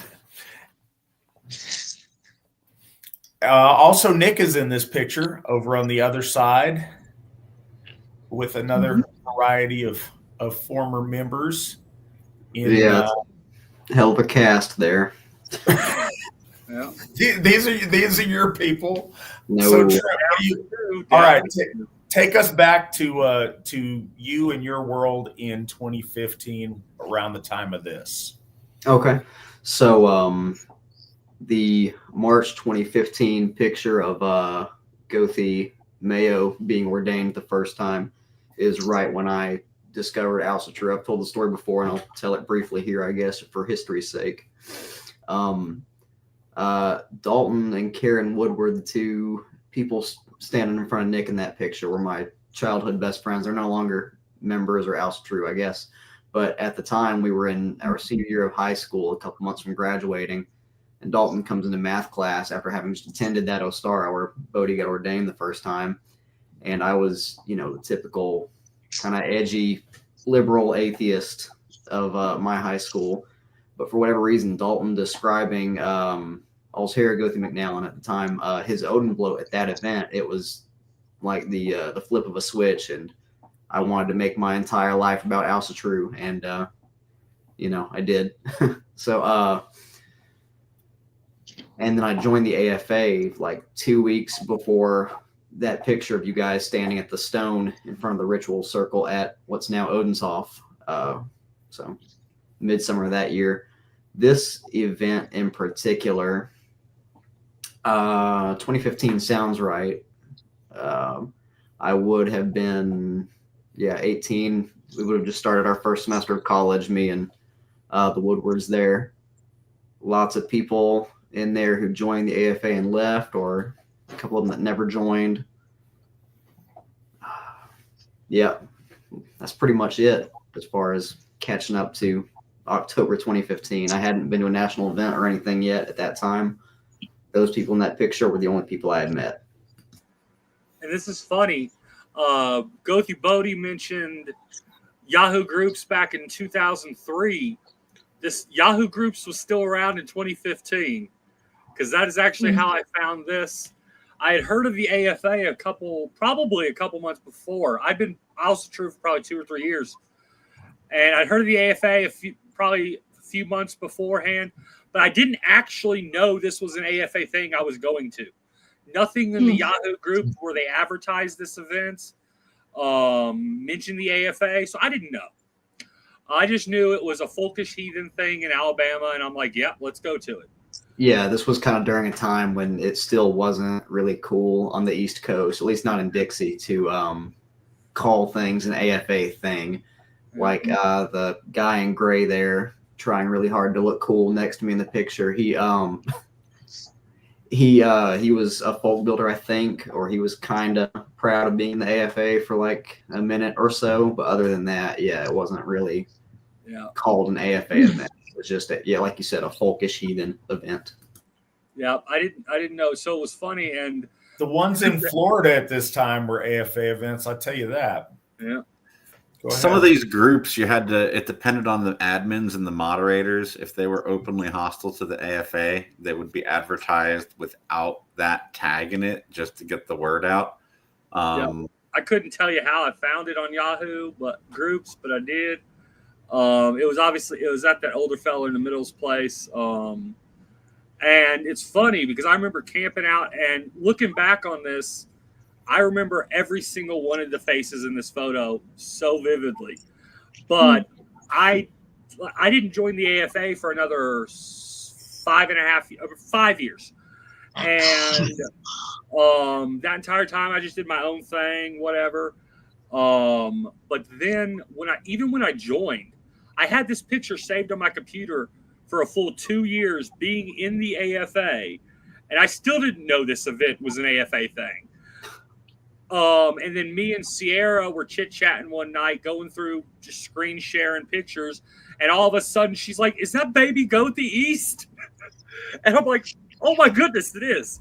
And it turns out I lived 45 minutes from it would have been Folk Builder Trent East at the time, and for 5 years before anything, just the weirdness of it is very apparent, but I don't know. It's a funny picture. That's a word for it. 2015, I was in St. Augustine, Florida. I'd moved down in December of 2014 to be with Mandy and get the next chapter of my life going there.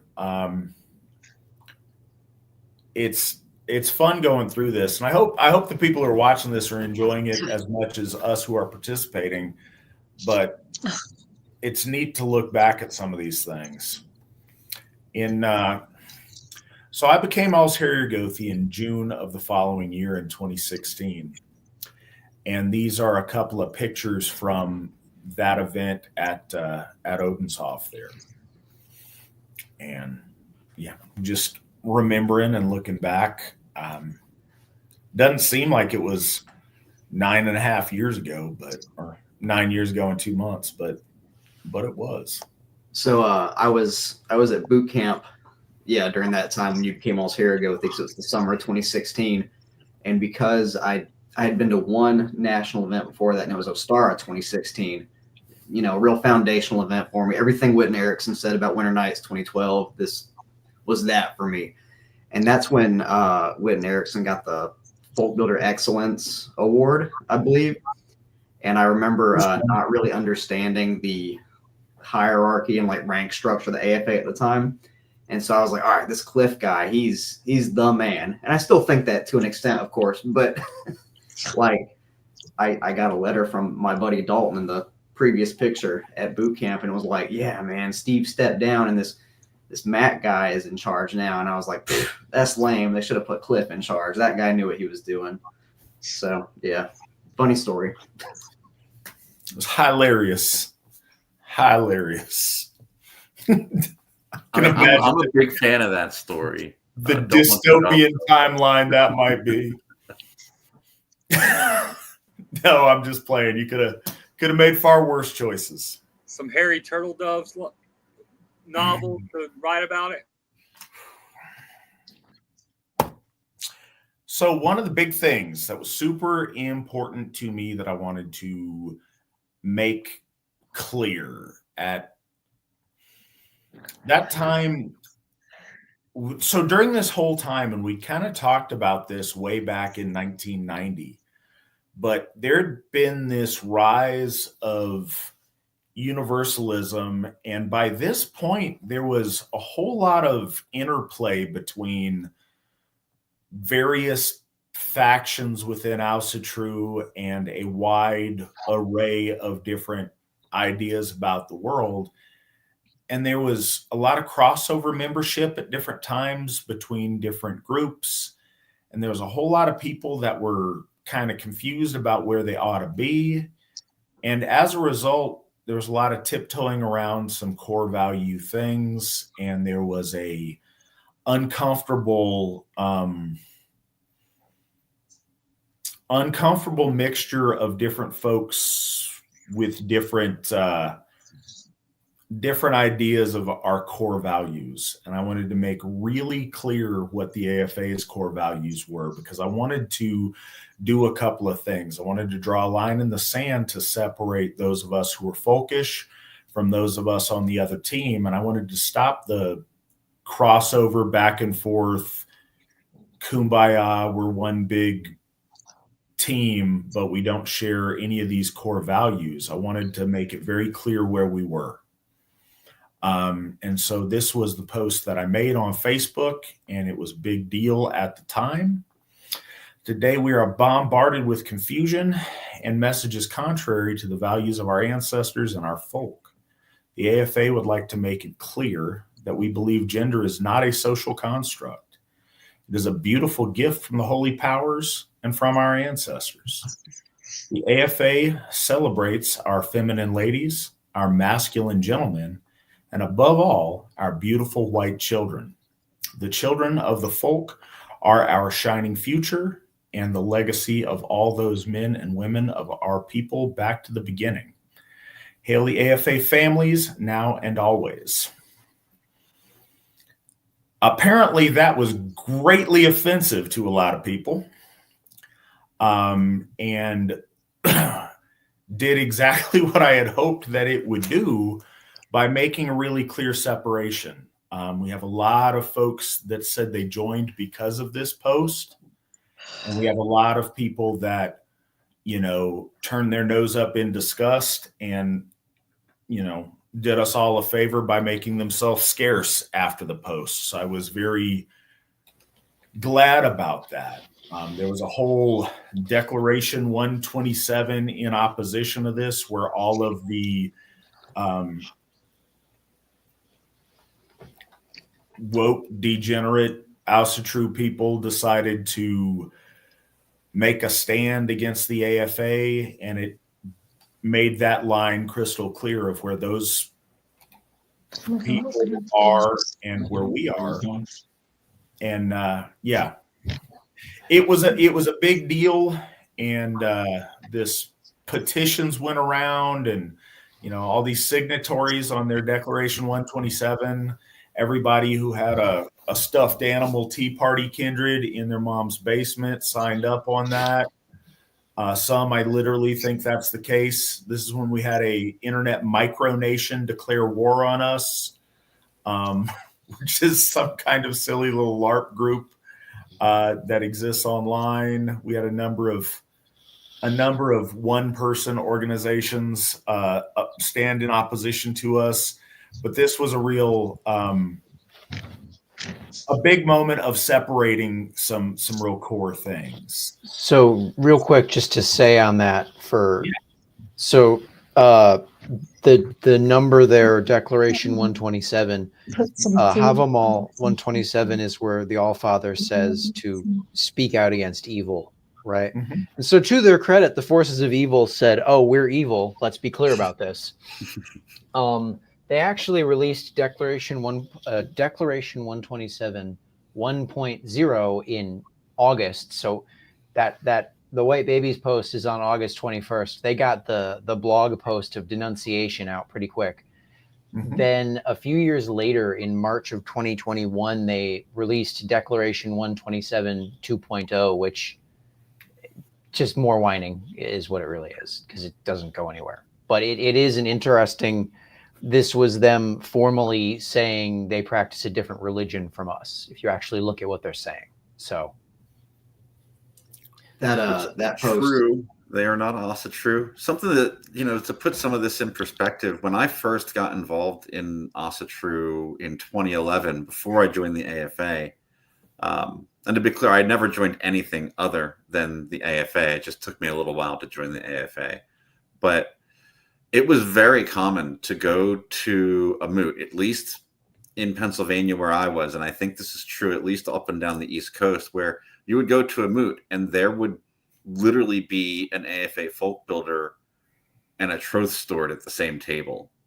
I don't know if that was approved of by leadership, but that stuff happened. And there would certainly be AFA members and troth members going to the same moots, and there were people that held dual memberships in these organizations. Like there was a phenomenon like of pin collectors. Basically, if you had all the org pins, you were like extra heathen or something like that, which of course is garbage, because really it just meant that you were collecting pins, but that was the common culture that I first came into, and I had become persona non grata in all but the AFA circles by about 2014, because by then I was going to anything that I went to with AFA colors on, so to speak, and once I was a folk builder, they didn't want me around.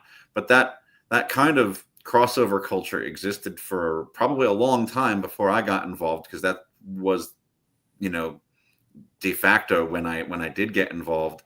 But this was the nail in the coffin for it. Anything that was left of it was done once this happened.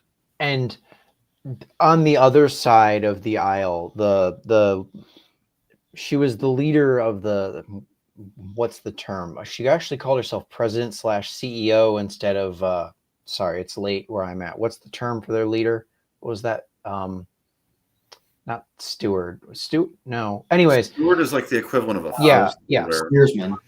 Yes, the steers woman, the one prior to the current one.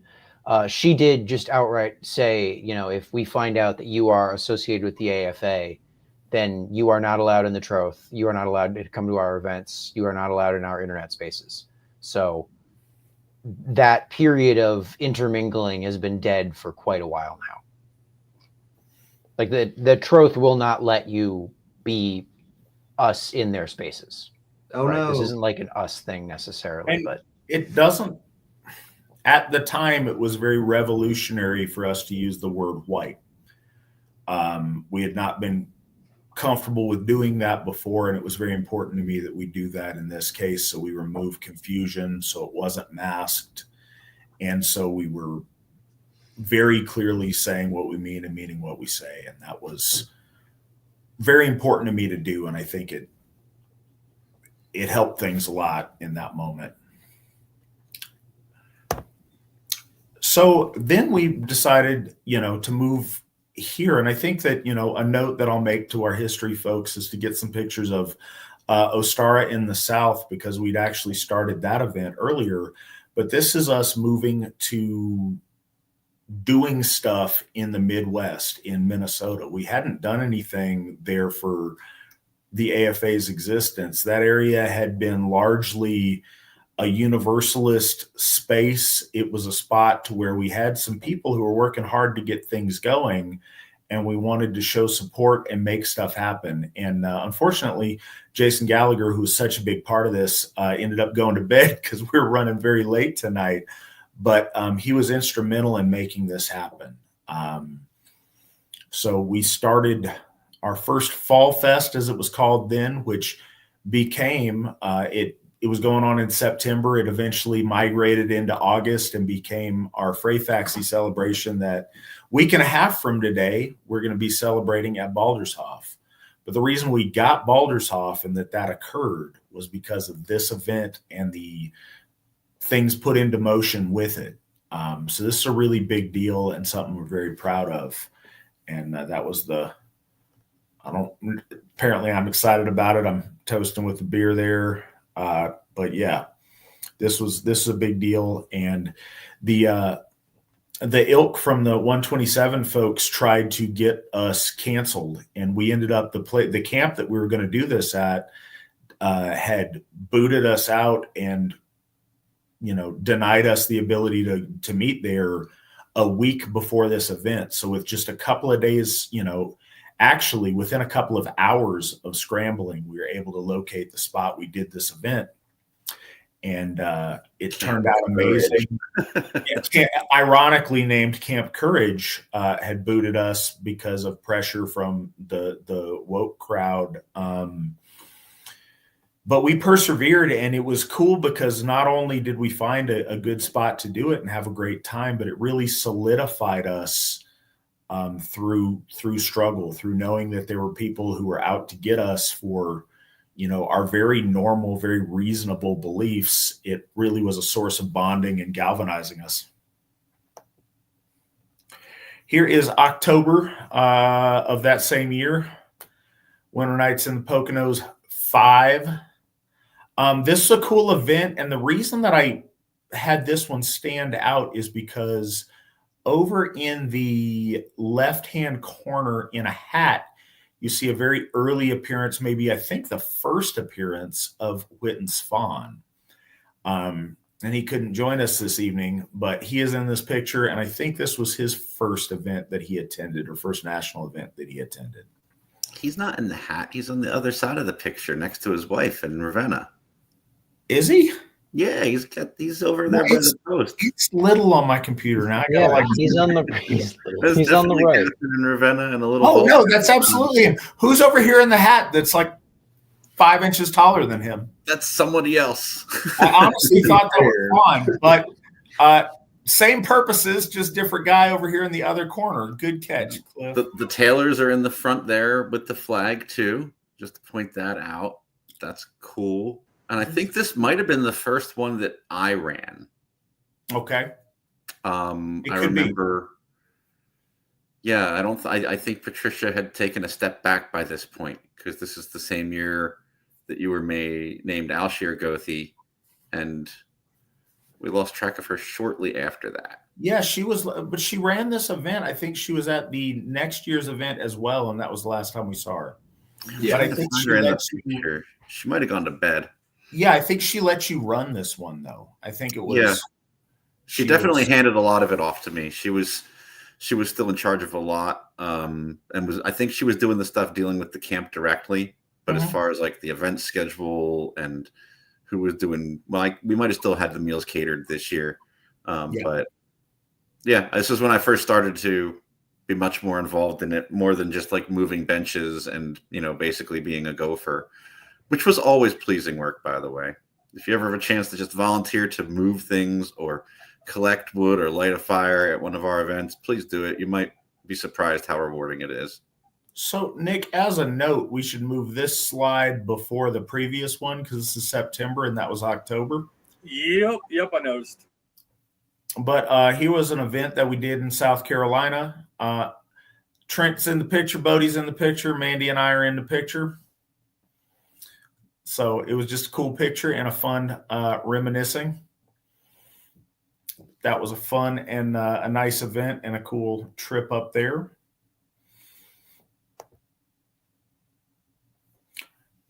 There's Cliff taking, is this your folk builder oath? No, that was getting elevated to the Witten. I can read, I promise. Yeah, I mean, the photo is me making a toast at a fall fest, I think. This is just a photo from that year that I could find. Yes. Okay. You didn't make any pomp and circumstance of their elevation, so I had to pick cool pictures. No, that's absolutely true. But this is the time that both of these two gentlemen were elevated to the Witten. Out of curiosity, Daniel, when was your first AFA event? 2018. Okay. So here is Ostara in the South, March of 2017. This was the best Ostara in the South until we started hosting them at Njordshof. It was a really important event for a number of reasons. This event was... So I became Allthing in midsummer of 2016. But at Ostara of 2016 is when that process really started in earnest.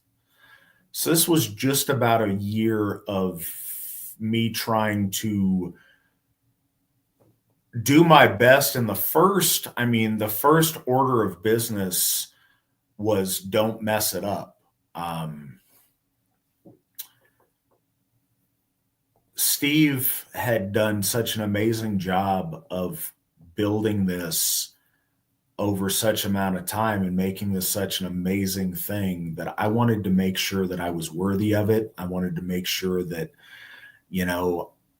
I didn't drop the ball and I didn't mess up what people had spent so much of themselves creating. I didn't want to mess that up. And there was a lot of soul searching and work and coming closer to the ICER and working with my colleagues, trying to, really be worthy and do the best job I could in that year and see, what I could do and how I could do this and if I was up to the task. And this is a really important event for that. I've mentioned this on the show before, and so I was hoping Svan would be here for this. He was at this event. It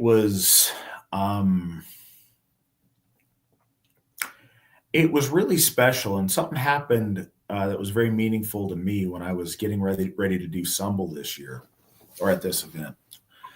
I went out there, and there was a big outdoor fire pit, and people were gathered around for Sumble. And when I got up to bless the horn and start the first round, I was really, I was very much contemplative and in my thoughts about, this event and how this marked kind of a year of doing things. And I was standing up, and I was really feeling it. I was very much in my feelings on it. And I stood up and I was getting ready to make my toast, and I felt a hand on my shoulder and a reassuring, grip on my shoulder to tell me I was doing good, and, they were with me. And I turned around, didn't think anything of it other than I really appreciated it. And I turned around to thank, whoever had done that. I assumed it was Alan. But there was no one anywhere near me, not to mention no one in like arm's reach, but there was no one anywhere close to like they could have scurried and sat back down. And that moment, I believe very much that the All-Father put his hand on my shoulder and, I don't know, approved of me being the Allsherrier Gothi. That's very much something I deeply believe to my core, and I don't say lightly, and it was really important to me. And that's why I wanted to make sure this slide was in here.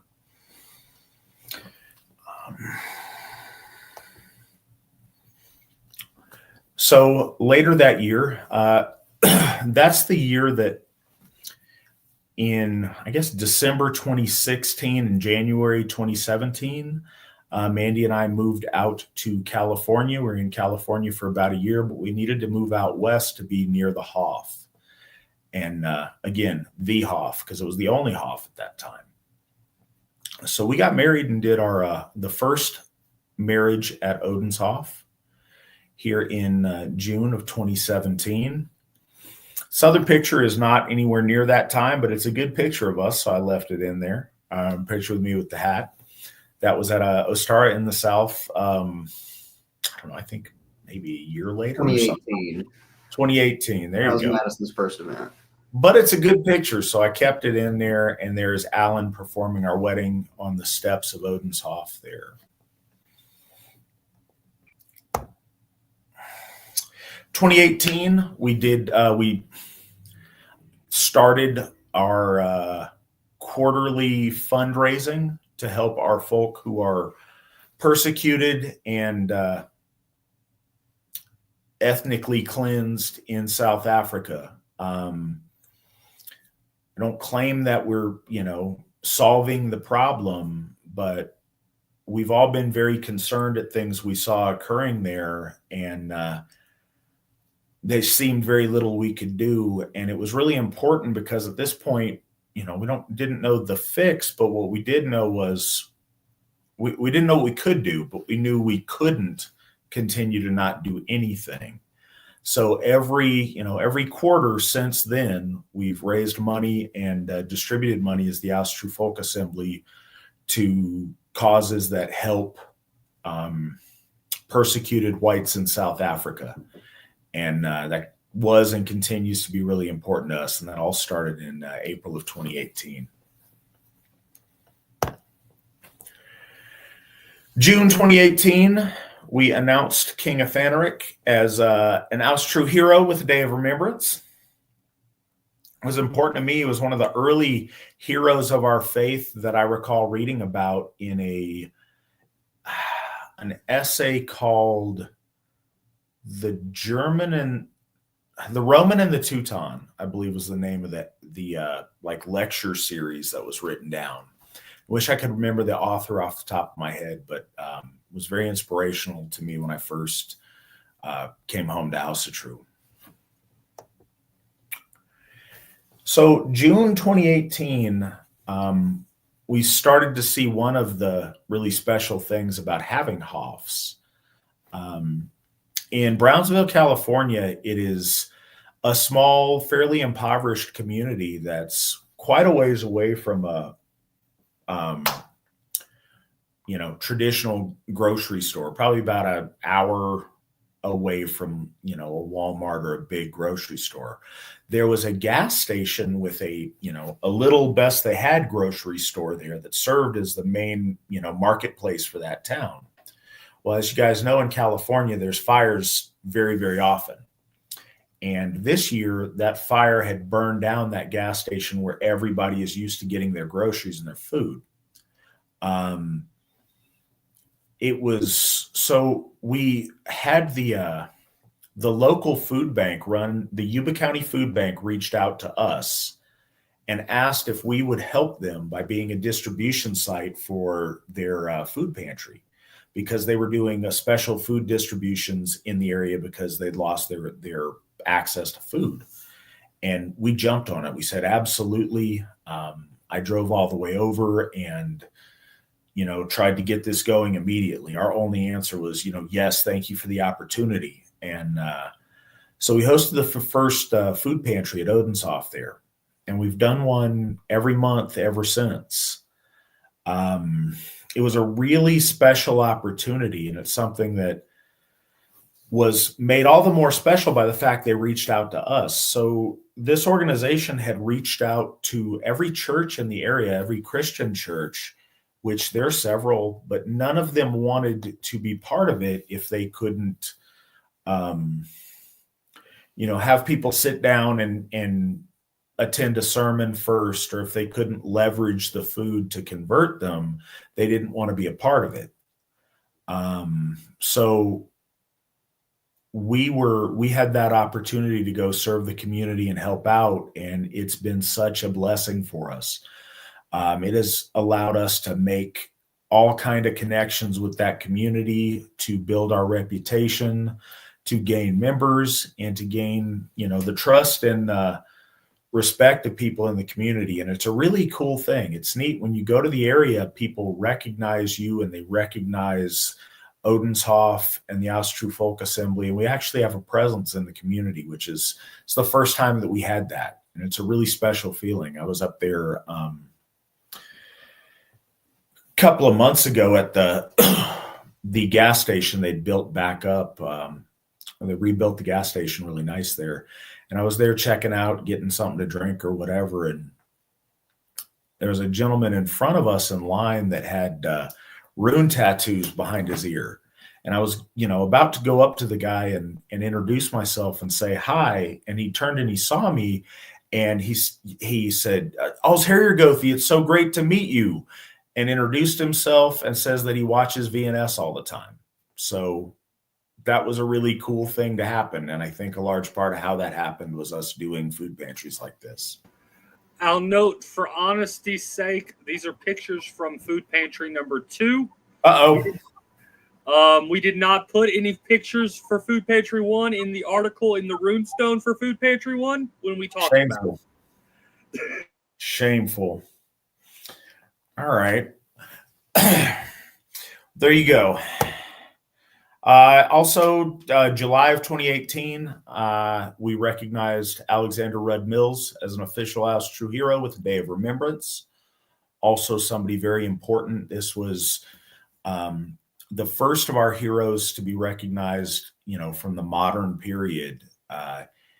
Somebody practicing Asatru in a very modern context.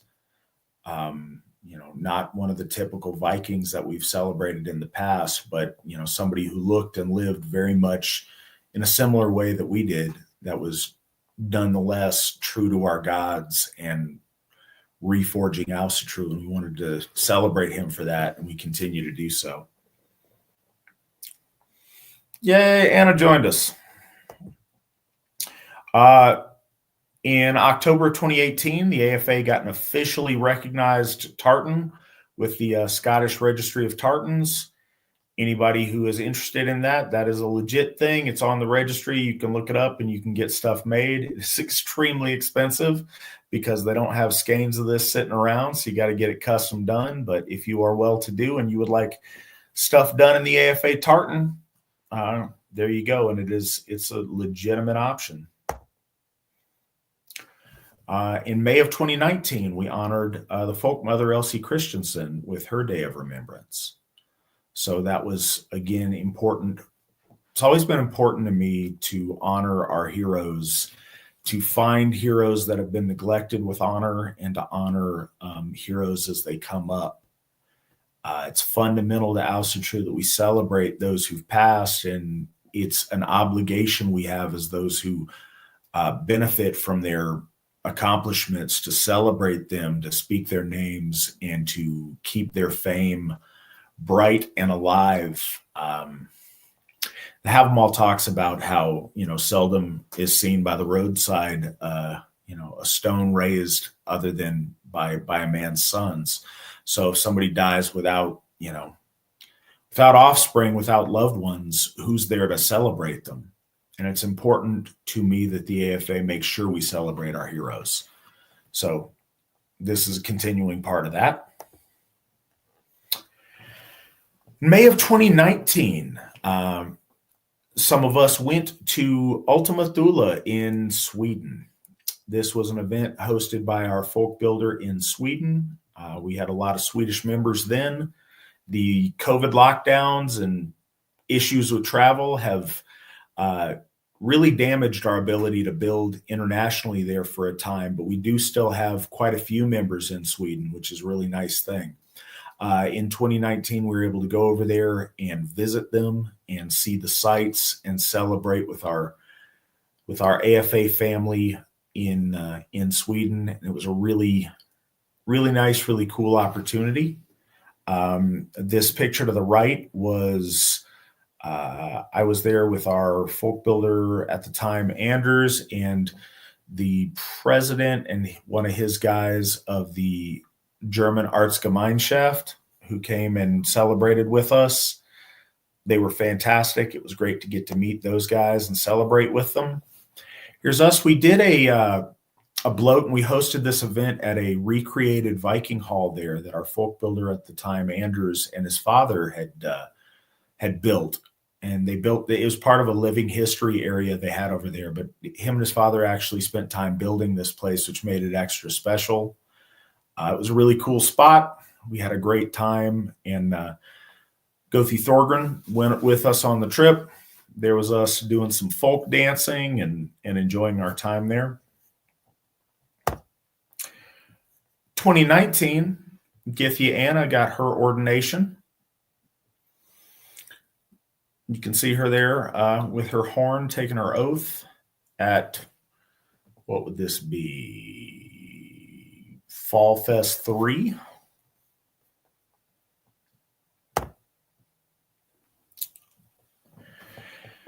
In October of that year, we ordained Githya Katie Erickson, Cliff's lovely wife. Anna corrected me. She said it was Fall Fest 4. I am mathing incorrectly there.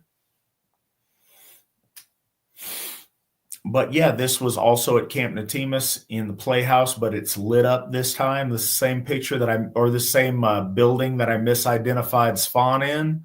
This time I am helped by the lights being on. And there is Steve and myself as we swore Katie in with her ordination. It is not the same building. It is absolutely the same building. No, we took the group photo in the pavilion. That's why it's so dark. Not that year. That was the Playhouse, wasn't it? I have to go back and look. I know we've taken it in the pavilion before. No, that was the pavilion, and also I think it's interesting to note that is the old AFA East Horn that is since lost, aka stolen by our enemies, or at least we have strong reason to believe. But it was still in our care at that time.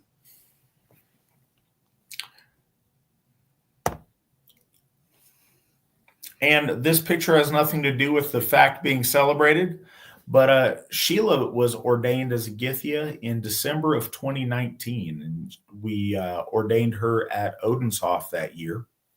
And it was dark and windy, but we were out in the Vey, and it was kind of surprising to me that being involved for so long, she had not been a Githya before, but she is officially ordained in December of 2019 and has since, is the Hoff Githya for Odinshov and has been officiating there since.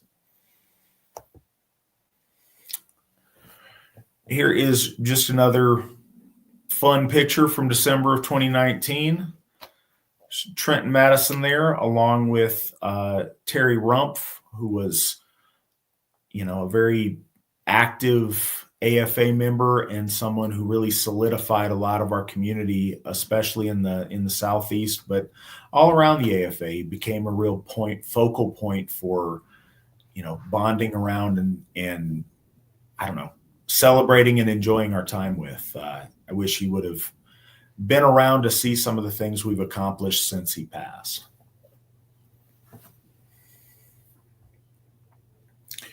Trent, do you recall anything specific about this event? Yes, a few things. I was really proud of that folk builder polo. Clearly, I had led that particular group of folk in a probably not great bloat to the Allfather. That was when I think at this point you guys were looking to put Thorshof in Minnesota, right? It was around this time. It was kind of up in the air. I think at this point Minnesota was probably in the front runner or in the front. I feel like I recall us at that event talking about a second Hoff happening soon, and we were kind of lamenting that it was going to be far away or something, but I may be misremembering. So at this same event, Terry gifted me a copy of Elder Gods by Stephen Pollington, which was mentioned earlier. And his copy he had since, I want to say, like the early 2000s, and I have that still. So it's kind of a relic that I keep with me. And for those that don't know, the Fellowship Hall at Thorshof is named after that gentleman, Terry Rumpf. So Rumpf Hall. That's all I got on that event. That's about as much as I can remember. All right.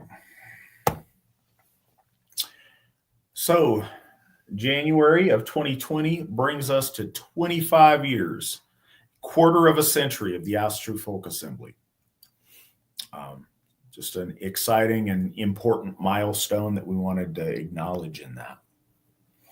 In March of 2020 at Ostara in the South, Witten Svan was ordained as a Gothi.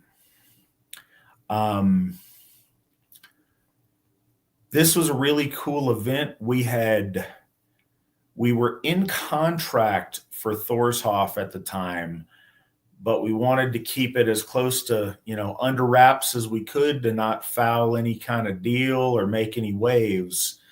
But we were very, very close to having Thorshof at this point. And this was, right down the road from where Thorshof would be. And it was the last event that Terry Rumpf was at. And it was a really cool event. It was the last Ostara in the South before it found its home at Thorshof. So a lot of really important things were in the works when this was going on. That was when I started apprenticing also. There you go. Do you have any recollections of this event or this time period, Daniel? Oh, yeah, absolutely. Some that are all of them directly AFA related, but also personal at the same time. Our local folk builder in the Carolinas had just tuck-tailed and run, and the Ericksons were going to be staying at their place for this event, which was over in eastern North Carolina, and they were just going to drive down to South Carolina. And I touched base with the guy that eventually took over the event in their stead and said, hey, if anybody needs a place to crash, because where I live now is only about an hour from that site where we held the event. And somebody said, yeah, the Ericksons were looking for a place. And I said, well, shoot them my info and they can come crash at my place. And they did.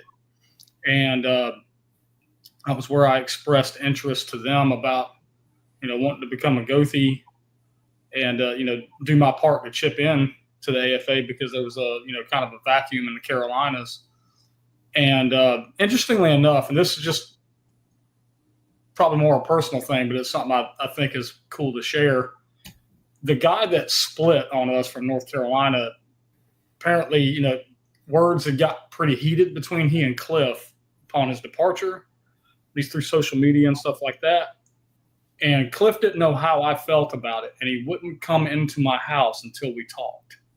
So he stood on my porch but wouldn't break the threshold until we sat outside and talked for like 3 hours. And I just thought that was a hell of a gesture by a hell of a man. So I met Cliff before this, but I didn't know him. And that really kind of started what, it has blossomed into a, really wonderful friendship kind of started that weekend. Also, another cool, reflective part of this is I remember the day we got there. We got there a day early with the rest of leadership, even though we weren't members of leadership, because we opened up our homes to the Ericksons. They said, come on down Thursday, and we did. And also go through Flavel showed up, and I didn't know that Mr. McNown was coming. And somebody said, "Oh yeah, he's over there talking to Steve." I said, "Like the Steve?" "Yeah, that guy." So I rushed like hell over there to that house where that driveway was. These big old houses that were part of the rental and all that. And I remember sitting on the tailgate of my pickup and having a beer with the father of modern Asatru. And I remember thinking, he's real. I was trying not to go like fanboy on him, and really had some cool conversations with him. But when I was walking away from that, kind of sticking my chest out, I just had a beer with the father of modern Asatru. Heather says to me that Svan was looking for me. And this place was right on Lake Murray, right outside of Columbia. And he was down by the lake. And I went down there to go see what was up or whatever. And again, I knew who Svan was. We had met, but I didn't know Svan.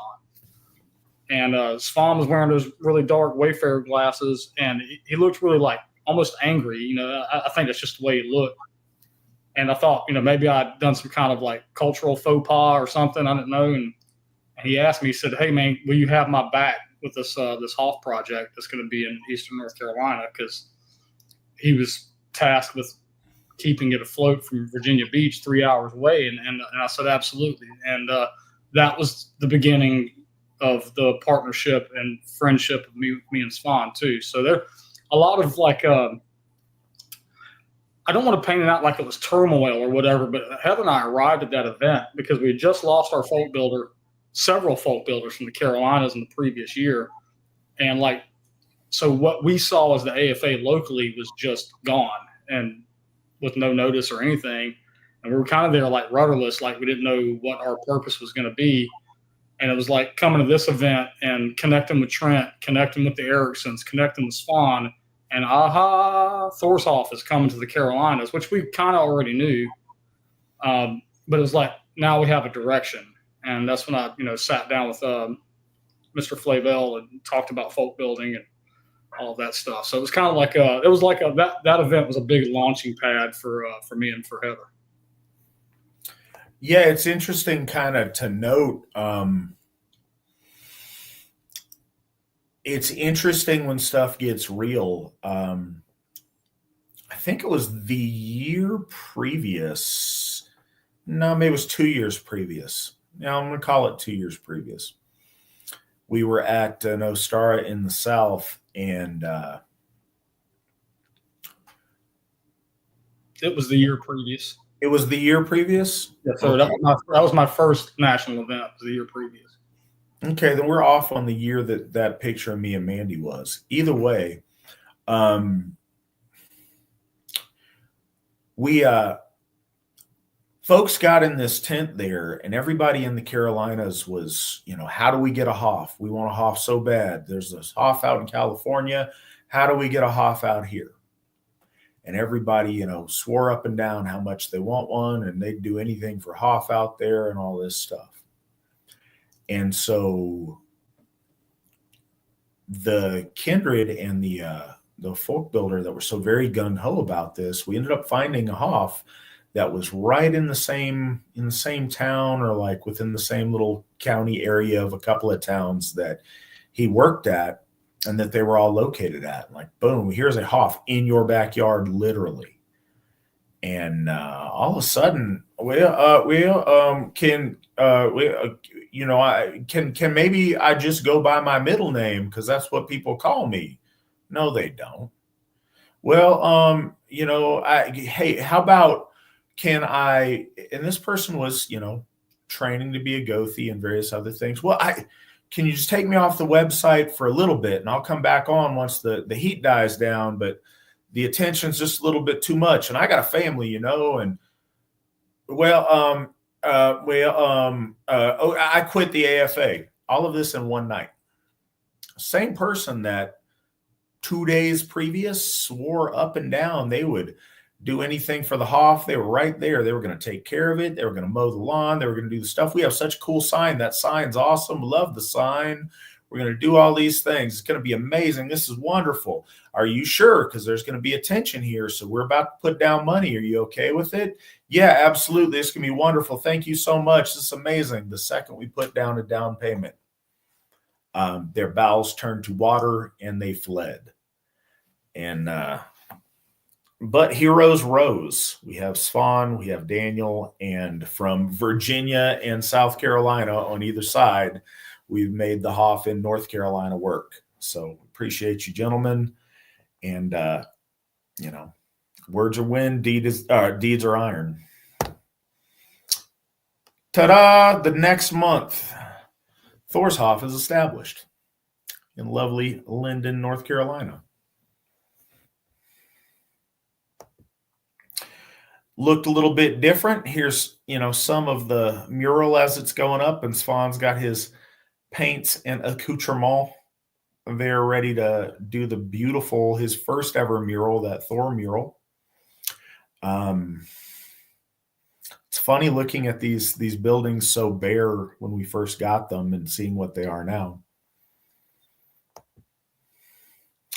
So this Hoff, it was a really big deal for me because this was again, another one of those proving grounds. I still have some very, very big shoes to fill. And, you know, under Steve's administration, we were able to get that first Hoff. You know, do I have what it takes to lead our folk to getting a second Hoff? Is that something that we can accomplish under my leadership? And, you know, that wasn't a for sure thing. That was, you know, that first Hoff was literally the 70s until 2015. So can we do this? Can we make this happen? And I tried really hard to efficiently raise the money to pay off the remaining balance on Odinshov, which took us, I think, 3 years. And then am I able to get things together and mobilize the ability to get us our second Hoff? There's a lot of work amongst the Whitten and myself to try to get this in place. A lot of time spent in prayer, asking that Asa Thor help us find the building that's going to bring him honor and make him proud. And you know, a lot of hope and a lot of effort went into making this happen. And so I was very, very proud when we got this, and it was a very special thing. Elevated Svan to the Whitten in June of that year. Also did our first interment of ashes on an AFA property in that year. Thorgrim's daughter, Becca, was laid to rest there on the grounds of Odinshov. They had kept her ashes because there was no place to put them. There wasn't a spot for this. And it was very important that we make that happen and that we have a spot to put our loved ones when they pass. I think that was a big advancement for Asatru, certainly in this country, is to be able to have sacred space where we could put the remains of our loved ones and honor them through the years and decades and centuries to come. And we did just that in June of 2020. And since, she is joined by her father, Thorgrim, and by a member, Farron, as well. So there's 3 of our loved ones interred there. We have Thorshof came with a burial already on the grounds, but we are prepared to inter the ashes of loved ones there as well. We have a plan in place. We have no one at Baldershof yet, but we have in place for a columbarium there to inter ashes of loved ones.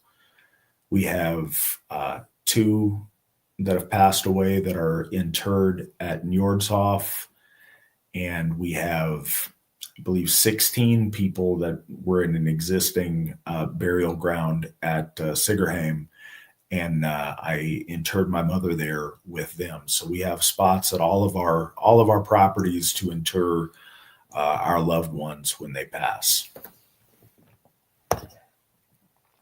And in July of that same year, faster than anybody thought possible, we've got Baldershof. This one was in Murdoch, Minnesota. All because of that picture we showed just a while ago, that first Fall Fest.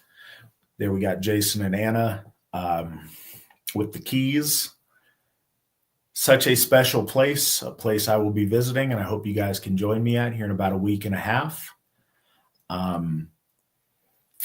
The first one of our Hoffs that's kind of in a neighborhood that's right in the midst of a town there, and it's been an amazing experience. I'm so honored that we're there. I mentioned the food pantries, the food pantry that we started at Odinist. We have food pantries every month at every one of our Hoffs. It's a big part of what we do and our involvement in our local communities. We're very proud of that. July of 2020 also saw the official dedication of Thorshof. And we got Cliff and Daniel both in attendance there. Is anything you guys would like to say or to add to the conversation on this? Yeah, just on a personal level, I think it was this event. It was a one-day event, but we had 75 people or so there, and it was like our first taste, hosting an event that size. Any of us, myself, Swan, Heather, Rob, and most of the folks down south, we had never hosted an event like that. So it was kind of a proving ground for the 3 or 4 of us, and really I felt like kind of made me and Heather put us on the map, so to speak, that we were serious about this and that we could be counted on. So I look back at that with a lot of pride. As well you should. There's nothing like the dedication of a new temple to our gods. I've had the pleasure to be able to go to 3 of them, and my family, by my wife, was represented at the Baldershof dedication. They're incredibly powerful. We don't get to perform that rite of blessing a new temple very often, and you got to do it twice in 1 year. It's proof that what we're doing is working, and I think that it's physical proof that our gods are real. It means a lot, and it's hard to put into words. Yeah, it's hard, mentioning that our gods are real. It's very hard to walk into one of our Hoffs and not feel the presence of our gods there. Anybody listening, hope you guys all have the opportunity to experience that. You should reach out. It's definitely worth doing. Seeing that mural for the first time was striking, no pun intended. It was it was a profound experience. Literally made the hair stand up on the back of my neck. Yeah, it's powerful. Svan, there's something different and something very special about an actual priest of the Aesir painting a mural to gods that he worships. the god of the temple occupies that mural in a special way, and you can feel that with each of the murals that Svan has painted for us in the Aesir. They're absolutely stunning. This is his first one, and a truly amazing one.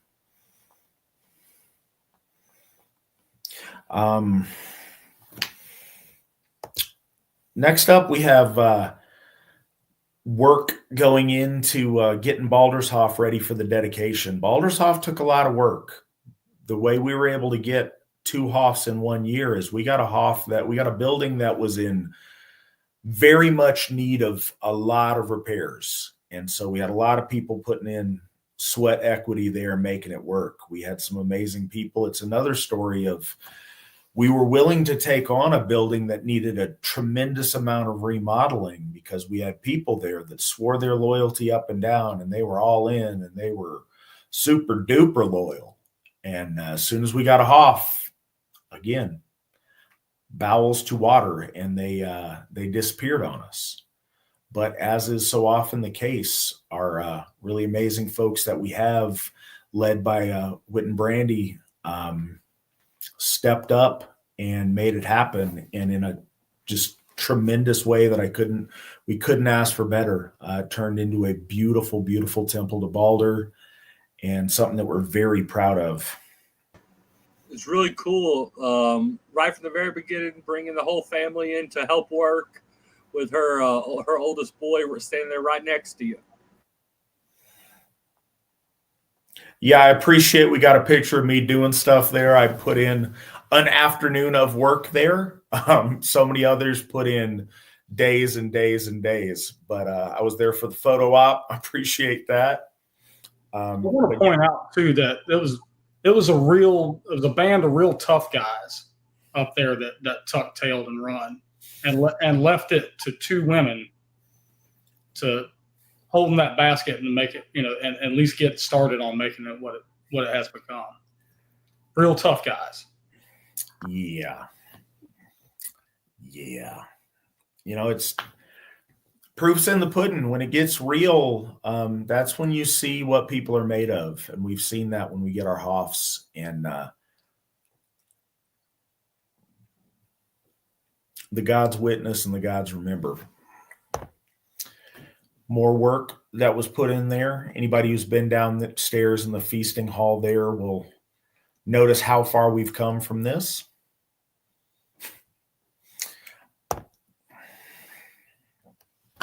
In March of that following year of 2021, we were able to dedicate this 3rd Hoff of the Asatru Folk Assembly and our Hoff to Lord Balder there. A moment of tremendous pride for all of us. Funny note, Cliff said that he was not able to be there for this dedication, but he sent his wife and his daughter to it. So Cliff's daughter and my daughter are almost exactly the same age, and it's a funny thing. It's a strange anecdote, but it's what I remember. So here it is. I was at that. She'd gotten to where she's at the point where she's scream crying in the car when we're trying to drive places.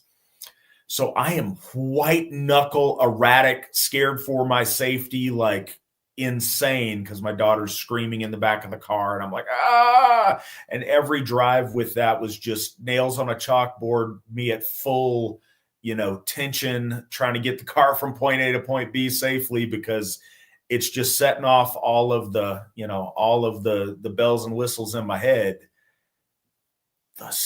There's something about your own child's noises that just hit real different.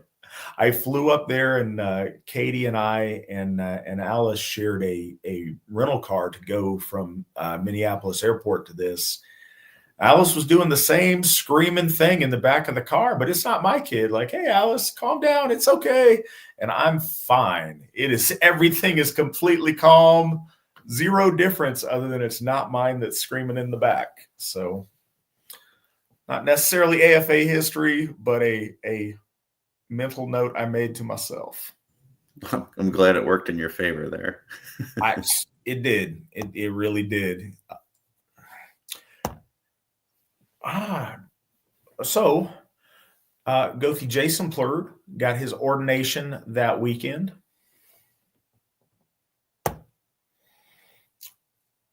As did Whit and Brandy. And a couple of months later, Brandy was elevated to the Witten. She is not angry there. She is just German looking, is the inside joke. In September, at still doing Fall Fest there. I got the Balderslof the year it was dedicated, just not at dedication. You did. And you were there in the background as well, Steve. Yeah, Cliff got his ordination at long last. He had been serving on the Witten for a while. At that time, this was around the time that we had consolidated the Folk Builder and Gothar programs into one, organizational tree as opposed to separate things. So it was important that that our Witten be made up of ordained Gothar. And as you can tell, Cliff rose to the challenge.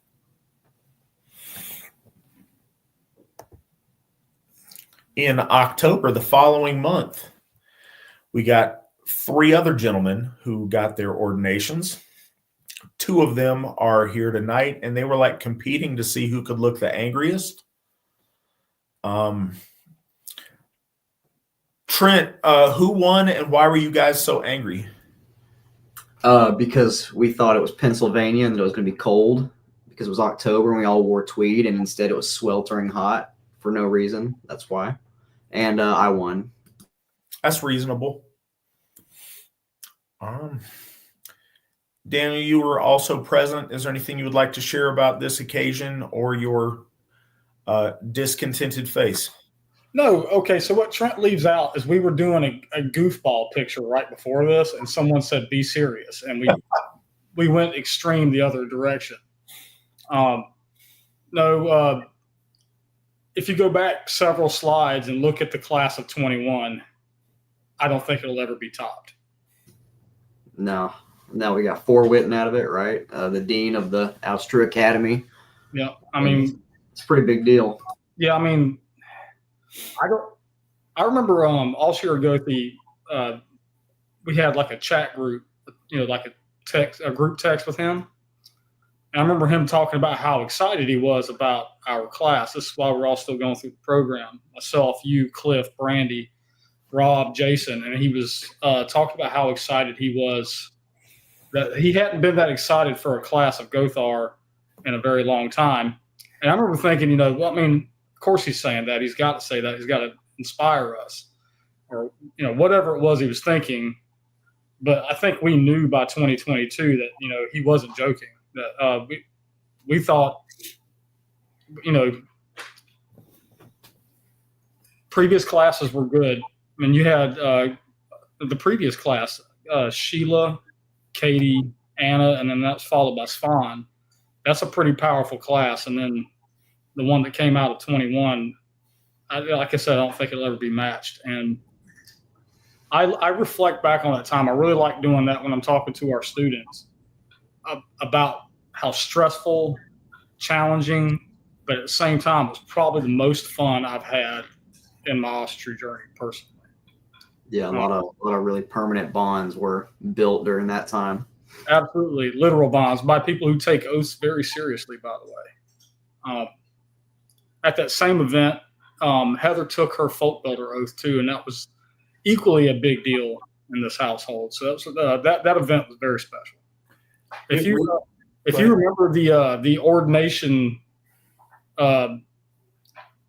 bloat that we had to do, we had this big grand idea. It was the 3 of us, Rob, Trent, and I. We're going to do Odin, Vili, and Vey bloat, and we had all these moving parts that none of it worked. And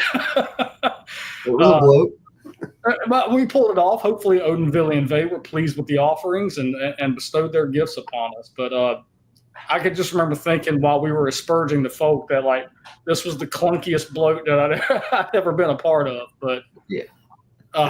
Man, that whole event, just live for a very, very warm place in my heart forever. I'm very proud of that.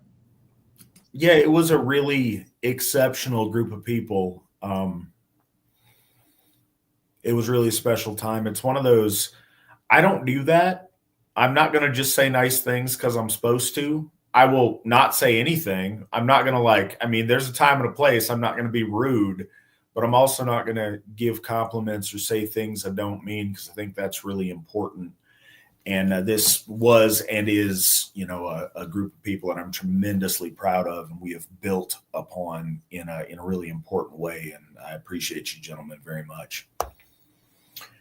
In June of 2022, we got our fourth Hoff.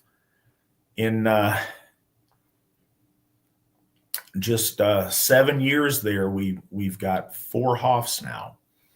So we got Njordshof in White Springs, Florida. Long time coming. We had a steady surge of enthusiasm in Florida for a long time. And we had a kindred there, American Crow kindred, that had been putting in, doing bloat to Njorder for years, very piously devoted a lot of themselves to his worship in that state. And it worked out really well. And they were a big part of us getting this Hoff. It's beautiful. It's on a beautiful piece of land with, these really cool live oaks, which are some of my favorite things. They've got their own gator in one of their 2 ponds there, which is awesome. So we're excited about that.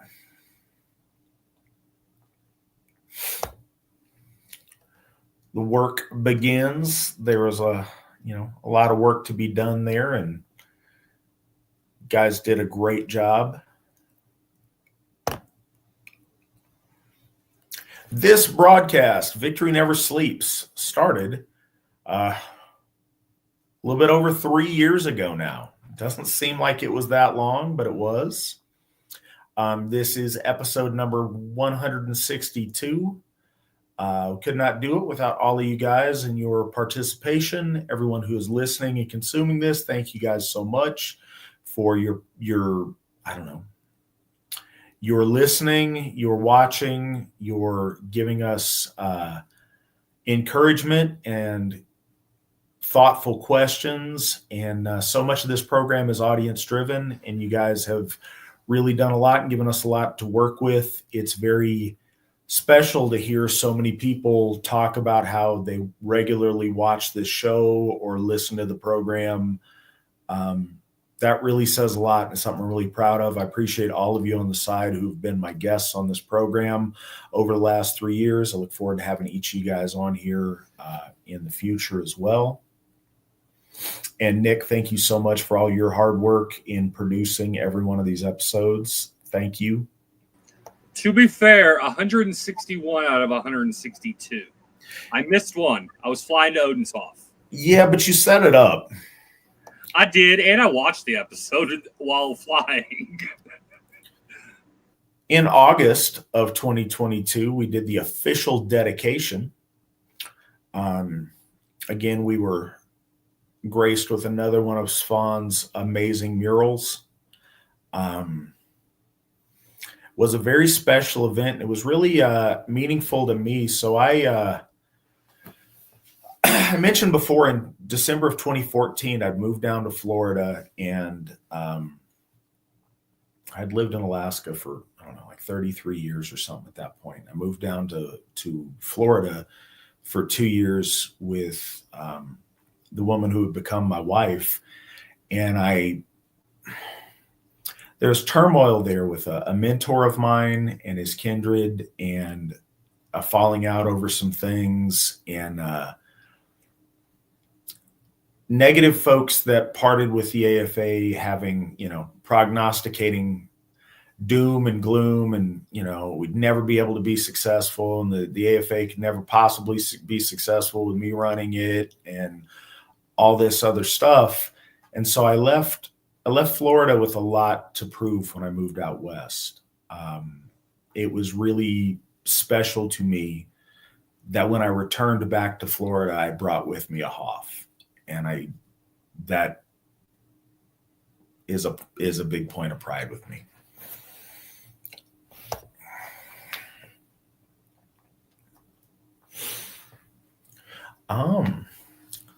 Also from the ordination, this is where we ordained Gothi Lane Ashby. He leads and led at the time, and the placement of the black sun halo around his head is just circumstantial here, but it worked out well. He was ordained. He is the guy that his kindred and his dutiful worship of Njordur over the years is what allowed this Hoff to happen and take shape, and it's much appreciated. And so we wanted to make sure we ordained him at that dedication. And there's Cliff in the background there, and Svan over in the other corner. You can't see his head, but that's him, I promise. I'm laughing or smiling about something. I said that I've mislabeled Svan before, but I can tell by the stole, so I'm pretty confident on this one. In August of 2022, we launched the first class of the Asatru Academy.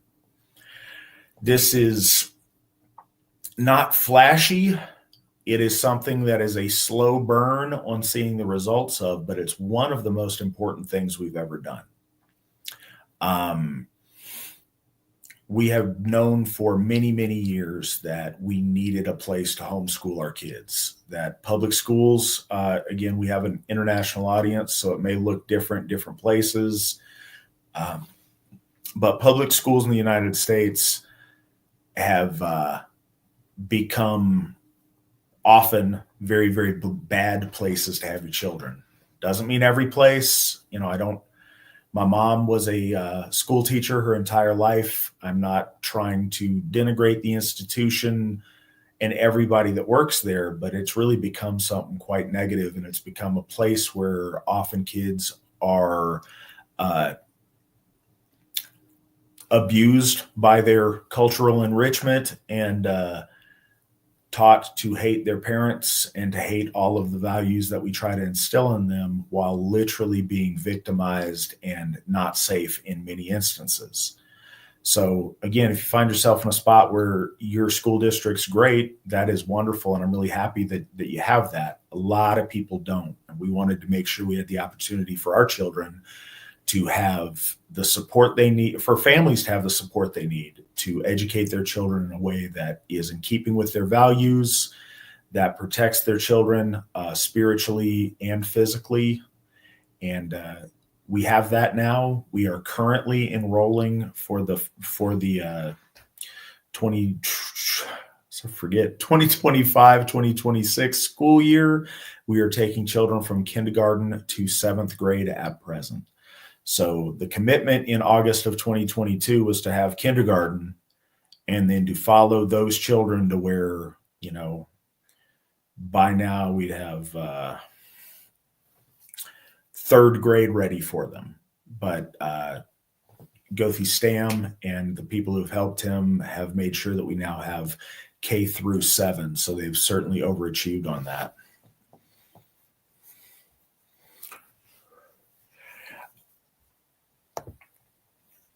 In December of 2022, we purchased Sigerheim and that land there in Jackson County, Tennessee.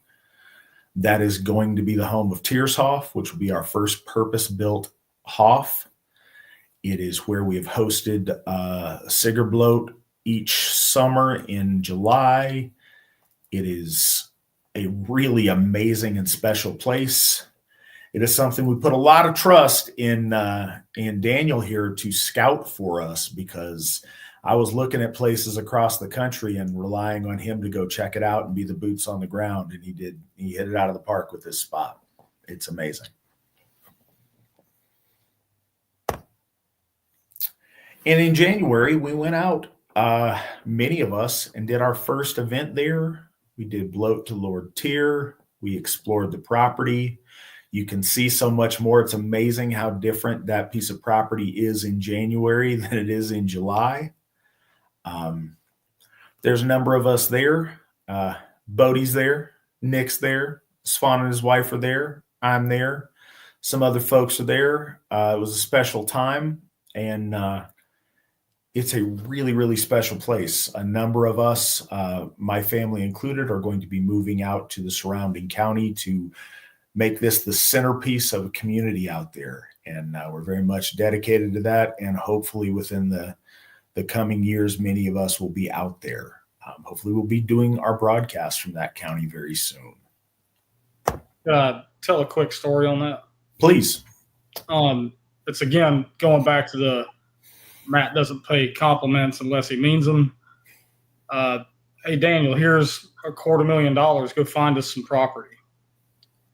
And I'm never going to take a look at it, by the way, until it's already a done deal. So you can only imagine the stress and all that creates. So I'll share with you, had never seen the property up until this particular day. Maybe it was the day previous. You and I had gone out there with Heather, and you didn't say nothing. I'm walking around. I got a bottle of champagne. I'm halfway going up the hill with you to go check out the top of the ridge. You still hadn't said nothing. I'm thinking, man, does he hate it? You know, and I didn't want to ask because I didn't want to be like, fishing for compliments or whatever. So I just I guess he hates it. And I'm getting ready to slip my ring off and hand it to him. It's been a nice ride, Matt. I appreciate it. And you socked me in the shoulder so hard that it actually cracked my back. Like my back, adjusted like at a chiropractor's office. That was all I needed. And yeah, very, very happy about that whole project. It's very near and dear to my heart.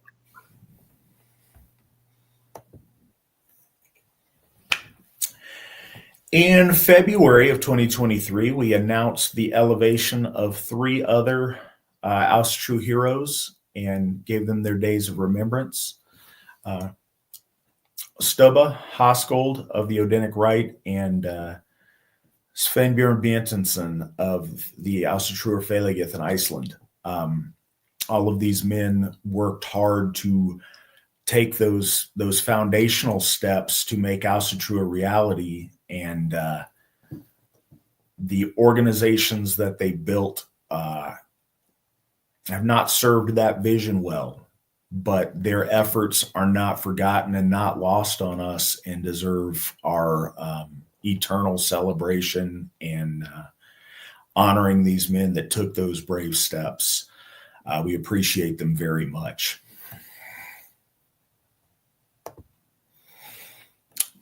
In June of 2023, Daniel was elevated to the Whitten. I surprised him with this, and I'm entertained by surprising him with it to this day.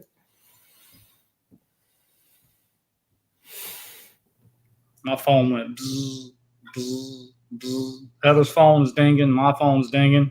It's like 11:30 my time. I'm thinking, what in the hell is going on? I thought everything was burning down or something, and got a bunch of messages saying, "Congratulations, buddy." And I'm like, for what?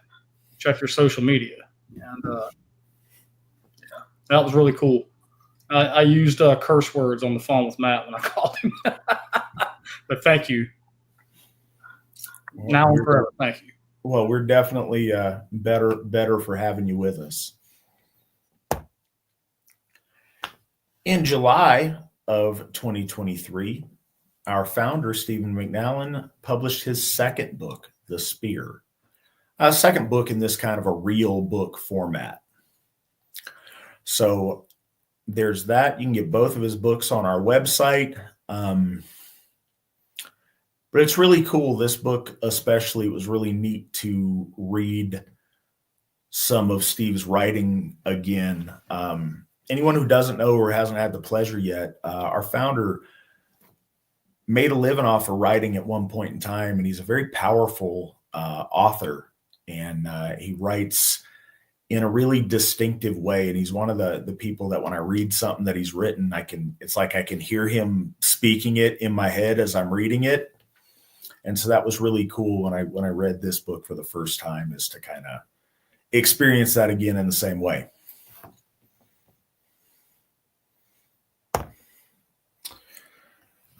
July of that year, we held the first Sigurd bloat at Sigurheim there.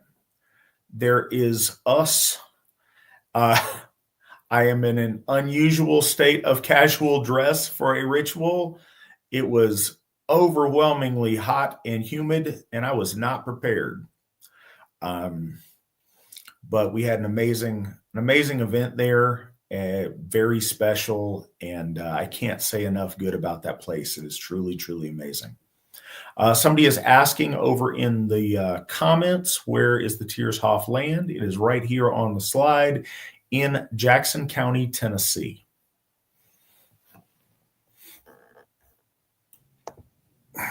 Here is the naming of the AFA sword. The Sword of Victory, being a symbol of success, of accomplishment, and of the AFA Haminya leading us forward to future victories, is a really important thing. In July of 2023, the sword was named. It was named Relentless. It is a Confederate used heavy cavalry saber. That model of sword was known as the Old Wrist Breaker because it was particularly heavy to wield and to swing. This was buried for over 100 years in a southern barn, just in case the time would come where it was needed again if the South should rise. And it is now the official sword of the Asatru Folk Assembly. On that sword, Gothumeo, who is he is still with us. I was going to say he's no longer with us, and I realized I sounded like he is dead, and he is not. Here he is. Bodhi, this is you taking your second ordination oath. Is there anything you would like to add to this? I mean, it was a great day, and one of the greatest days of my life here to present. I remember afterwards you commenting that I was really giving you a run for your money, trying to hold Relentless, because I was so caught up in the moment that I was very forcefully pressing down with my two fingers on the sword, and it was causing a bit of a arm wrestling kind of match between you and me during that time. But it was a very, very great moment. Yes, I was holding it there in my right arm, and I was reading the oath off of my phone there while we were doing the repeat after me portion. And man, Bodhi was putting his entire weight into that hand on trying to push that sword down. So we were struggling there for a minute, but it was really special, and I was very honored to be able to administer that ordination. One of my truly best friends.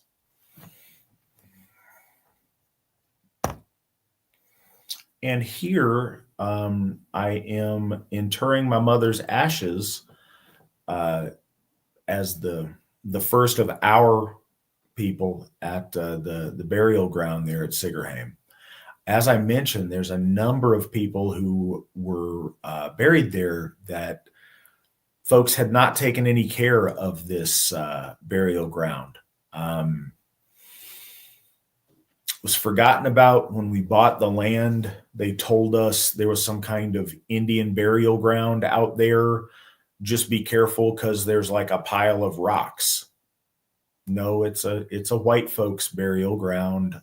There's a Revolutionary War soldier who is buried there. His MOS was fighting Indians, as luck would have it, along with a number of other graves. I think the most recent one before my mother's was from the early 1900s, like 1910-ish. I'd have to check to make sure. But a number of the headstones were broken and snapped off. We have repaired One of those, and we've got 2 more that we need to do some work on repairing. A lot of work is going to be put in to make the burial ground there really special and well taken care of. Those people deserve that, and it's going to serve us well in the future. We've also done some really powerful rituals in this burial ground that are very special. So we're honored to have those people in our keeping there. General Barney DeKalb Clark passed away 1936 is the most recent one. 1936, the most recent, and though he is named general, he did not in fact serve. So he is first name general, not rank general. It's important to make the distinction. So here is Steve and Sheila with Nick and a member of ours from California that visited Sigerheim in August of 2023. There they are. I'll note on this, a lot of the other folks here have talked about their first time getting to meet Founder McNallen and the cool conversation they had with him, or bossing him around and telling him to cook the sausages. I'd fortunately been able to meet him a few times before this, but this was really the first time I ever got to have a one-on-one with him. And well, I guess there was 4 of us there, but a personal conversation. Lots of fun stories, and lots of stories that I was sworn not to tell, so you won't hear them. But it was awesome. Good deal. In August 2023, we ordained Gothi Nathan Erlinson, a powerful force in building our folk in the Baldershof area. And in December of 2023, we dedicated the statues to our founder, Steve McNallen, and his lovely wife, Githia Sheila McNallen. It was important that we build what will one day be the capital of the Asatru Folk Assembly, literally around these 2 and around this moment of reforging our faith. Steve is facing to the north there, and this recreates a picture that we saw hours ago in this slideshow. It recreates this, one of my favorite pictures. And we wanted to recreate that in bronze and have that adorn the capital of the Asatru Folk Assembly. So that was a very special thing and a very special moment. And I appreciate everybody who went out during Yule that year to get that set up. Wittenspan went out, and a number of other gentlemen helped him get that all arranged and cemented in and set up. That was something that was very important to me that I wanted to do for many years, is to get statues made. And by 2023, we were able to make that a reality.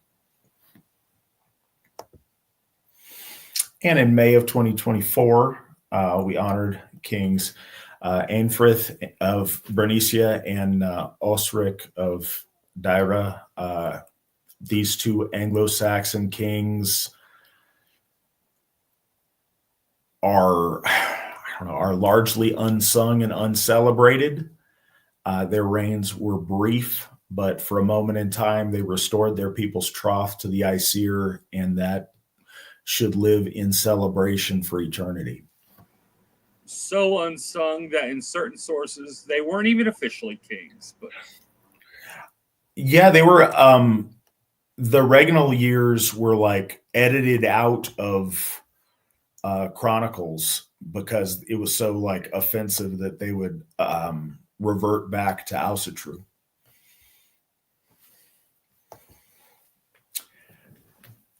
Also in 2024, we published the Asatru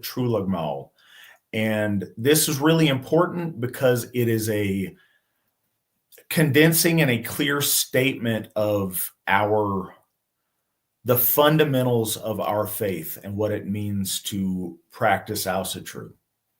For the longest time, there'd been a whole lot of, maybe this, but maybe that, and kind of this and kind of that when asked, what do you guys believe? So it was very important. It's something that I always knew that we needed, but took a lot longer to actually formulate. But a statement of our faith and the fundamentals of what that faith is built upon. And this is available.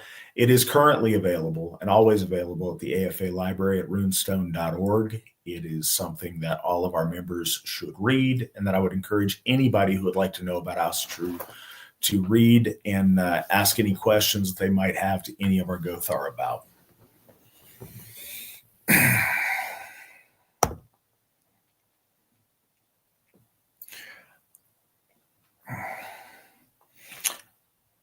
It is, yes, we've had a very long program tonight. We have a little bit more to go, but we are nearing the end. So I appreciate everybody who has stayed with us.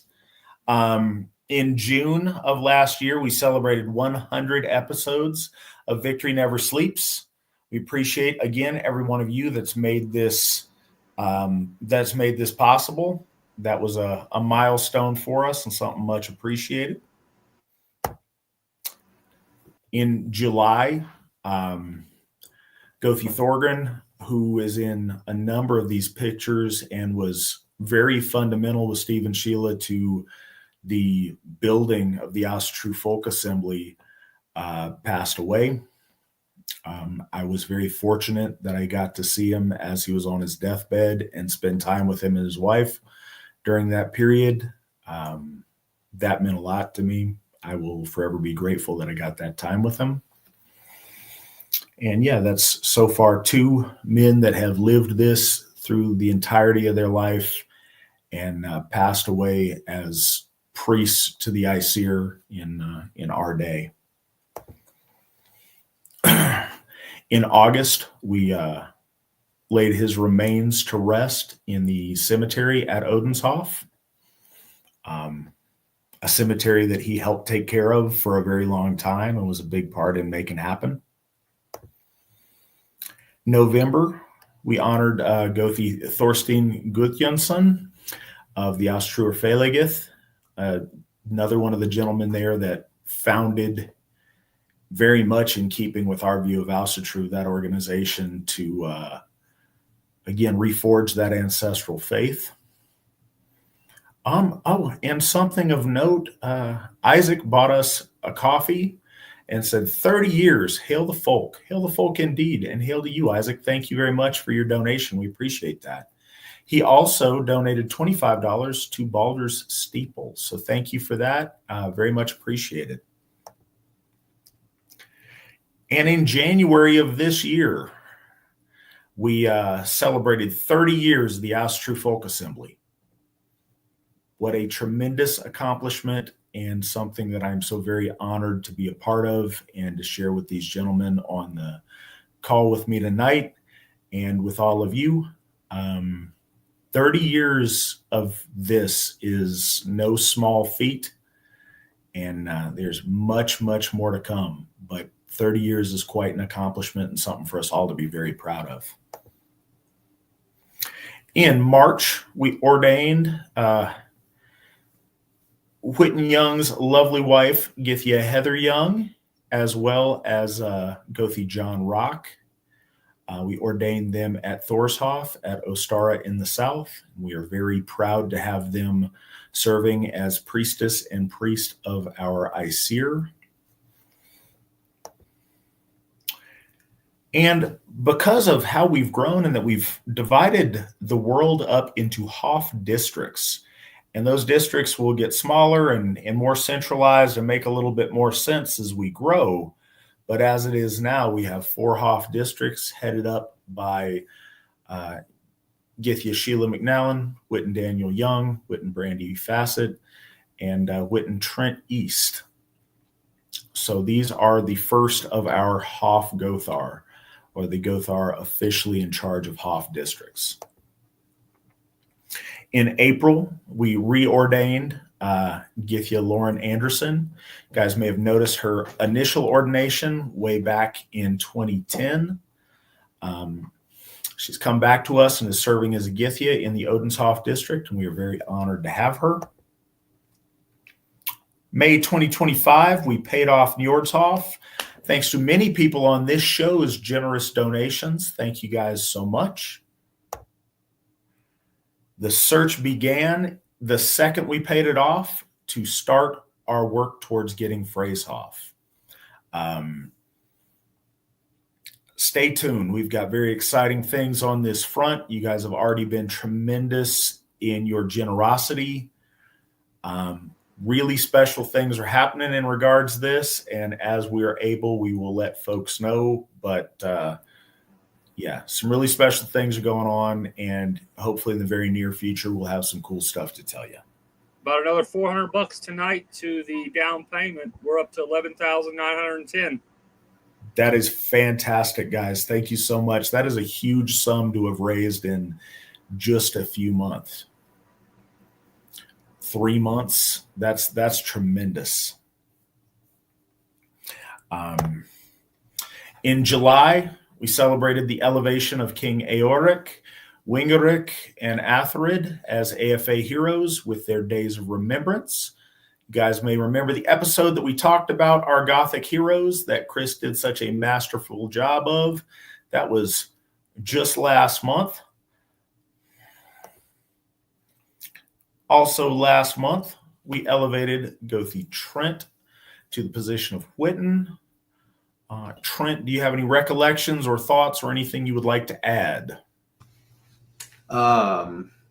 Yeah, sure. So it was similar to Whitten Young's being announced, except mine was in person. So whereas Daniel was allowed to be in bed and look surprised all to himself, I had a bunch of people staring at me, and I was so in shock that I don't remember any of the words that were spoken about the whole thing.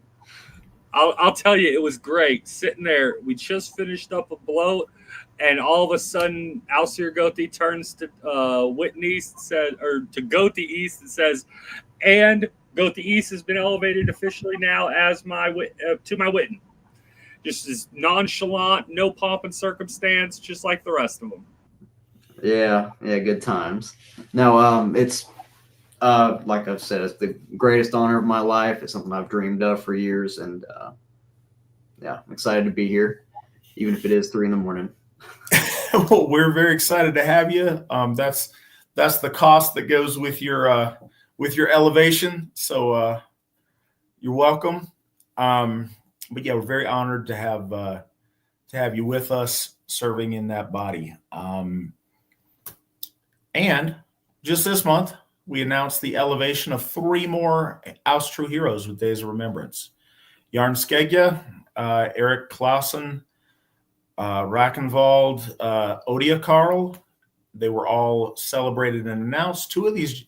So Jarn Skegja is much more in line, out of the same set of sagas as the first round of Asatru heroes. And, in a very understood Viking context. But these other 2 gentlemen, not so much.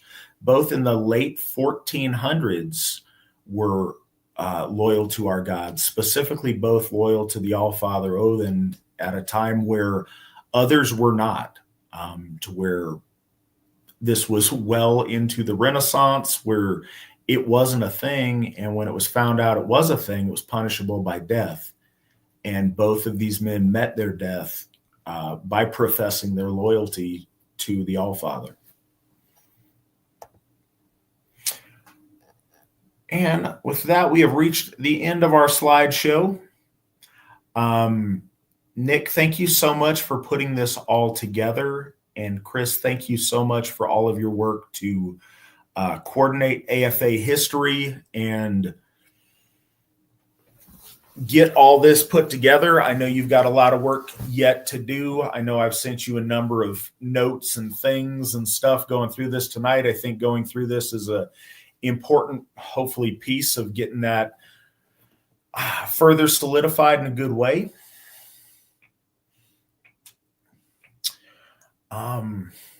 We have generated some questions tonight, and I will try to make it through answering those. You guys are welcome to stay and help me answer them if you would like, or go to bed if you would like to. It is late. It's been a 6-hour program, but I appreciate you guys being here. So we've had some questions that have gotten emailed to us. I think these first few are from that.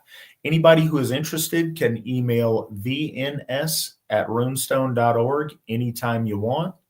We will shuffle your question into our next show. Or shoot, if you send it right now, we'll shuffle it into this show. But we will answer it at the next available time. And yeah, we appreciate that. Many of you already do that, so that's great.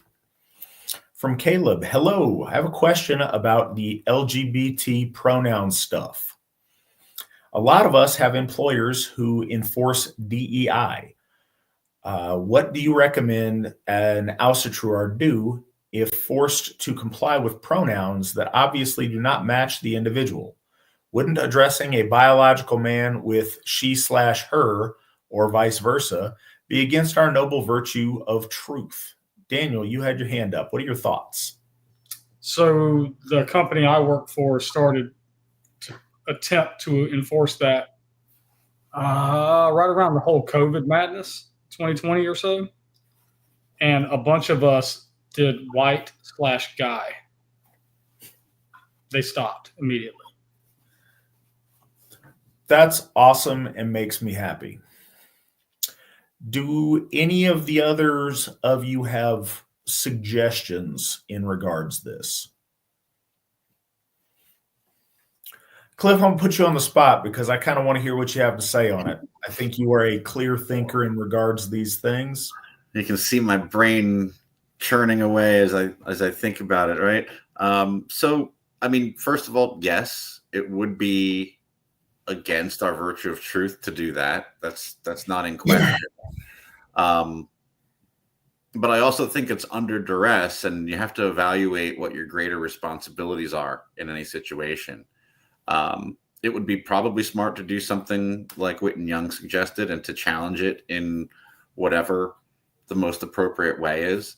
That could be putting your own pronouns that are, not that they're not going to find acceptable. It could be, seeking some sort of legal recourse through, religious liberties avenues, although that, depending on where you are, that may or may not be a successful path, and you need to evaluate the resources that would be needed to engage in that. If possible, start looking for another job, one where they're going to be more respectful to you, rather than have you, be compelled to be respectful to, people's imaginary identities.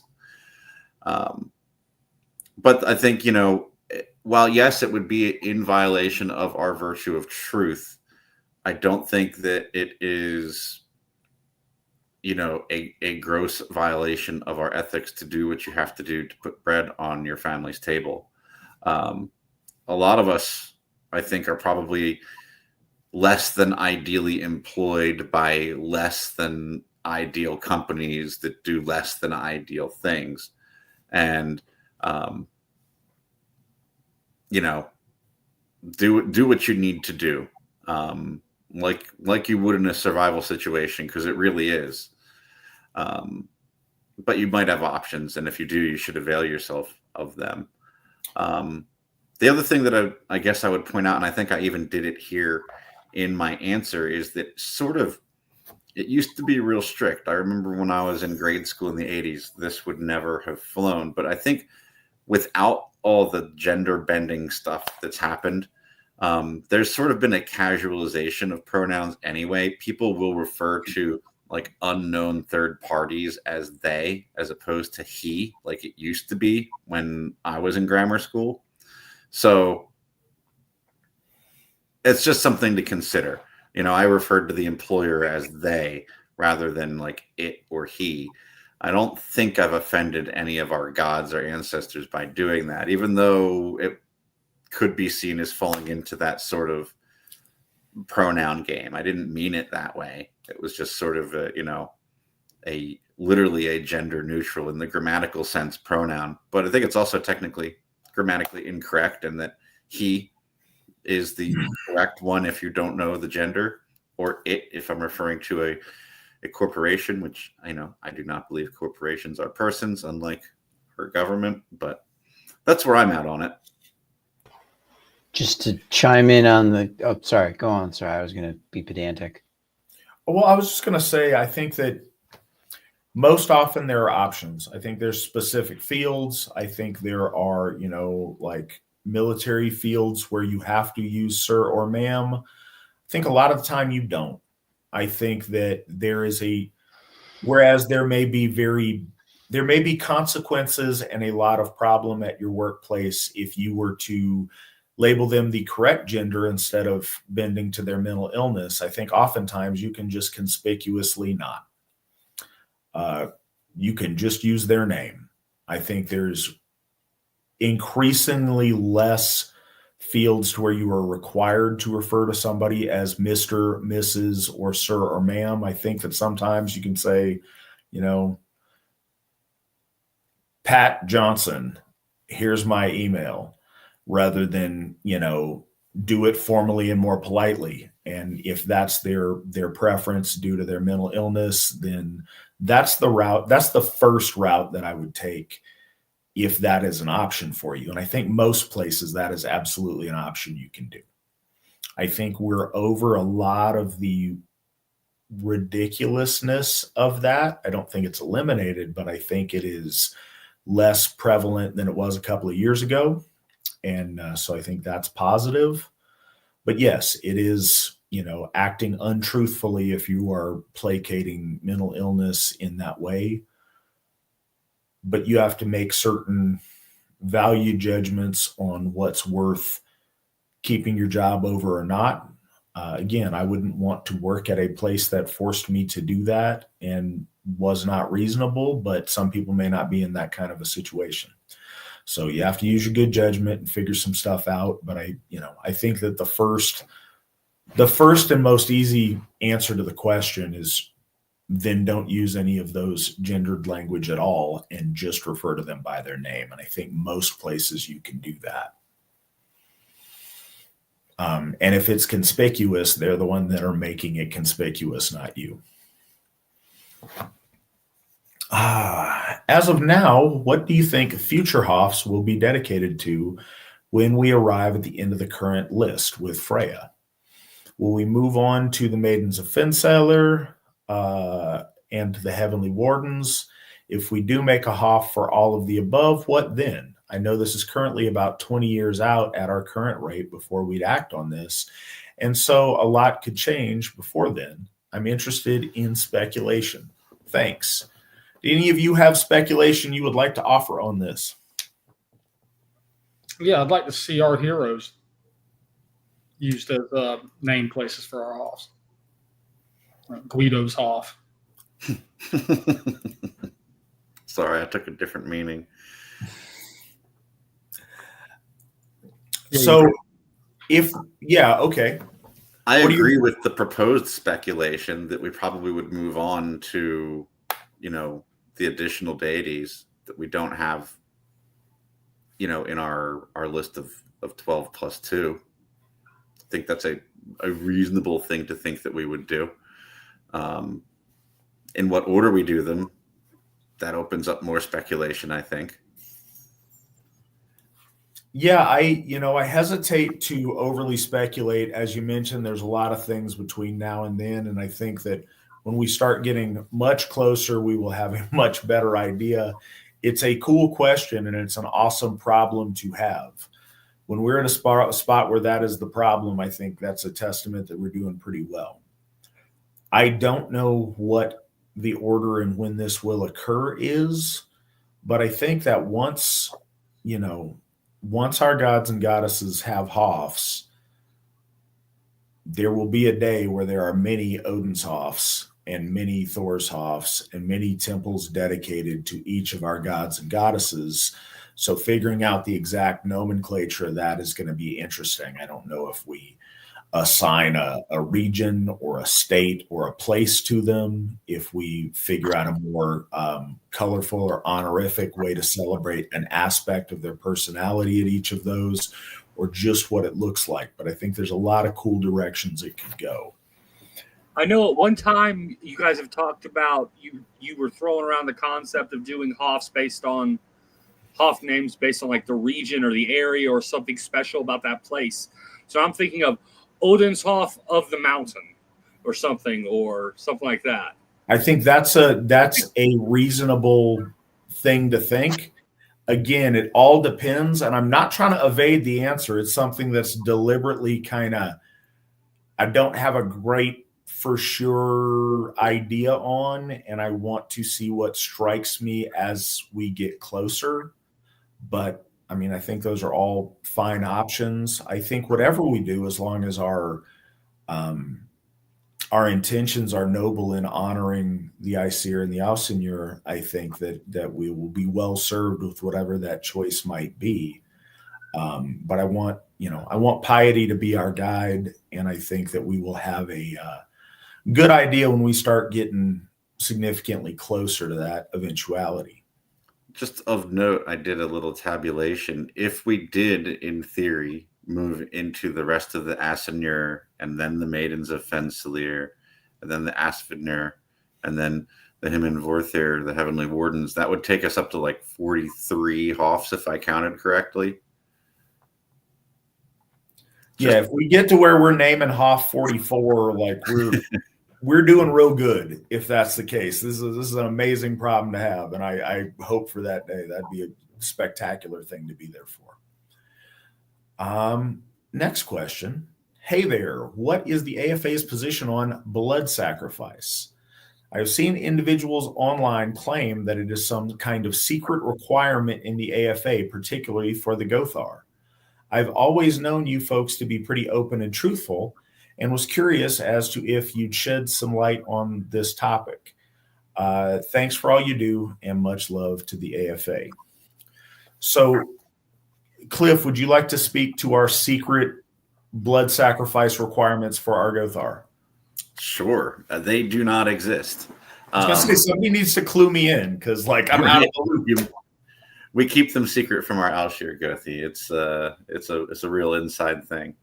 No, we're not. I've never been to any Asatru Folk Assembly event or ritual that included blood sacrifice.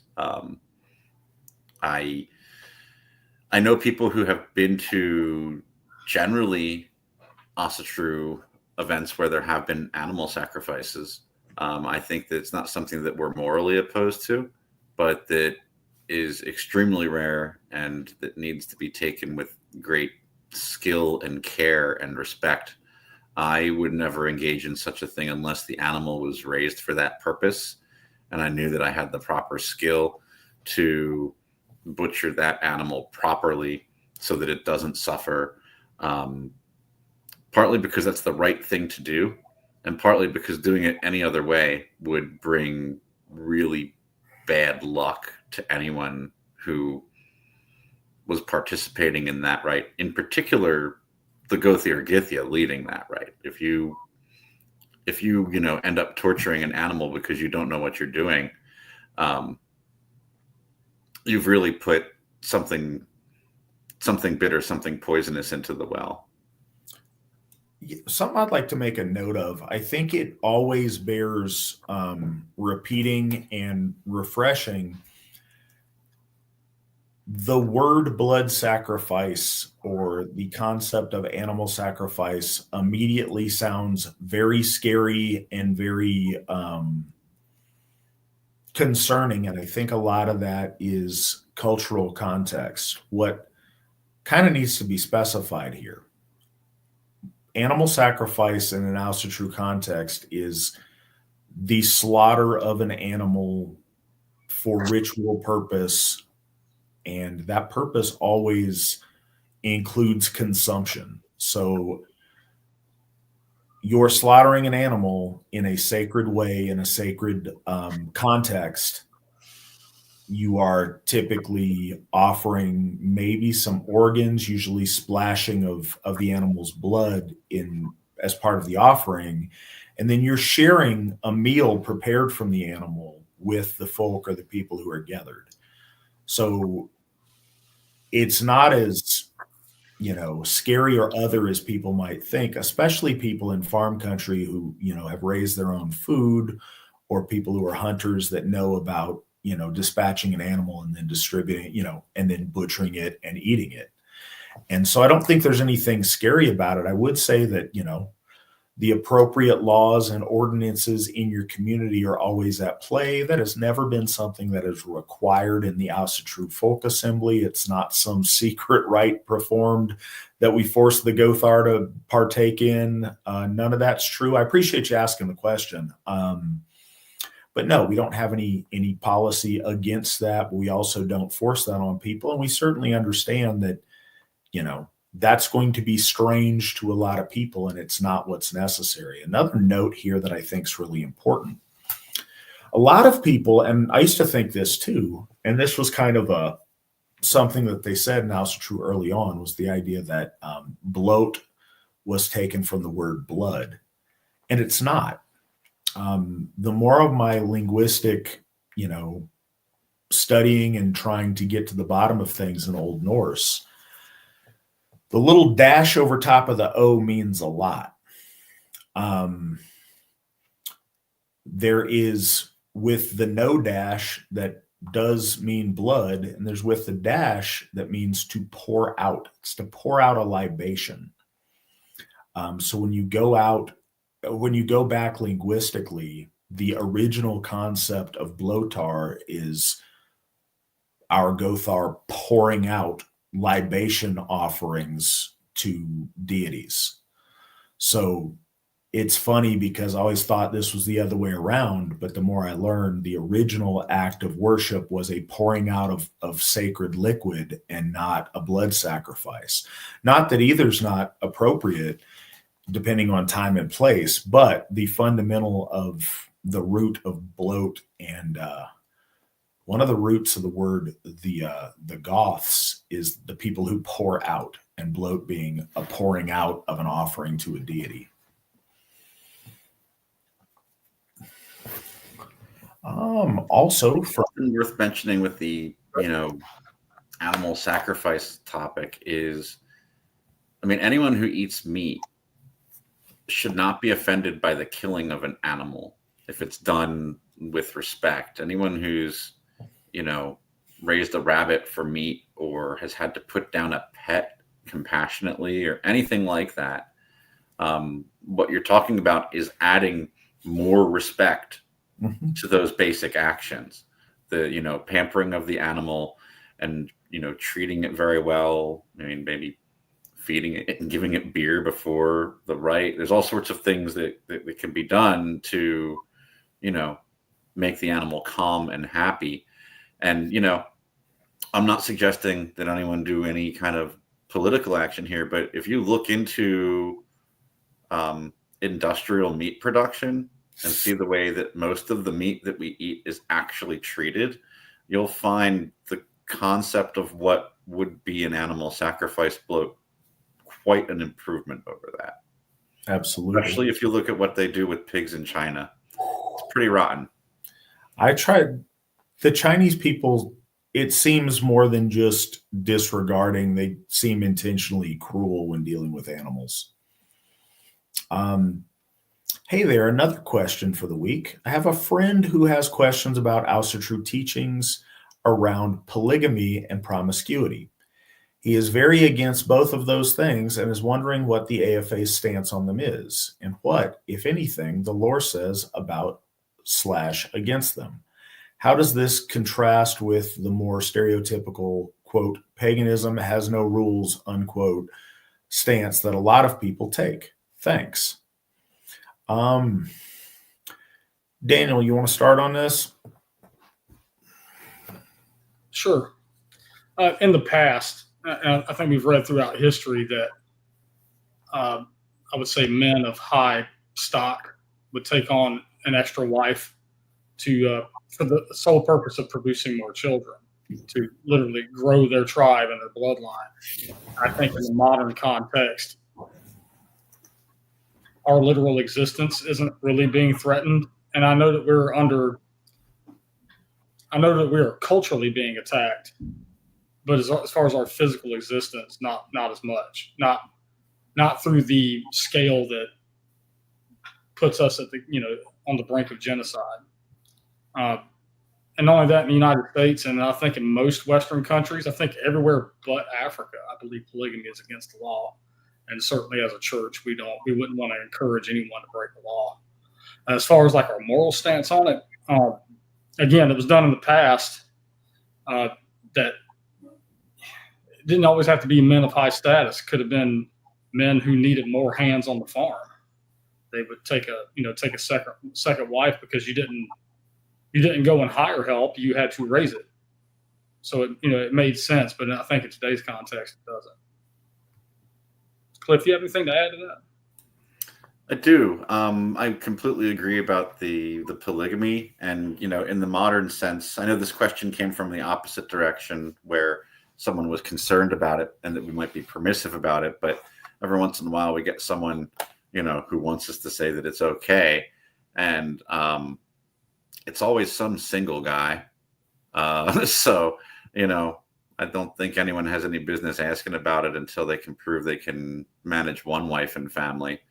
But also there was a part in there about promiscuity. And I think that is a section, a topic where it depends a lot. We're not Puritans. We have, I think, a healthy, holistic and well-rounded view of sexuality. And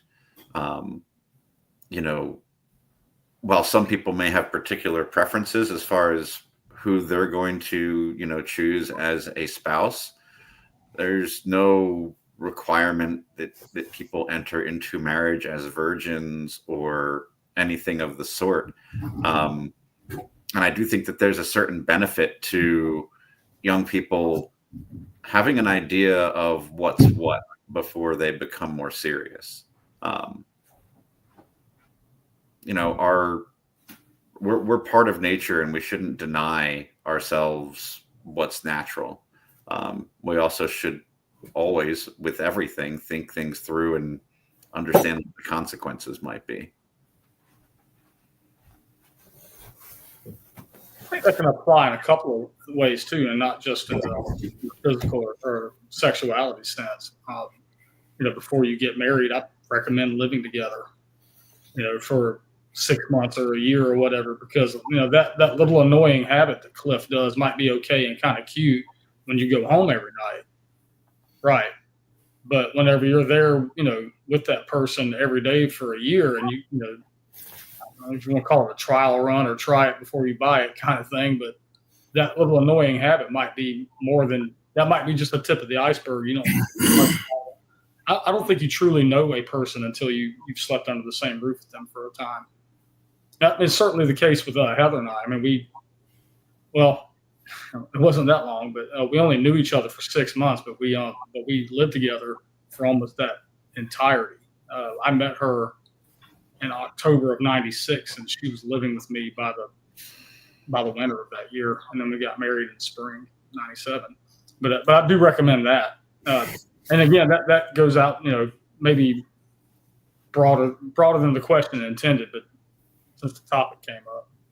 Yeah, I think it's important that we recognize, I think, that Asatru isn't prudish.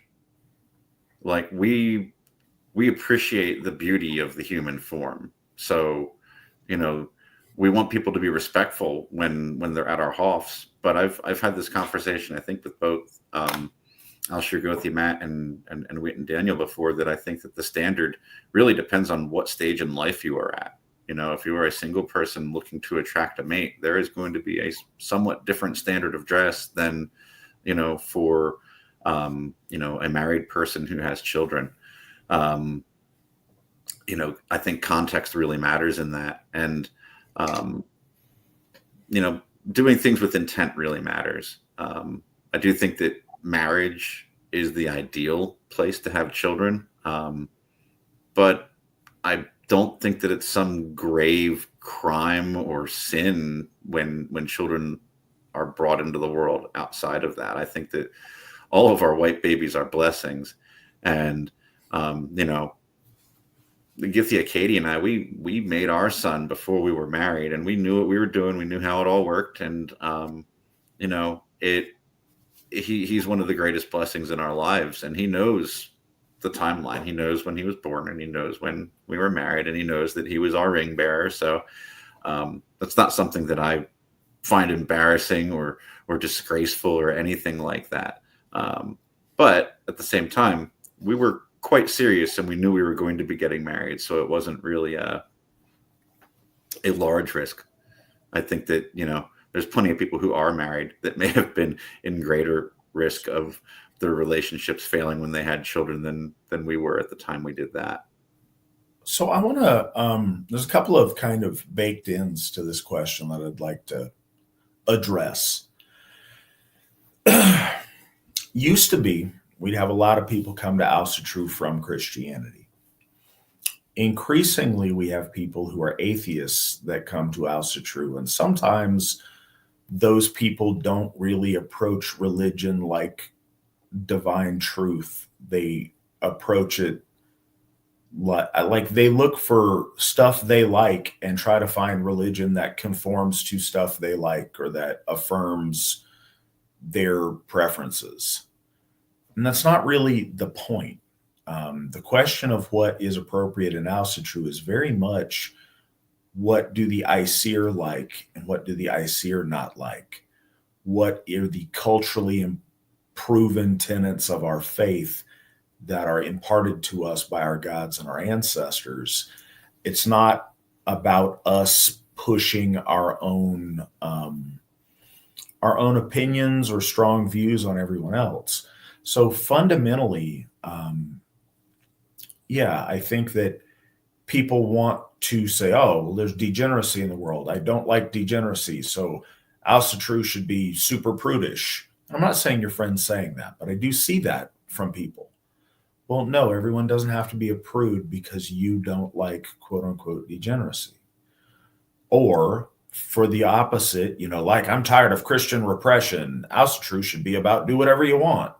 Well, says who? Just because you decided that that's what you like doesn't mean that's in keeping with the way of the gods. So this question isn't about what Matt or Daniel or Cliff think is cool or what we prefer. It's very much about what we've learned as truth through our faith and through interacting with our gods and consuming our lore and listening to the divine.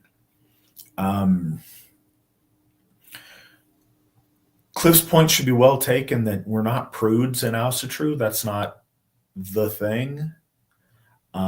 There's no admonition against premarital sex. There's no, it's the worst thing in the world if there were to be polygamy. But what has always been true to our folk is you don't want to be shocking in your behavior to the world around you or to your kin or the people that you want reputation from. Having a good reputation is very important.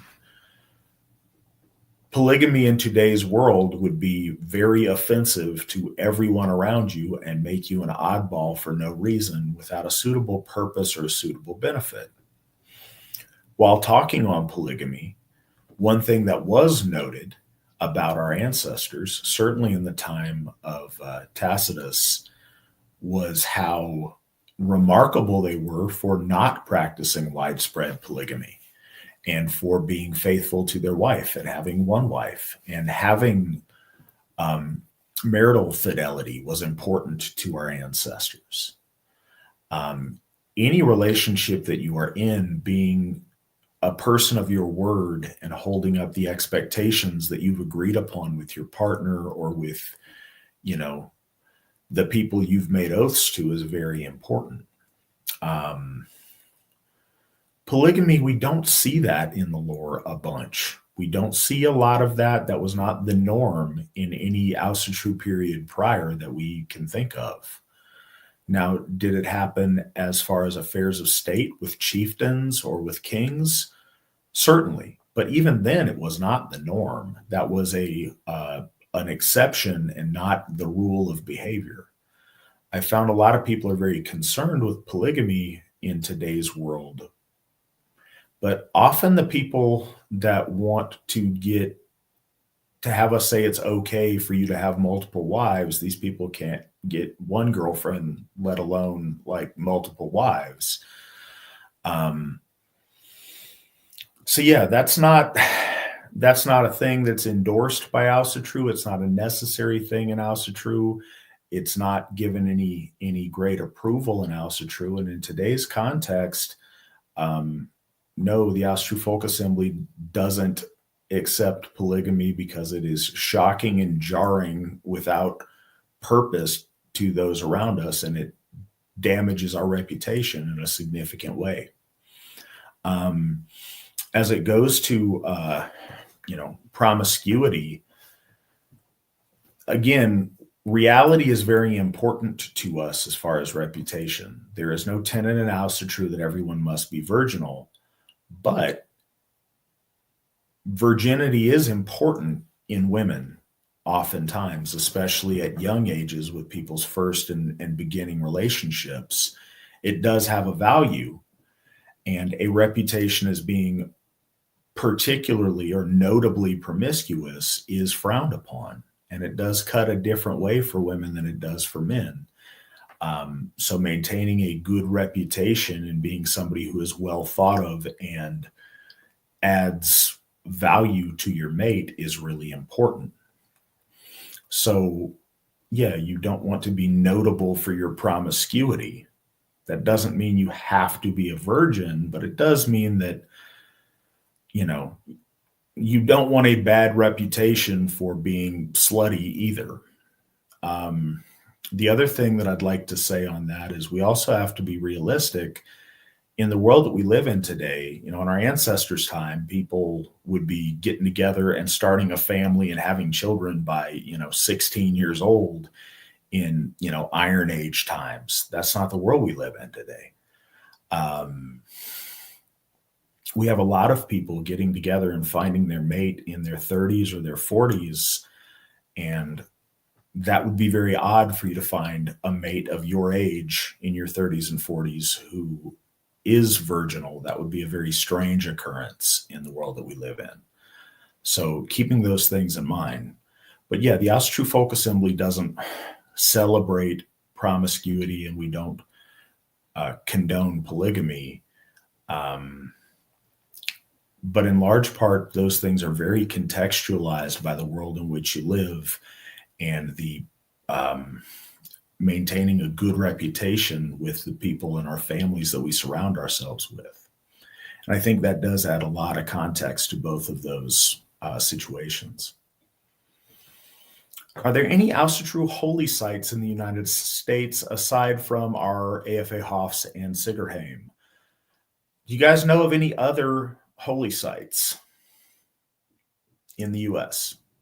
There are a few alleged runestones in the Midwest area that I don't know if I'd go so far as to say that they're Asatru holy sites, but they're at least noteworthy. Also, something that comes to mind to me is the ruins of the Vinlanders settlements in Labrador. But not exactly holy sites, but something that is probably worth going to at least once in your life. Yeah, Daniel, do you have any thoughts? No, aside from the ones that Cliff just mentioned, and I'd forgotten about the runestones in the Midwest. Yeah, I wish I had some cool secret holy site to tell you guys about.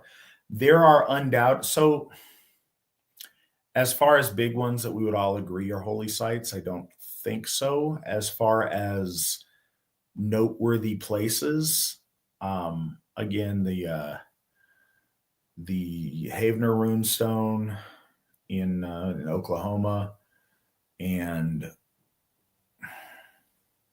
what's the one in Minnesota? It'll come to me. It's late, guys. I apologize.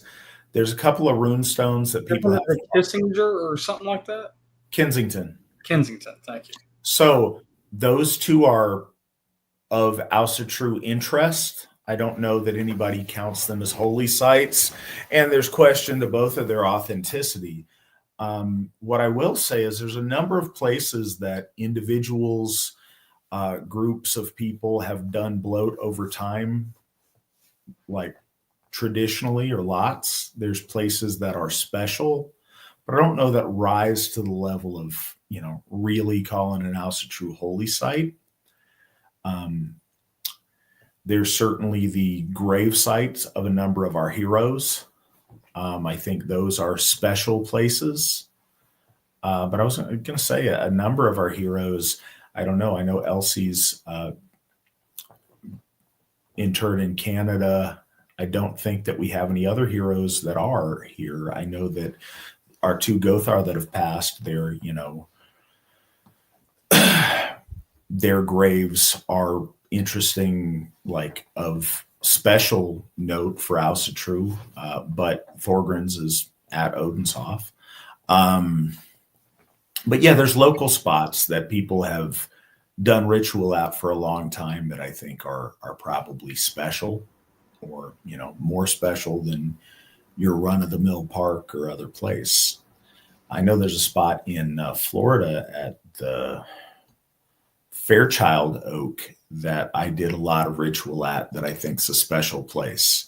I don't know that it counts as an Asatru holy site, but it's someplace that's always special to me because we did a great number of bloats there, and it has a special place in my heart. So I think there's some places like that, certainly. First thing that I thought of to me is the Kennewick Man site, perhaps not quite that level, but it's a place that is significant. Sure. The first thing that popped in my head, and it's in relation to the special sites that you mentioned, are culturally or Americana or just powerful sites. Specifically, one that the Ericksons go to all the time. That was the first thing that popped in my head: Gettysburg. Yeah, there's Asatru site, but it is a powerful and cultural and important site.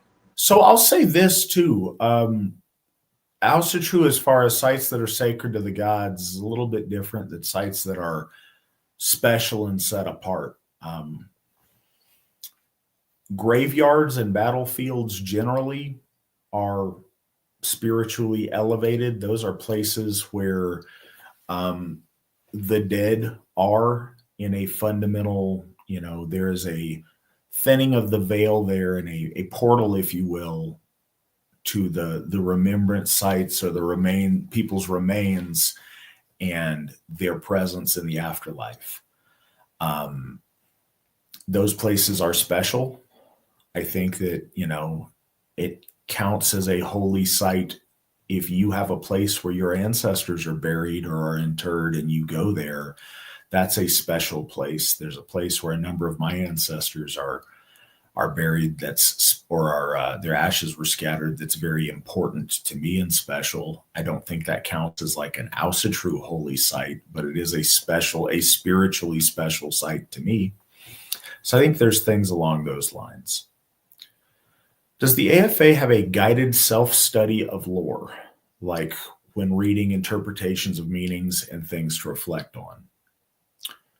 No, not in a written way. The closest that we have at present, and I know this isn't exactly what you're looking for, but Witten Svan and I are going through our lore on this broadcast twice a month, and we have covered quite a bit so far in the Eddas, as well as Egil Saga and the Volsunga Saga, and we'll continue doing that.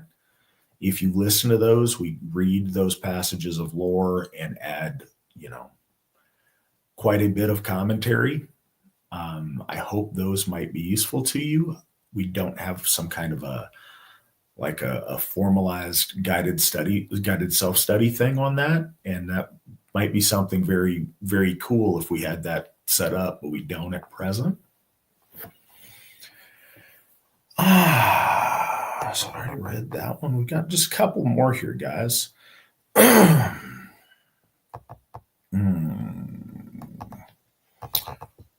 Sorry, I'm sorting through the questions, and a number of them we answered during the broadcast.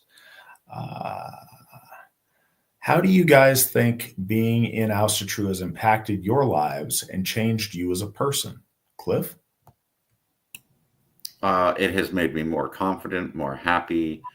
It gave me a sense of purpose in life. I mean, just it's made me the man that I am today in so many ways. When I first stumbled into finding Asatru, I was not confident. I wasn't sure of myself, which I guess is the same thing, but I mean, just as far as like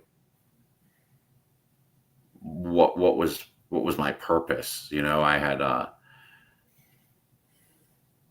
didn't really have anything to live for except for like the next paycheck and the next party. Like there wasn't a whole lot going on, like football, Sunday.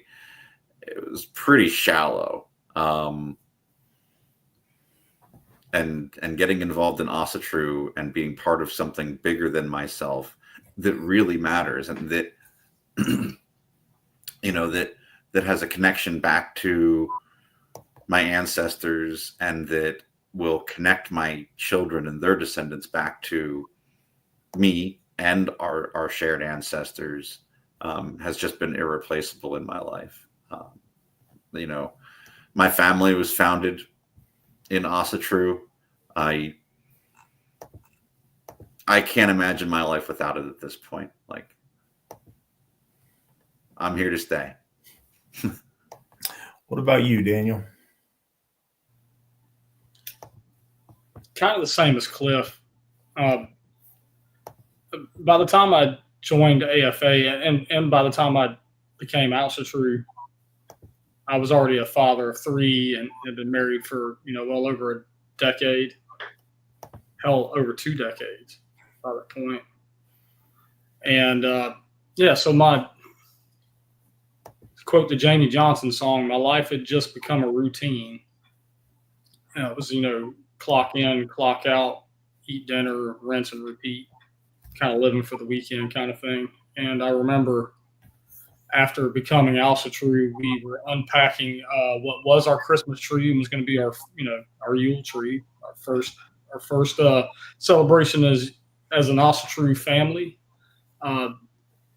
You know, all of the, you know, like the balls on the tree were like, you know, cool little trinkets of like sports teams and stuff that I followed that, you know, family members had got me, which were real nice, you know, nice gifts and all. I appreciate that. But I can remember like looking at that and thinking like, up to this point, this is all I have to say about who I am. Like, you know, it's a silly example, but like my Twitter bio was like dedicated dad and diehard Carolina Panthers fan. That's all I had to say about who I was. And since, you know, finding Asatru, it's more about big picture stuff. I'm thinking so far in advance. I'm thinking generations after my passing, and, you know, honoring and recognizing and treating with reverence the generations that came before me.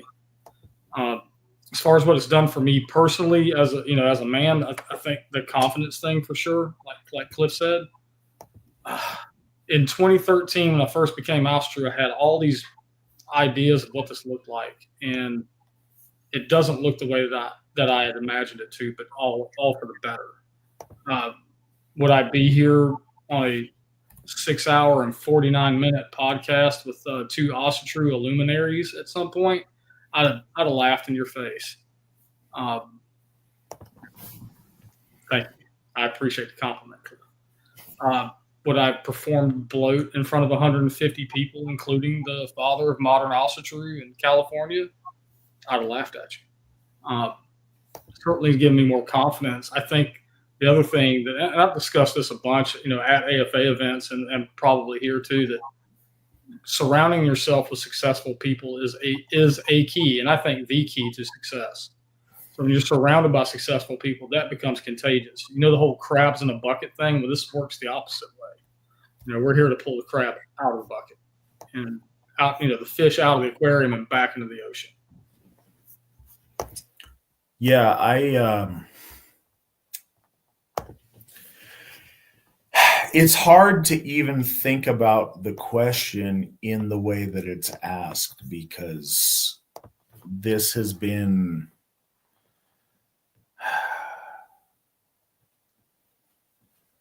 it's been the context, and in a lot of ways the entirety of my life for a very long time.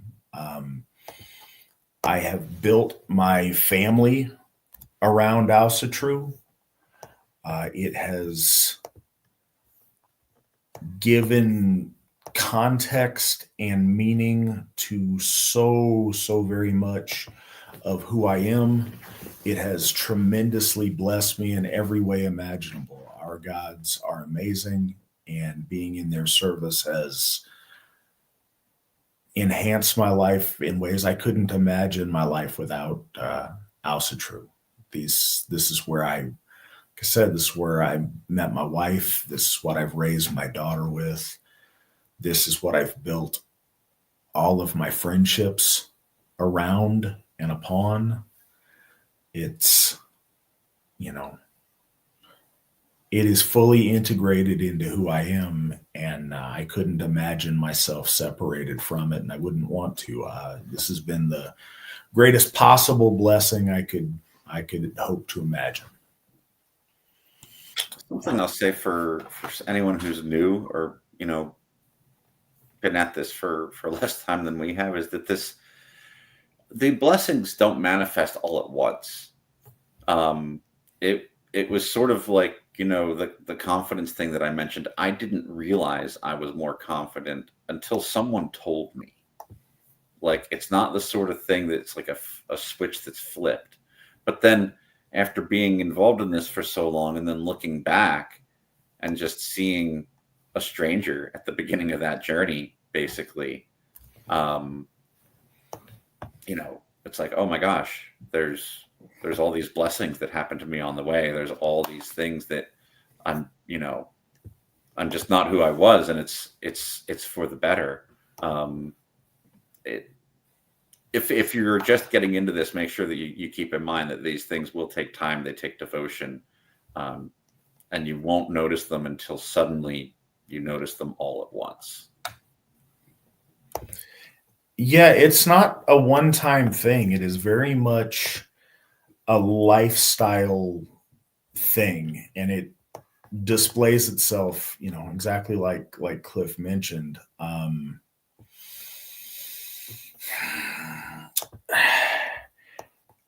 I've mentioned this before, but the key is to make this a holistic part of what you do.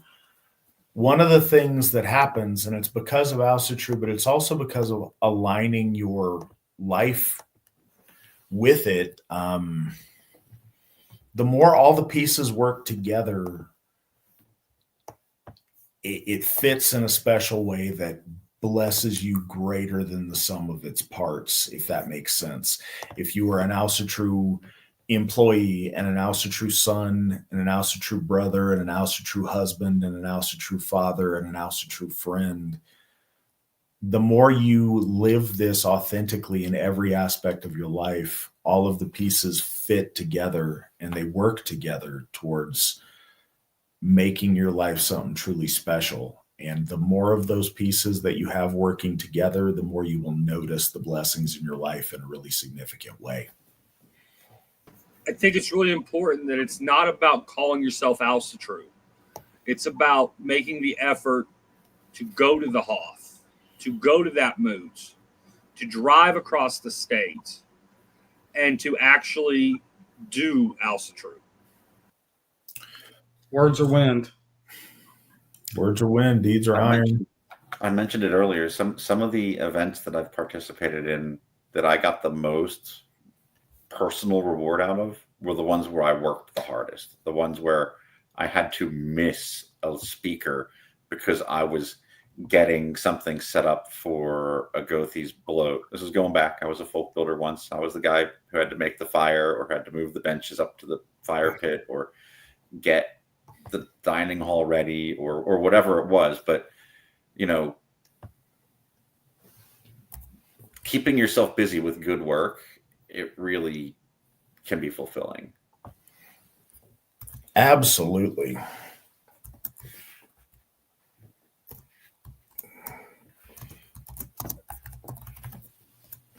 So the next thing up here, and this is from Finn Wraith.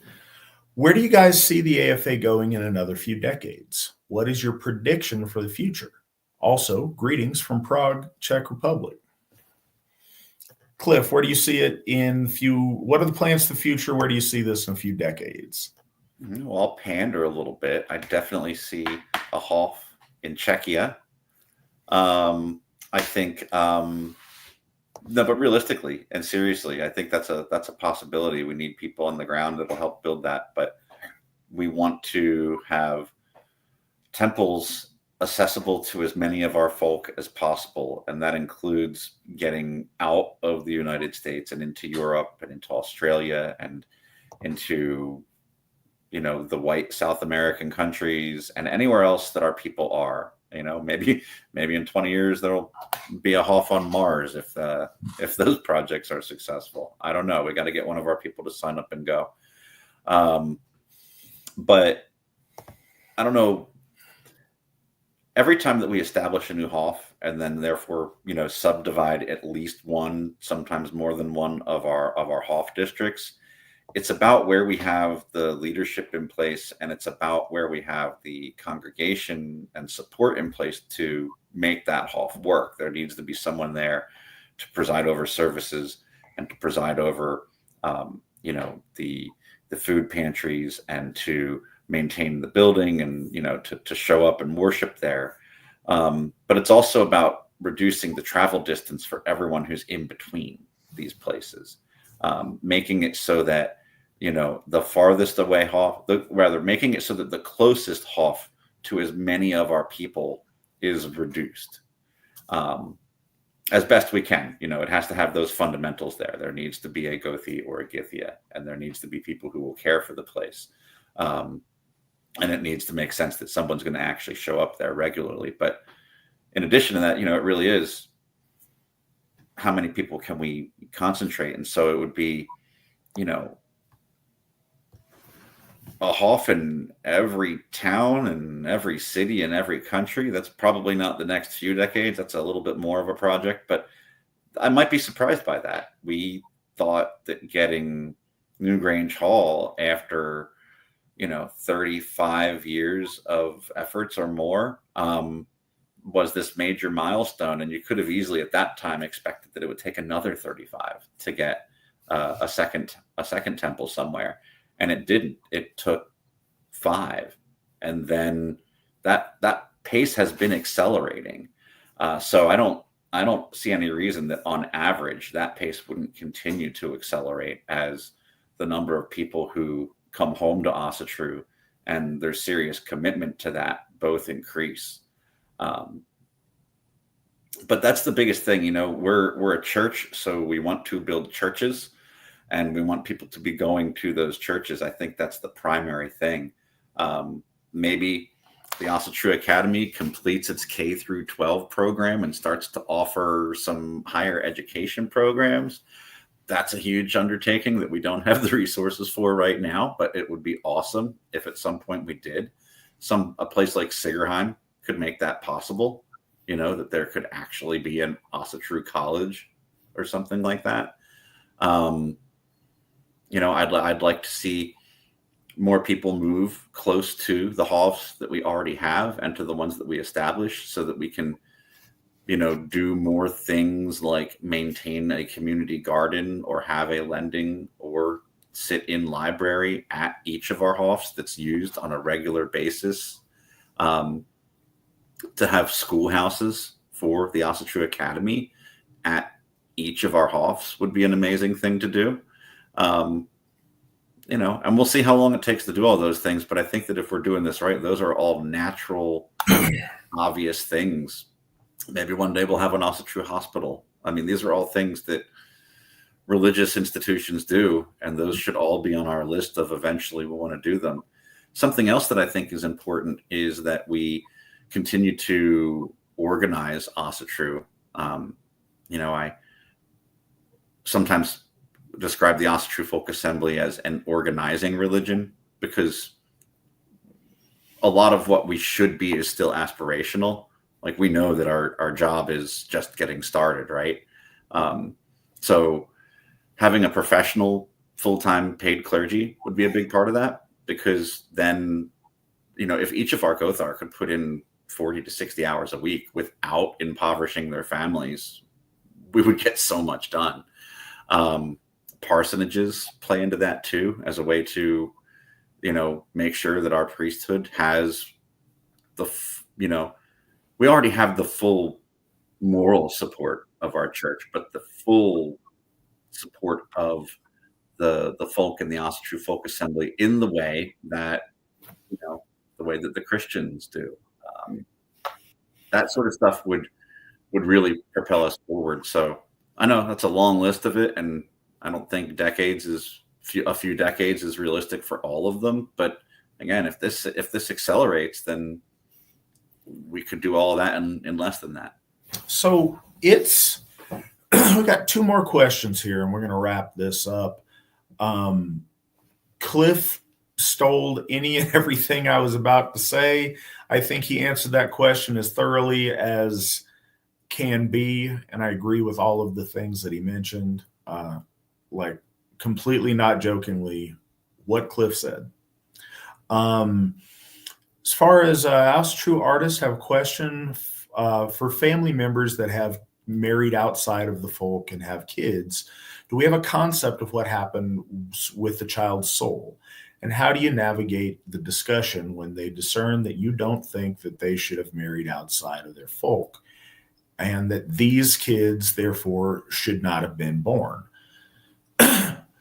No, and I think that's an unfair question.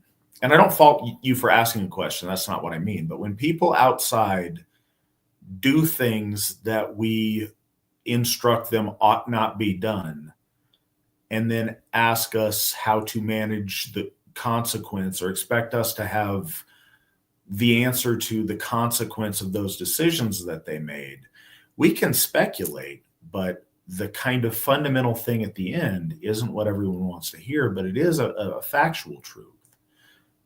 Those kids should not have been born. That relationship should not have occurred. Those things should not exist.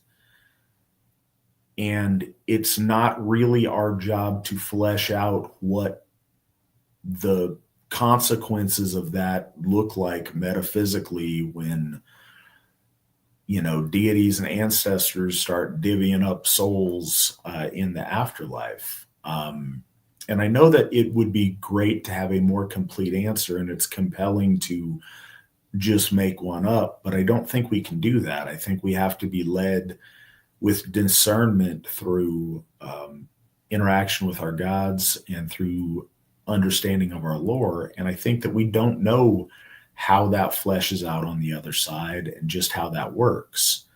But it's not a favorable situation. It's not one that we would have recommended or been in support of. And then when, if family are uncomfortable with that, that's something that I think we try to navigate with the best tact that we can. I don't think it's appropriate or advisable to be rude or to be disrespectful. It's certainly something that the person in your family asking you has a lot of stake in and a lot of feelings deeply involved, and perhaps so do you.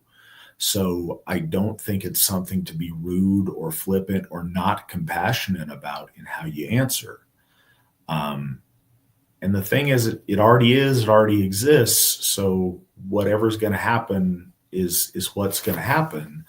I don't think it's your job to, you can choose how much or how little to interact with that family member or those people who've made those choices. And you can choose how much to engage or how much not to. But you're not being impelled or compelled by the Asatru Folk Assembly to treat members of your family poorly. And I wouldn't advise that you do so.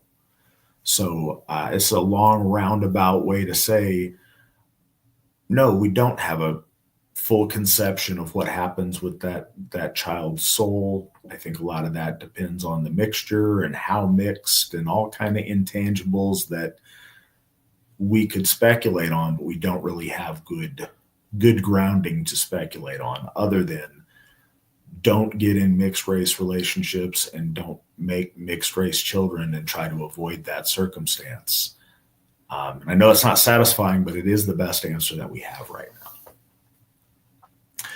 The last thing here, does the AFA have an opinion on the Norena Society and its attempts to reconstruct Teutonic mythology in Mark Puryear's writings?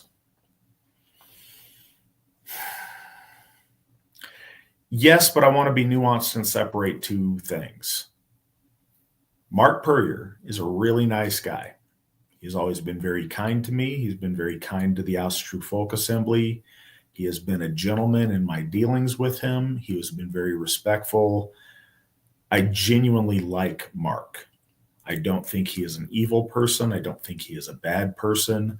What I wish is that Mark Puryear and the well-meaning members of the Norena Society would join the Asatru Folk Assembly. I wish they would get on the team and help us move forward. Appreciate Nick putting the link up. I would appreciate if they would get on the team and help us all move forward, and we could, have meaningful discussions amongst one another and get people squared away to where we're all going the right direction. Outside of that, no, I think the Norena Society is wrong-headed in their approach. I think that they approach religion from studying about religion and not from practicing religion. I think that they try to, and I don't think this is done evilly, I just think this is done through a not religious lens. We talk about directionality, but I think they attempt to reduce the gods into quantifiable pieces that fit into their theories, as opposed to advance their understanding in order to meet the gods and elevate their understanding in a way that approaches, a closer understanding of the gods. If you treat the gods as academic subjects or literary devices or whatever, then it's a lot easier to take liberties with those things to make them more digestible. And I think that inadvertently, that's what the Norena Society absolutely does. I think that their work is detrimental to the development of Asatru, because I think some of it is wrong, and I think their existence is in and of itself a distraction from us all moving forward together in a unified way that best pleases the Aesir. Do either of you guys have thoughts that you'd like to share about the Norena Society or their writings with folks? I do. They'll be brief too. And these are my opinions. They're not the position of the Asatru Folk Assembly. But one thing, I've never really cared for their co-opting of the name Norena Society. I personally find it confusing to people who are trying to find out what's what, and a bit disrespectful to the original one. I just don't care for it. That's my personal opinion on it. Also, I mentioned this in the chat way back. I forget how many hours ago. I have a personal preference for older translations of the Eddas and our lore for a lot of reasons. I'm not against new ones, but I think that they need to be. I think they need to be done with a respect for the original material. Trying to change it is wrong. If someone thinks they can legitimately do a better translation from Old Norse into English by getting more of the actual fact right and doing a better job of maintaining the poetic meter, then okay, go for it. But I don't find that there's a dearth of translations that requires things like Norena Society or Jackson Crawford. I'm disinclined to pick up the new ones. I prefer the older ones, like going back over 100 years. All right. Daniel, do you have any thoughts or feelings about the Norena Society you would like to share with the class? Nothing that hadn't already been shared except that, yes, Mark's a nice guy. Yeah, that's the thing. People ask questions and I want to give an honest answer. I'm not trying to beat up on those folks or whatever. I don't think that they're all or mostly, bad or ill-intentioned people. I think that they do a lot more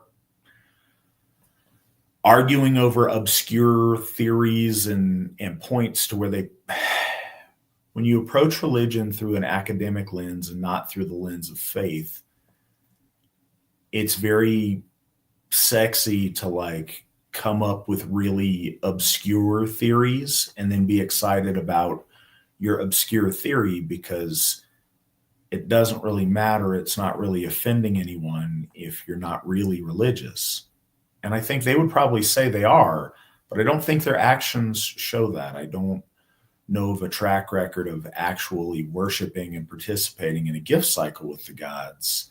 And I think that if they did, and if they did that more regularly, then they would come to better conclusions and hopefully come home to the Asatru Folk Assembly. And I would invite them all to do so. There's a lot of talk about what if and what Asatru could look like or should look like or might look like. Well, this is what it does look like. Get over here and get on the team and let's do this together. It's always going to evolve and hopefully become, better and better and better. We want to get ever closer to that perfection that's worthy of our gods. But that's a process that's done through actual practicing Asatru. If you don't have the relationship with the Aesir, then it's not really Asatru. But I appreciate everybody being here tonight. You guys are last men standing, so thank you guys for making it to the end of this program. It's been the longest one we've had. There you go. It's even later for you fellas. Nick, we know that you were there. I appreciate your making it all the way through with us. And it's actually not the longest episode, though. We reached 720 something. Oh, I know. I just said it's the longest we've done in a while. You guys want to talk for another 20 minutes? No, I'm all right. But thank you guys so much. No, thank you guys so much for being here. I have thoroughly enjoyed it. I hope that the audience enjoys it. I appreciate all of the efforts everybody put in to make tonight's broadcast, but also to build our Asatru Folk Assembly over these last 30 years and all those steps that came before it. So we have much more in store. Thank you guys for being here. I'm glad that we're doing this together. I'm looking forward to talking to you guys next week. Until then, hail the Aesir, hail the folk, hail the AFA, and remember, victory never sleeps.